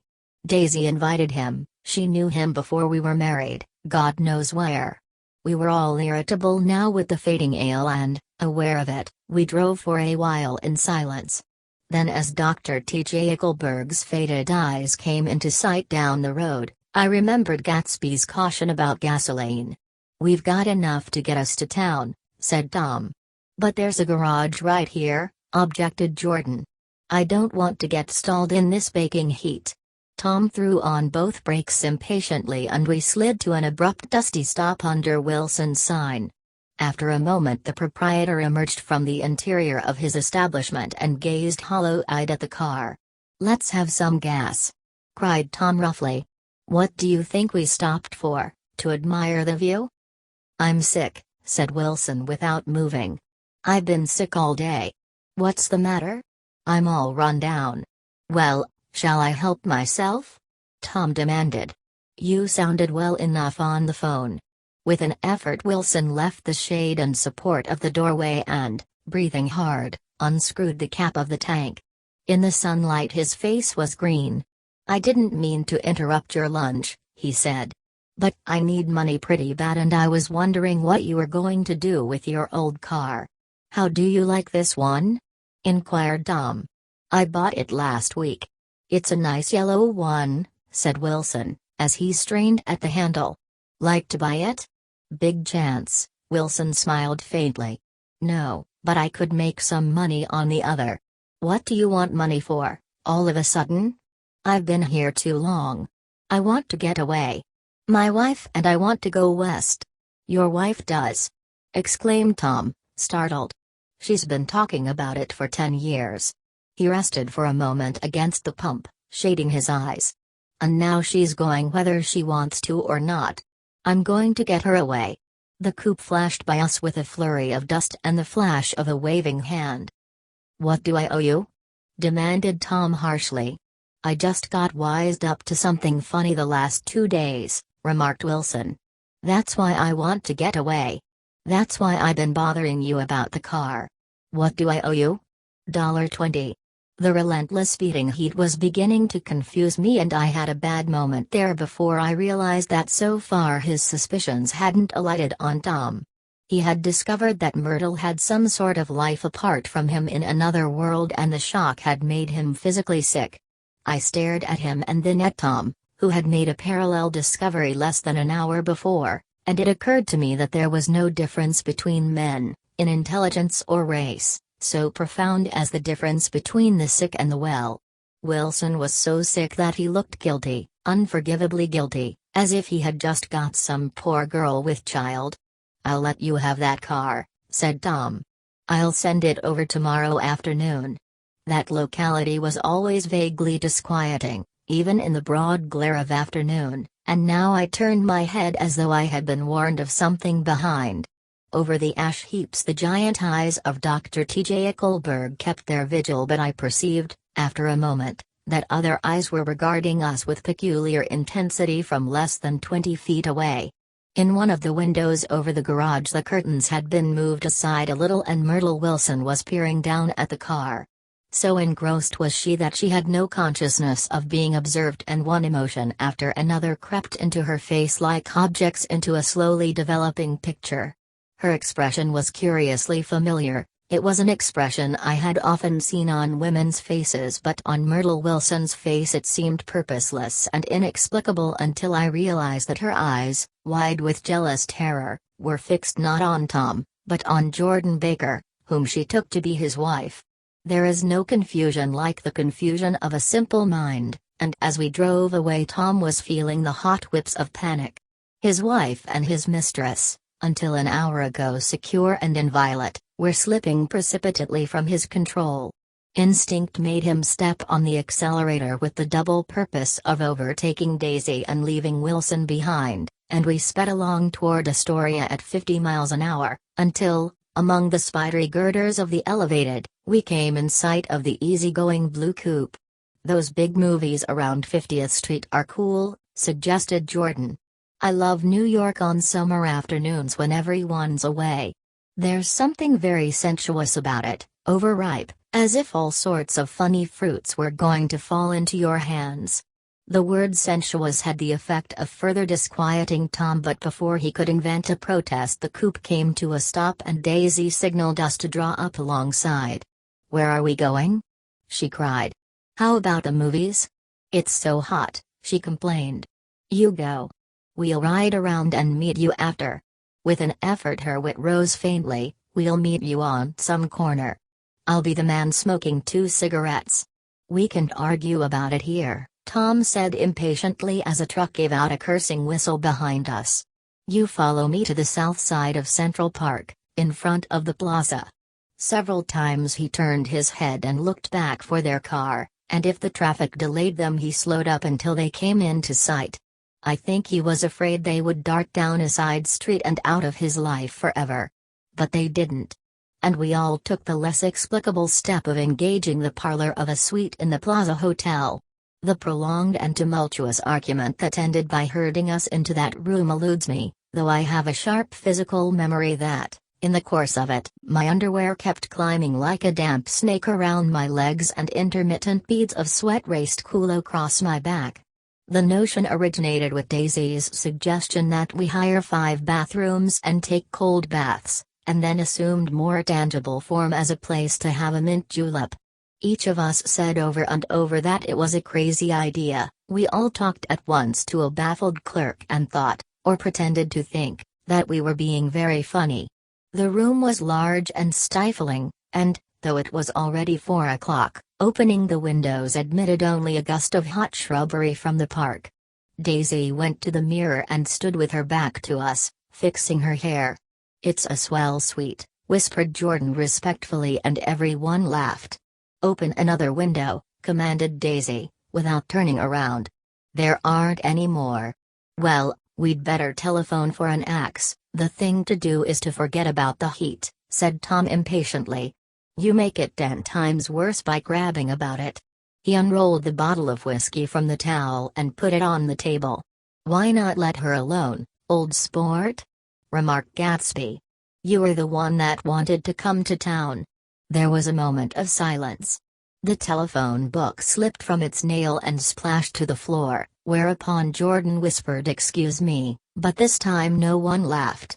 "I'll pick it up," I offered. "I've got it." Gatsby examined the parted string, muttered in an interested way, and tossed the book on a chair. "That's a great expression of yours, isn't it?" said Tom sharply. "What is?" "All this old sport business. Where'd you pick that up?" "Now see here, Tom," said Daisy, turning around from the mirror, "if you're going to make personal remarks I won't stay here a minute. Call up and order some ice for the mint julep." As Tom took up the receiver the compressed heat exploded into sound and we were listening to the portentous chords of Mendelssohn's Wedding March from the ballroom below. "Imagine marrying anybody in this heat!" cried Jordan dismally. "Still, I was married in the middle of June," Daisy remembered, "Louisville in June. Somebody fainted." "Who was it fainted, Tom?" "Biloxi," he answered shortly. "A man named Biloxi. Biloxi, and he made boxes, that's a fact, and he was from Biloxi, Tennessee. They carried him into my house," appended Jordan, "because we lived just 2 doors from the church. And he stayed 3 weeks, Until Daddy told him he had to get out. The day after he left, Daddy died. After a moment she added, as if she might have sounded irreverent, there wasn't any connection. I used to know a Bill Biloxi from Memphis, I remarked. That was his cousin. I knew his whole family history before he left. He gave me an aluminum putter that I use today. The music had died down as the ceremony began, and now a long cheer floated in at the window, followed by intermittent cries of yay, eae.a. And finally by a burst of jazz as the dancing began. "We're getting old," said Daisy. "If we were young we'd rise and dance. Remember Biloxi," Jordan warned her. "Where'd you know him, Tom?" "Biloxi?" He concentrated with an effort. "I didn't know him. He was a friend of Daisy's." "He was not," she denied. "I'd never seen him before. He came down in the private car." "Well, he said he knew you. He said he was raised in Louisville. Asa Bird brought him around at the last minute and asked if we had room for him." Jordan smiled. "He was probably bumming his way home. He told me he was president of your class at Yale." Tom and I looked at each other blankly. "Biloxi? First place, we didn't have any president." Gatsby's foot beat a short, restless tattoo, and Tom eyed him suddenly. "By the way, Mr. Gatsby, I understand you're an Oxford man." "Not exactly."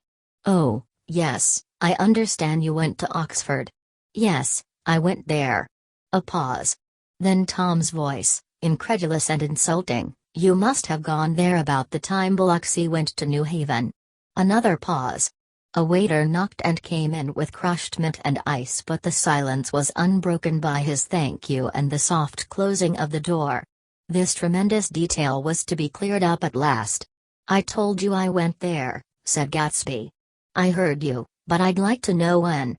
"It was in 1919, I only stayed 5 months. That's why I can't really call myself an Oxford man." Tom glanced around to see if we mirrored his unbelief. But we were all looking at Gatsby. "It was an opportunity they gave to some of the officers after the armistice," he continued. "We could go to any of the universities in England or France. I wanted to get up and slap him on the back.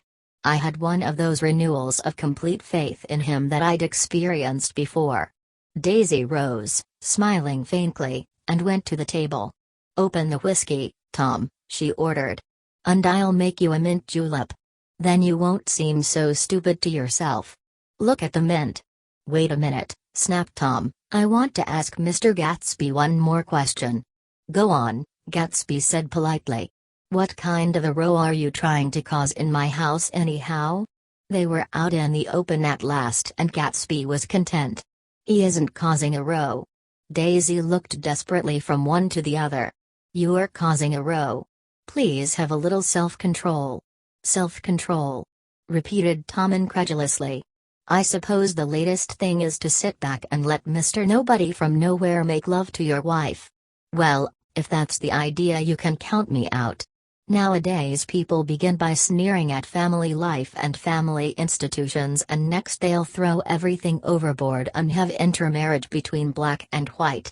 Flushed with his impassioned gibberish, he saw himself standing alone on the last barrier of civilization. "We're all white here," murmured Jordan. "I know I'm not very popular. I don't give big parties. I suppose you've got to make your house into a pigsty in order to have any friends, in the modern world."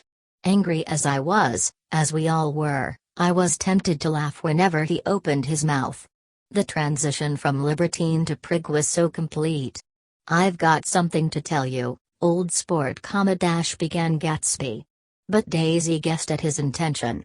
"Please don't," she interrupted helplessly. "Please, let's all go home." "Why don't we all go home?" "That's a good idea." I got up. "Come on, Tom. Nobody wants a drink. I want to know what Mr. Gatsby has to tell me." "Your wife doesn't love you," said Gatsby. "She's never loved you." "She loves me." "You must be crazy!" exclaimed Tom automatically.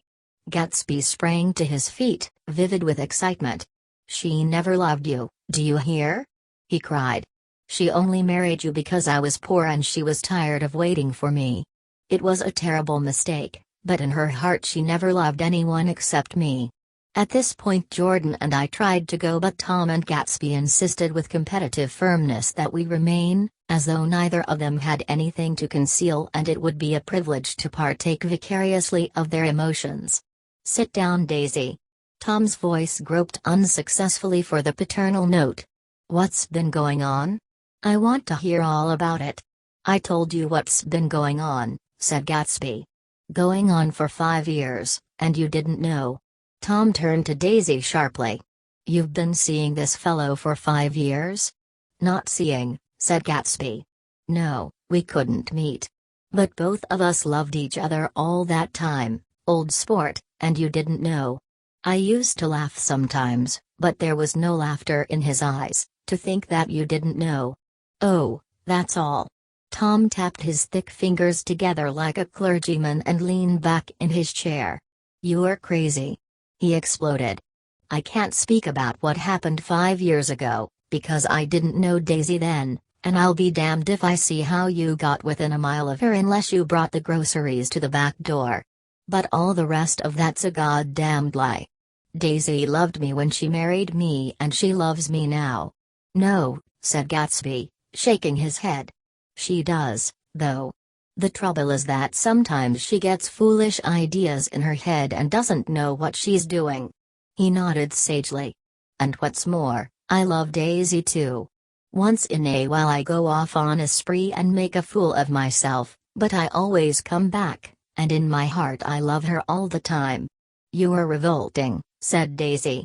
She turned to me, and her voice, dropping an octave lower, filled the room with thrilling scorn. "Do you know why we left Chicago? I'm surprised that they didn't treat you to the story of that little spree." Gatsby walked over and stood beside her. "Daisy, that's all over now," he said earnestly. "It doesn't matter anymore. Just tell him the truth, that you never loved him, and it's all wiped out forever." She looked at him blindly. "Why, how could I love him, possibly? You never loved him." She hesitated. Her eyes fell on Jordan and me with a sort of appeal, as though she realized at last what she was doing, and as though she had never, all along, intended doing anything at all. But it was done now. It was too late. "I never loved him," she said, with perceptible reluctance. "Not at Capiolani?" demanded Tom suddenly. "No." From the ballroom beneath, muffled and suffocating chords were drifting up on hot waves of air. "Not that day I carried you down from the punch bowl to keep your shoes dry?" There was a husky tenderness in his tone. "Daisy? Please don't." Her voice was cold, but the rancor was gone from it. She looked at Gatsby. "There, Jay," she said, but her hand as she tried to light a cigarette was trembling. Suddenly she threw the cigarette and the burning match on the carpet. "Oh, you want too much," she cried to Gatsby. "I love you now, isn't that enough? I can't help what's past." She began to sob helplessly. "I did love him once, but I loved you too." Gatsby's eyes opened and closed. "You loved me too?" he repeated. "Even that's a lie," said Tom savagely. "She didn't know you were alive. Why, there are things between Daisy and me that you'll never know, things that neither of us can ever forget." The words seemed to bite physically into Gatsby. "I want to speak to Daisy alone," he insisted. "She's all excited now. Even alone I can't say I never loved Tom," she admitted in a pitiful voice. "It wouldn't be true." "Of course it wouldn't," agreed Tom. She turned to her husband. "As if it mattered to you," she said. "Of course it matters. I'm going to take better care of you from now on." "You don't understand," said Gatsby, with a touch of panic. "You are not going to take care of her anymore." "I'm not?" Tom opened his eyes wide and laughed. He could afford to control himself now. "Why is that?" "Daisy's leaving you." "Nonsense." "I am, though," she said with a visible effort. "She's not leaving me." Tom's words suddenly leaned down over Gatsby. "Certainly not for a common swindler who'd have to steal the ring he put on her finger." "I won't stand this!" cried Daisy. "Oh, please let's get out." "Who are you, anyhow?" broke out Tom. "You were one of that bunch that hangs around with Meyer Wolfsheim, that much I happen to know. I've made a little investigation into your affairs, and I'll carry it further tomorrow. You can suit yourself about that, old sport," said Gatsby steadily. "I found out what your drug stores were." He turned to us and spoke rapidly. "He and this Wolfsheim bought up a lot of side street drug stores here and in Chicago and sold grain alcohol over the counter. That's one of his little stunts. I picked him for a bootlegger the first time I saw him and I wasn't far wrong." "What about it?" said Gatsby politely. "I guess your friend Walter Chase wasn't too proud to come in on it and you left him in the lurch, didn't you? You let him go to jail for a month over in New Jersey. God. You ought to hear Walter on the subject of you. He came to us dead broke. He was very glad to pick up some money, old sport."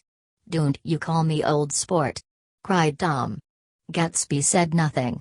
"Walter could have you up on the betting laws too, but Wolfsheim scared him into shutting his mouth." That unfamiliar yet recognizable look was back again in Gatsby's face.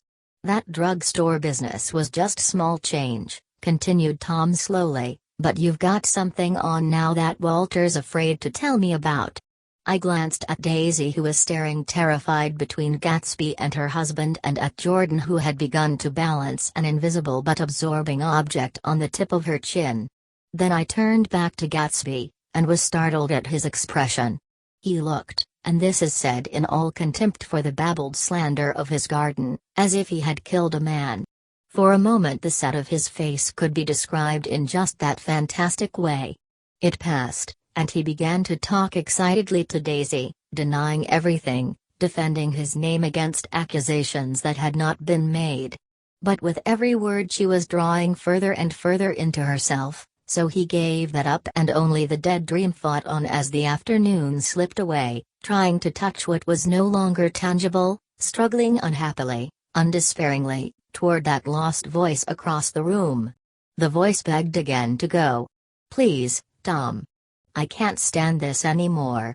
Her frightened eyes told that whatever intentions, whatever courage she had had, were definitely gone. "You two start on home, Daisy," said Tom. "In Mr. Gatsby's car." She looked at Tom, alarmed now, but he insisted with magnanimous scorn. "Go on. He won't annoy you. I think he realizes that his presumptuous little flirtation is over."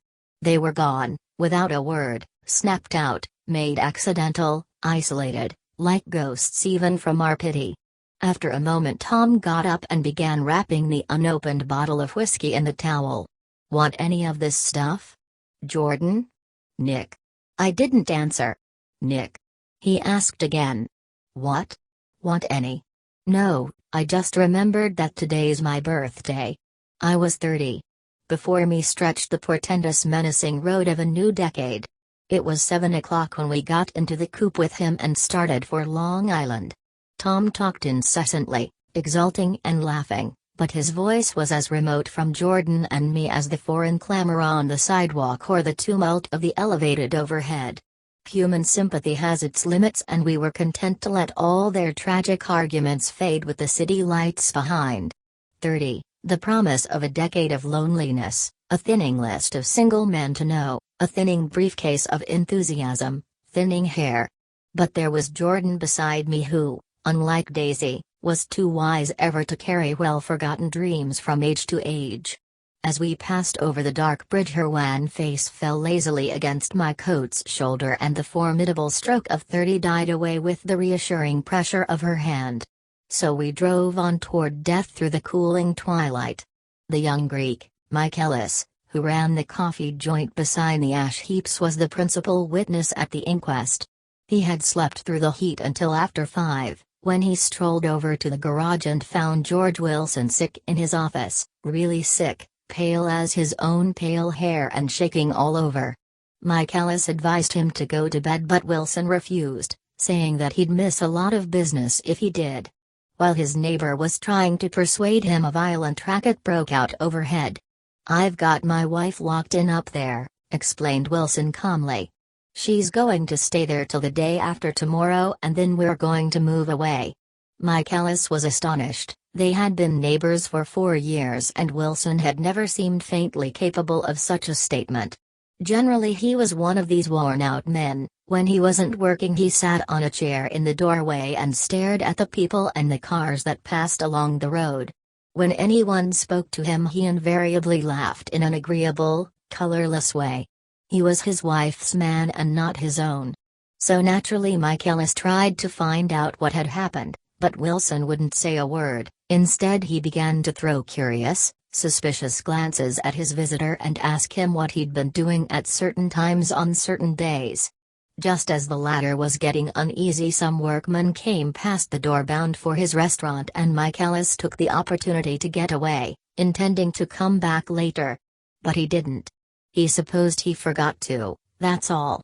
When he came outside again a little after 7 he was reminded of the conversation because he heard Mrs. Wilson's voice, loud and scolding, downstairs in the garage. "Beat me." He heard her cry. "Throw me down and beat me, you dirty little coward." A moment later she rushed out into the dusk, waving her hands and shouting. Before he could move from his door the business was over.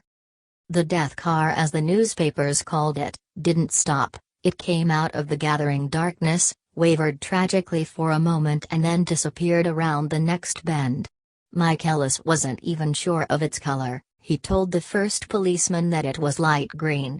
The other car, the one going toward New York, came to rest 100 yards beyond, and its driver hurried back to where Myrtle Wilson, her life violently extinguished, knelt in the road and mingled her thick, dark blood with the dust. Michaelis and this man reached her first, but when they had torn open her shirt, a waist still damp with perspiration, they saw that her left breast was swinging loose like a flap and there was no need to listen for the heart beneath. The mouth was wide open and ripped at the corners as though she had choked a little in giving up the tremendous vitality she had stored so long. We saw the 3 or 4 automobiles and the crowd when we were still some distance away. "Wreck," said Tom. "That's good. Wilson will have a little business at last." He slowed down, but still without any intention of stopping until, as we came nearer, the hushed intent faces of the people at the garage door made him automatically put on the brakes. "We'll take a look," he said doubtfully, "just a look." I became aware now of a hollow, wailing sound which issued incessantly from the garage, a sound which as we got out of the coupe and walked toward the door resolved itself into the words "Oh, my God," uttered over and over in a gasping moan. "There's some bad trouble here," said Tom excitedly. He reached up on tiptoes and peered over a circle of heads into the garage, which was lit only by a yellow light in a swinging wire basket overhead. Then he made a harsh sound in his throat and with a violent thrusting movement of his powerful arms pushed his way through. The circle closed up again with a running murmur of expostulation. It was a minute before I could see anything at all. Then new arrivals disarranged the line and Jordan and I were pushed suddenly inside. Myrtle Wilson's body wrapped in a blanket and then in another blanket as though she suffered from a chill in the hot night lay on a work table by the wall and Tom, with his back to us, was bending over it, motionless. Next to him stood a motorcycle policeman taking down names with much sweat and correction in a little book. At first I couldn't find the source of the high, groaning words that echoed clamorously through the bare garage. Then I saw Wilson standing on the raised threshold of his office, swaying back and forth and holding to the doorposts with both hands.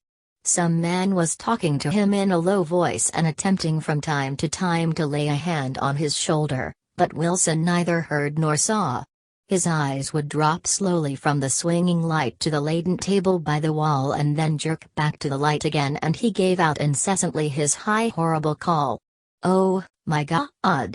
Oh, my God! Oh, God! Oh, my God!" Presently Tom lifted his head with a jerk and after staring around the garage with glazed eyes addressed a mumbled incoherent remark to the policeman. "MAV," the policeman was saying. "Oh, no, R," corrected the man. "MAVRO, listen to me," muttered Tom fiercely. "R," said the policeman. "Oh, gee, Gee, he looked up as Tom's broad hand fell sharply on his shoulder. What you want, fella? What happened, that's what I want to know. Auto hit her. Instantly killed. Instantly killed, repeated Tom, staring. She ran out Tina Road. Son of a bitch didn't even stop his car.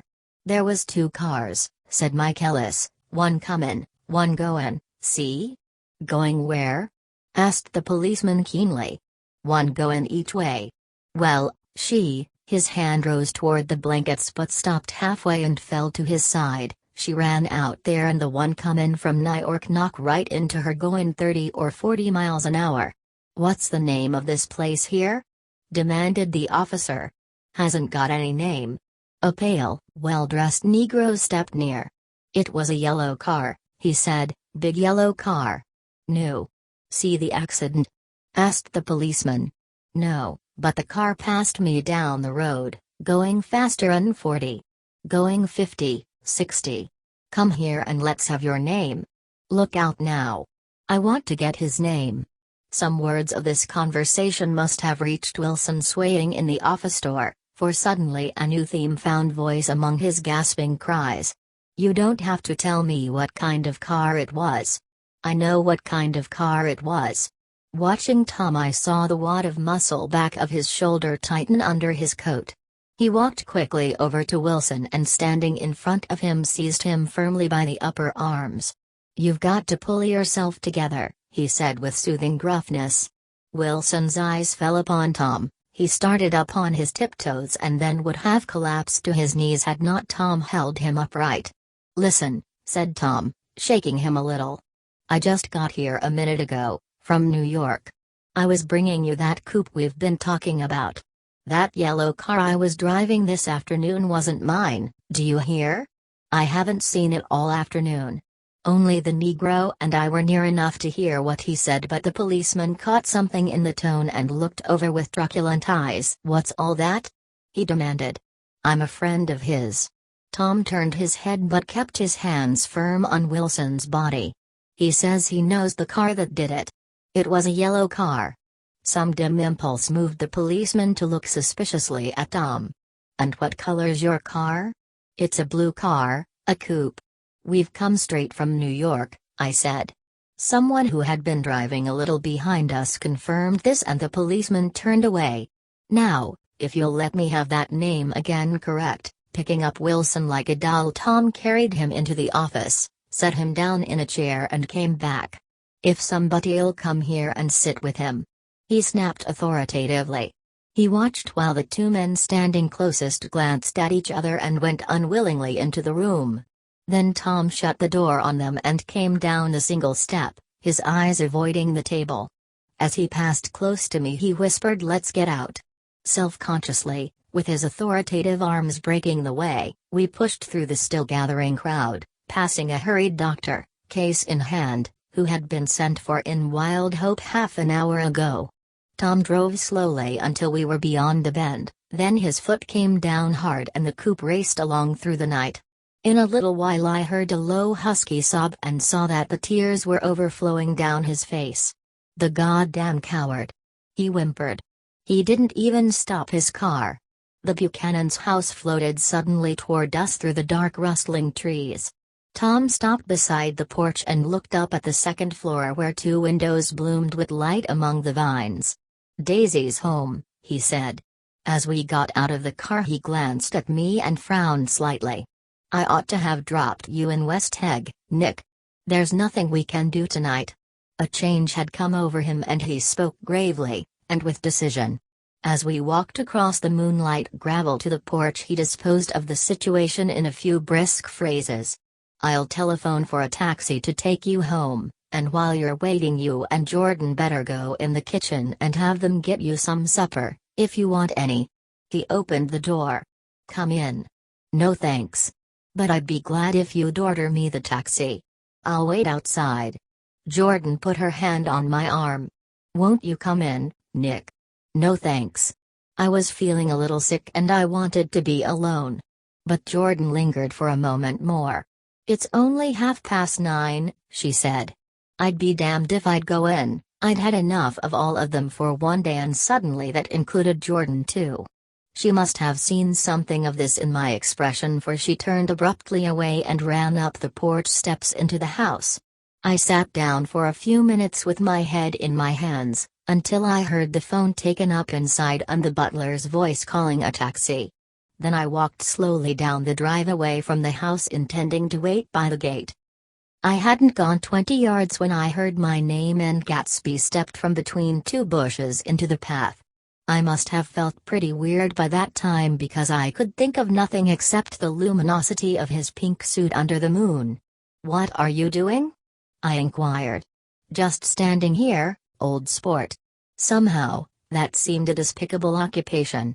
For all I knew, he was going to rob the house in a moment. I wouldn't have been surprised to see sinister faces, the faces of Wolfsheim's people, behind him in the dark shrubbery.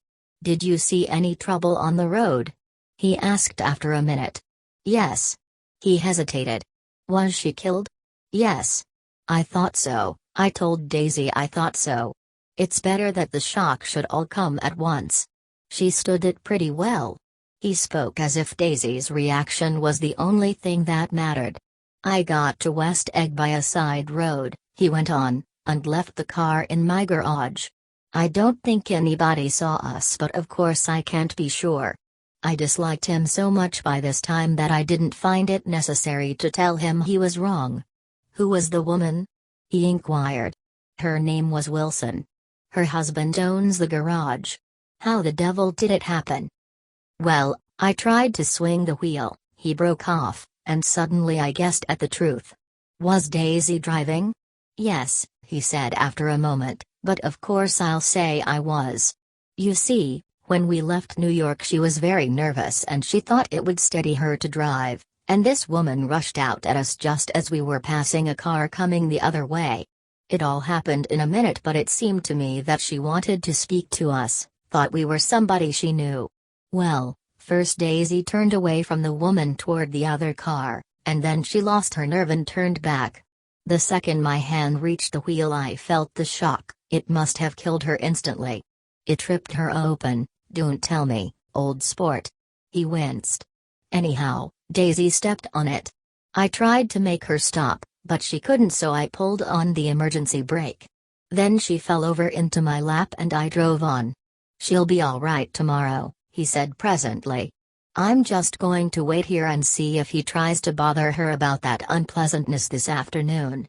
She's locked herself into her room, and if he tries any brutality she's going to turn the light out and on again." "He won't touch her," I said. "He's not thinking about her." "I don't trust him, old sport." "How long are you going to wait?" "All night if necessary. Anyhow till they all go to bed." A new point of view occurred to me. Suppose Tom found out that Daisy had been driving. He might think he saw a connection in it, he might think anything. I looked at the house. There were 2 or 3 bright windows downstairs and the pink glow from Daisy's room on the second floor. "You wait here," I said. "I'll see if there's any sign of a commotion." I walked back along the border of the lawn, traversed the gravel softly and tiptoed up the veranda steps. The drawing room curtains were open, and I saw that the room was empty. Crossing the porch where we had dined that June night 3 months before, I came to a small rectangle of light which I guessed was the pantry window. The blind was drawn, but I found a rift at the sill. Daisy and Tom were sitting opposite each other at the kitchen table with a plate of cold fried chicken between them and 2 bottles of ale. He was talking intently across the table at her, and in his earnestness his hand had fallen upon and covered her own. Once in a while she looked up at him and nodded in agreement. They weren't happy, and neither of them had touched the chicken or the ale, and yet they weren't unhappy either. There was an unmistakable air of natural intimacy about the picture, and anybody would have said that they were conspiring together. As I tiptoed from the porch I heard my taxi feeling its way along the dark road toward the house. Gatsby was waiting where I had left him in the drive. "Is it all quiet up there?" he asked anxiously. "Yes, it's all quiet." I hesitated. "You'd better come home and get some sleep." He shook his head. "I want to wait here till Daisy goes to bed. Good night, old sport." He put his hands in his coat pockets and turned back eagerly to his scrutiny of the house, as though my presence marred the sacredness of the vigil. So I walked away and left him standing there in the moonlight, watching over nothing. Chapter 9. After 2 years I remember the rest of that day, and that night and the next day, only as an endless drill of police and photographers and newspapermen in and out of Gatsby's front door. A rope stretched across the main gate and a policeman by it kept out the curious, but little boys soon discovered that they could enter through my yard, and there were always a few of them clustered open-mouthed about the pool. Someone with a positive manner, perhaps a detective, used the expression madman as he bent over Wilson's body that afternoon, and the adventitious authority of his voice set the key for the newspaper reports next morning. Most of those reports were a nightmare, grotesque, circumstantial, eager and untrue. When Michaelis's testimony at the inquest brought to light Wilson's suspicions of his wife, I thought the whole tale would shortly be served up in racy pasquinade, but Catherine, who might have said anything, didn't say a word. She showed a surprising amount of character about it too, looked at the coroner with determined eyes under that corrected brow of hers, and swore that her sister had never seen Gatsby, that her sister was completely happy with her husband, that her sister had been into no mischief whatever. She convinced herself of it and cried into her handkerchief as if the very suggestion was more than she could endure. So Wilson was reduced to a man deranged by grief in order that the case might remain in its simplest form. And it rested there. But all this part of it seemed remote and unessential. I found myself on Gatsby's side, and alone. From the moment I telephoned news of the catastrophe to West Egg Village, every surmise about him, and every practical question, was referred to me. At first I was surprised and confused, then, as he lay in his house and didn't move or breathe or speak hour upon hour, it grew upon me that I was responsible, because no one else was interested, I mean, with that intense personal interest to which everyone has some vague right at the end. I called up Daisy half an hour after we found him, called her instinctively and without hesitation. But she and Tom had gone away early that afternoon, and taken baggage with them. Left no address? No. Say when they'd be back? No. Any idea where they are? How I could reach them? I don't know. Can't say. I wanted to get somebody for him. I wanted to go into the room where he lay and reassure him, "I'll get somebody for you, Gatsby. Don't worry. Just trust me and I'll get somebody for you." Meyer Wolfsheim's name wasn't in the phone book. The butler gave me his office address on Broadway and I called information, but by the time I had the number it was long after 5 and no one answered the phone. "Will you ring again?" "I've rung them 3 times. It's very important." "Sorry. I'm afraid no one's there." I went back to the drawing room and thought for an instant that they were chance visitors, all these official people who suddenly filled it. But as they drew back the sheet and looked at Gatsby with unmoved eyes, his protest continued in my brain. "Look here, old sport, you've got to get somebody for me. You've got to try hard. I can't go through this alone." Someone started to ask me questions, but I broke away and going upstairs looked hastily through the unlocked parts of his desk. He'd never told me definitely that his parents were dead. But there was nothing, only the picture of Dan Cody, a token of forgotten violence staring down from the wall. Next morning I sent the butler to New York with a letter to Wolfsheim which asked for information and urged him to come out on the next train. That request seemed superfluous when I wrote it. I was sure he'd start when he saw the newspapers, just as I was sure there'd be a wire from Daisy before noon, but neither a wire nor Mr. Wolfsheim arrived. No one arrived except more police and photographers and newspaper men.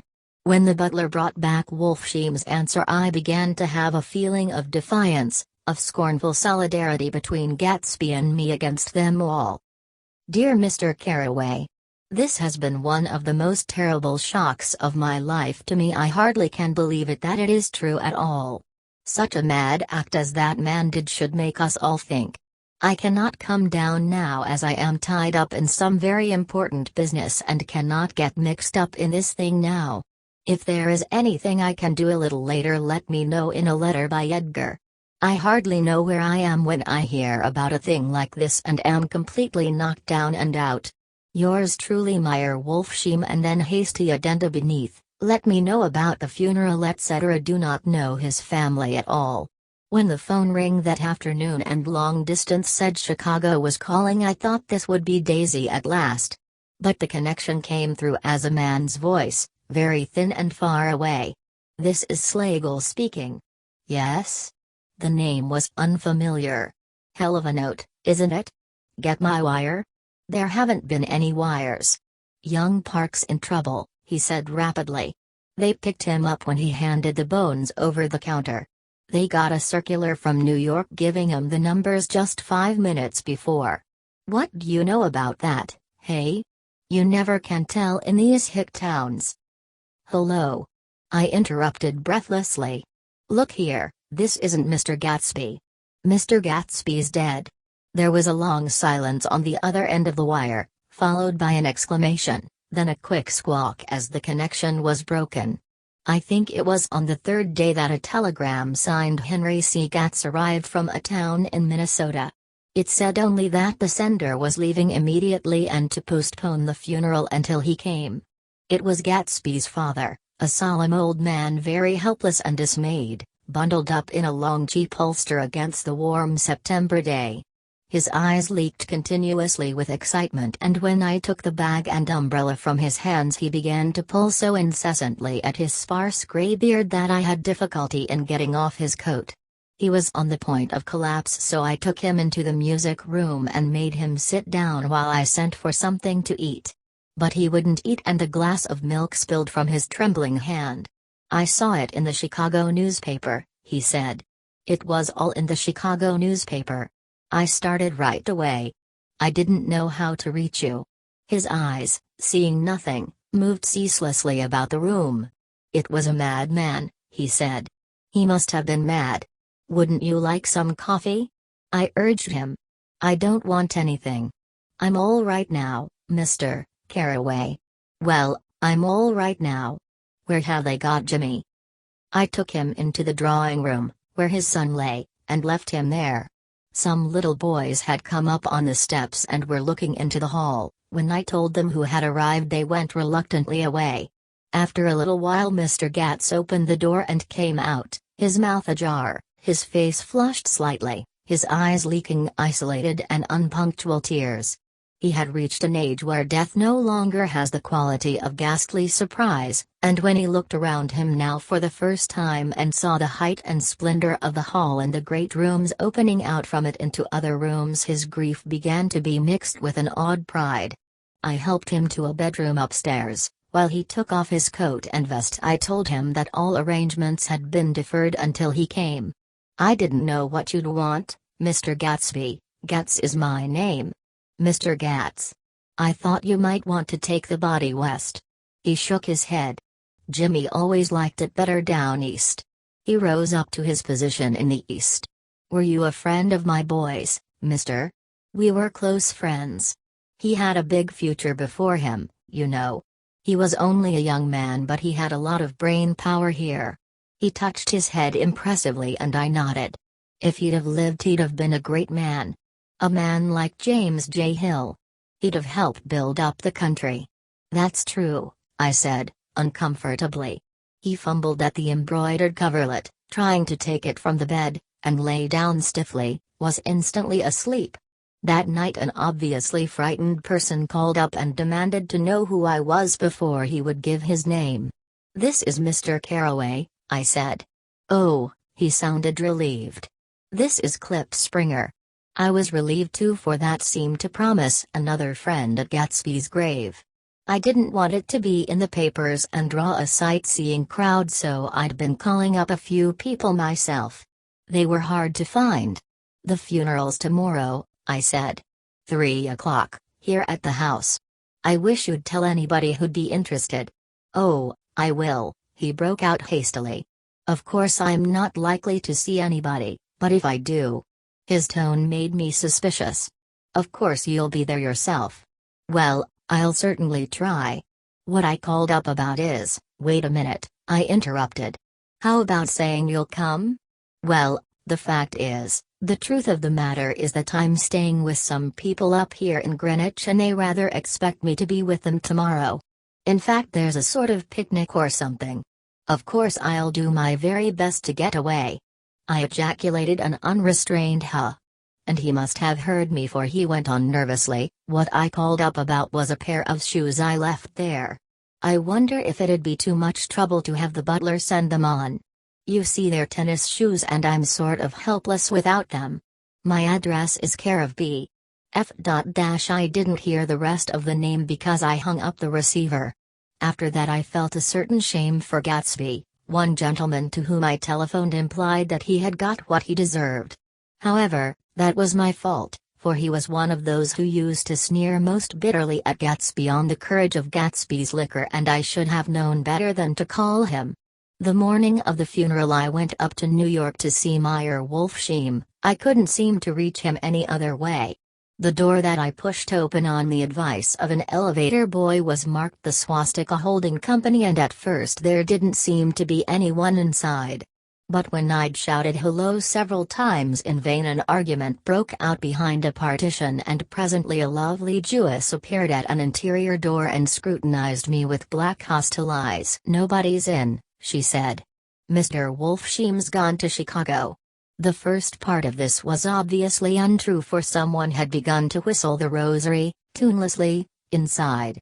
"Please say that Mr. Carroway wants to see him. I can't get him back from Chicago, can I?" At this moment a voice, unmistakably Wolfsheim's, called Stella. From the other side of the door. "Leave your name on the desk," she said quickly. "I'll give it to him when he gets back. But I know he's there." She took a step toward me and began to slide her hands indignantly up and down her hips. "You young men think you can force your way in here any time," she scolded. "We're getting sick and tired of it. When I say he's in Chicago, he's in Chicago. I mentioned Gatsby. Oh, H." She looked at me over again. "Will you just, what was your name?" She vanished. In a moment Meyer Wolfsheim stood solemnly in the doorway, holding out both hands. He drew me into his office, remarking in a reverent voice that it was a sad time for all of us, and offered me a cigar. "My memory goes back to when I first met him," he said. "A young major just out of the army and covered over with medals he got in the war. He was so hard up he had to keep on wearing his uniform because he couldn't buy some regular clothes. First time I saw him was when he come into Winterburner's pool room at 43rd Street and asked for a job. He hadn't eat anything for a couple of days. 'Come on, have some lunch with me,' I said. He ate more than $4 worth of food in half an hour. 'Did you start him in business?' I inquired. 'Start him? I made him. Oh. I raised him up out of nothing, right out of the gutter. I saw right away he was a fine appearing, gentlemanly young man, and when he told me he was an Oxford I knew I could use him good. I got him to join up in the American Legion and he used to stand high there. Right off he did some work for a client of mine up to Albany. We were so thick like that in everything, he held up two bulbous fingers always together. I wondered if this partnership had included the World Series transaction in 1919. Now he's dead," I said after a moment. "You are his closest friend, so I know you'll want to come to his funeral this afternoon." "I'd like to come." "Well, come then." The hair in his nostrils quivered slightly, and as he shook his head his eyes filled with tears. "I can't do it, I can't get mixed up in it," he said. "There's nothing to get mixed up in. It's all over now. When a man gets killed I never like to get mixed up in it in any way. I keep out. When I was a young man it was different. If a friend of mine died, no matter how, I stuck with them to the end. You may think that's sentimental, but I mean it, to the bitter end. I saw that for some reason of his own he was determined not to come, so I stood up." "Are you a college man?" he inquired suddenly. For a moment I thought he was going to suggest a connection, but he only nodded and shook my hand. "Let us learn to show our friendship for a man when he is alive and not after he is dead," he suggested. After that, my own rule is to let everything alone. When I left his office, the sky had turned dark and I got back to West Egg in a drizzle. After changing my clothes, I went next door and found Mr. Gatz walking up and down excitedly in the hall. His pride in his son and in his son's possessions was continually increasing, and now he had something to show me. Jimmy sent me this picture. He took out his wallet with trembling fingers. Look there. It was a photograph of the house, cracked in the corners and dirty with many hands.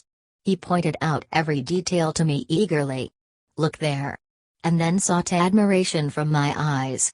He had shown it so often that I think it was more real to him now than the house itself. Jimmy sent it to me. I think it's a very pretty picture. It shows up well. Very well. Had you seen him lately? He come out to see me 2 years ago and bought me the house I live in now. Of course we was broke up when he run off from home, but I see now there was a reason for it. He knew he had a big future in front of him.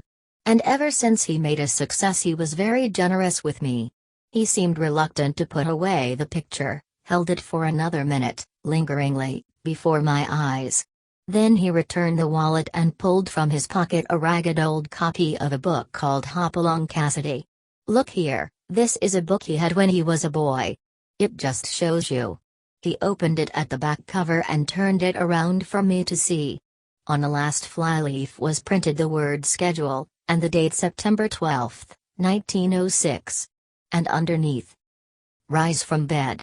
6:00 a.m. dumbbell exercise and wall scaling, 6:15 6:30 a.m. study electricity, etc., 7:15 8:15 a.m. work, 8:30 4:30 p.m. baseball and sports, 4:35 p.m. practice elocution, poise and how to attain it, 5:06 p.m. study needed inventions, 7:09 p.m. general resolves, no wasting time at shafters or, and name, indecipherable, no more smoking or chewing, bath every other day, read one improving book or magazine per week, save $5, crossed out, $3 per week, be better to parents. I come across this book by accident, said the old man. It just shows you, don't it? It just shows you. Jimmy was bound to get ahead. He always had some resolves like this or something. Do you notice what he's got about improving his mind? He was always great for that. He told me I ate like a hog once and I beat him for it. He was reluctant to close the book, reading each item aloud and then looking eagerly at me. I think he rather expected me to copy down the list for my own use. A little before 3 the Lutheran minister arrived from Flushing and I began to look involuntarily out the windows for other cars. So did Gatsby's father. And as the time passed and the servants came in and stood waiting in the hall, his eyes began to blink anxiously and he spoke of the rain in a worried, uncertain way. The minister glanced several times at his watch, so I took him aside and asked him to wait for half an hour. But it wasn't any use. Nobody came. About 5 o'clock our procession of 3 cars reached the cemetery and stopped in a thick drizzle beside the gate, first a motor hearse, horribly black and wet, then Mr. Gatz and the minister and I in the limousine, and, a little later, 4 or 5 servants and the postman from West Egg in Gatsby's station wagon, all wet to the skin. As we started through the gate into the cemetery I heard a car stop and then the sound of someone splashing after us over the soggy ground. I looked around. It was the man with owl-eyed glasses whom I had found marveling over Gatsby's books in the library one night 3 months before. I'd never seen him since then. I don't know how he knew about the funeral or even his name. The rain poured down his thick glasses and he took them off and wiped them to see the protecting canvas unrolled from Gatsby's grave. I tried to think about Gatsby then for a moment, but he was already too far away and I could only remember, without resentment, that Daisy hadn't sent a message or a flower. Dimly I heard someone murmur, "Blessed are the dead that the rain falls on," and then the owl-eyed man said amen to that, in a brave voice. We straggled down quickly through the rain to the cars. Owl Eyes spoke to me by the gate. "I couldn't get to the house," he remarked. Neither could anybody else. Go on. He started. Why, my God. They used to go there by the hundreds. He took off his glasses and wiped them again outside and in. The poor son of a bitch, he said. One of my most vivid memories is of coming back west from prep school and later from college at Christmas time. Those who went farther than Chicago would gather in the old dim Union Station at 6 o'clock of a December evening with a few Chicago friends already caught up into their own holiday gaieties to bid them a hasty goodbye. I remember the fur coats of the girls returning from this or that's and the chatter of frozen breath and the hands waving overhead as we caught sight of old acquaintances and the matchings of invitations. Are you going to the Ordways? The Herseys? The Schultzes? And the long green tickets clasped tight in our gloved hands. And last the murky yellow cars of the Chicago, Milwaukee and St. Paul Railroad looking cheerful as Christmas itself on the tracks beside the gate. When we pulled out into the winter night and the real snow, our snow, began to stretch out beside us and twinkle against the windows, and the dim lights of small Wisconsin stations moved by, a sharp wild brace came suddenly into the air. We drew in deep breaths of it as we walked back from dinner through the cold vestibules, unutterably aware of our identity with this country for one strange hour before we melted indistinguishably into it again. That's my Middle West. Not the wheat or the prairies or the lost Swede towns but the thrilling, returning trains of my youth and the street lamps and sleigh bells in the frosty dark and the shadows of holly wreaths thrown by lighted windows on the snow. I am part of that, a little solemn with the feel of those long winters, a little complacent from growing up in the caraway house in a city where dwellings are still called through decades by a family's name. I see now that this has been a story of the West, after all. Tom and Gatsby, Daisy and Jordan and I, were all Westerners, and perhaps we possessed some deficiency in common which made us subtly unadaptable to Eastern life. Even when the East excited me most, even when I was most keenly aware of its superiority to the bored, sprawling, swollen towns beyond the Ohio, with their interminable inquisitions which spared only the children and the very old, even then it had always for me a quality of distortion. West Egg especially still figures in my more fantastic dreams. I see it as a night scene by El Greco, 100 houses, at once conventional and grotesque, crouching under a sullen, overhanging sky and a lusterless moon. In the foreground 4 solemn men in dress suits are walking along the sidewalk with a stretcher on which lies a drunken woman in a white evening dress. Her hand, which dangles over the side, sparkles cold with jewels. Gravely the men turn in at a house, the wrong house. But no one knows the woman's name, and no one cares. After Gatsby's death the East was haunted for me like that, distorted beyond my eyes' power of correction. So when the blue smoke of brittle leaves was in the air and the wind blew the wet laundry stiff on the line I decided to come back home. There was one thing to be done before I left, an awkward, unpleasant thing that perhaps had better have been let alone. But I wanted to leave things in order and not just trust that obliging and indifferent sea to sweep my refuse away. I saw Jordan Baker and talked over and around what had happened to us together and what had happened afterward to me, and she lay perfectly still listening in a big chair. She was dressed to play golf and I remember thinking she looked like a good illustration, her chin raised a little, jauntily, her hair the color of an autumn leaf. Her face the same brown tint as the fingerless glove on her knee. When I had finished she told me without comment that she was engaged to another man. I doubted that though there were several she could have married at a nod of her head but I pretended to be surprised. For just a minute I wondered if I wasn't making a mistake, then I thought it all over again quickly and got up to say goodbye. Nevertheless you did throw me over, said Jordan suddenly. You threw me over on the telephone. I don't give a damn about you now but it was a new experience for me and I felt a little dizzy for a while. We shook hands. Oh, and do you remember, she added, a conversation we had once about driving a car? Why, not exactly. You said a bad driver was only safe until she met another bad driver? Well, I met another bad driver, didn't I? I mean it was careless of me to make such a wrong guess.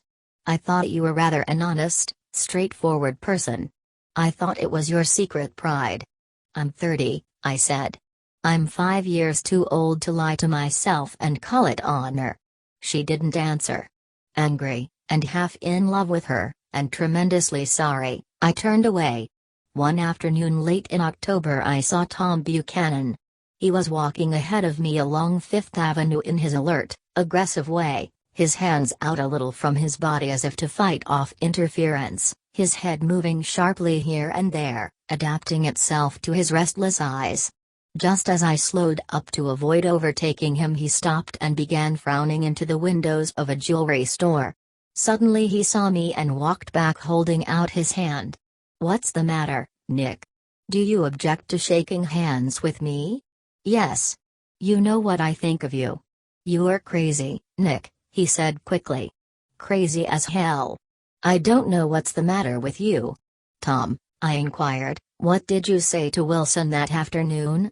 He stared at me without a word, and I knew I had guessed right about those missing hours. I started to turn away, but he took a step after me and grabbed my arm. "I told him the truth," he said.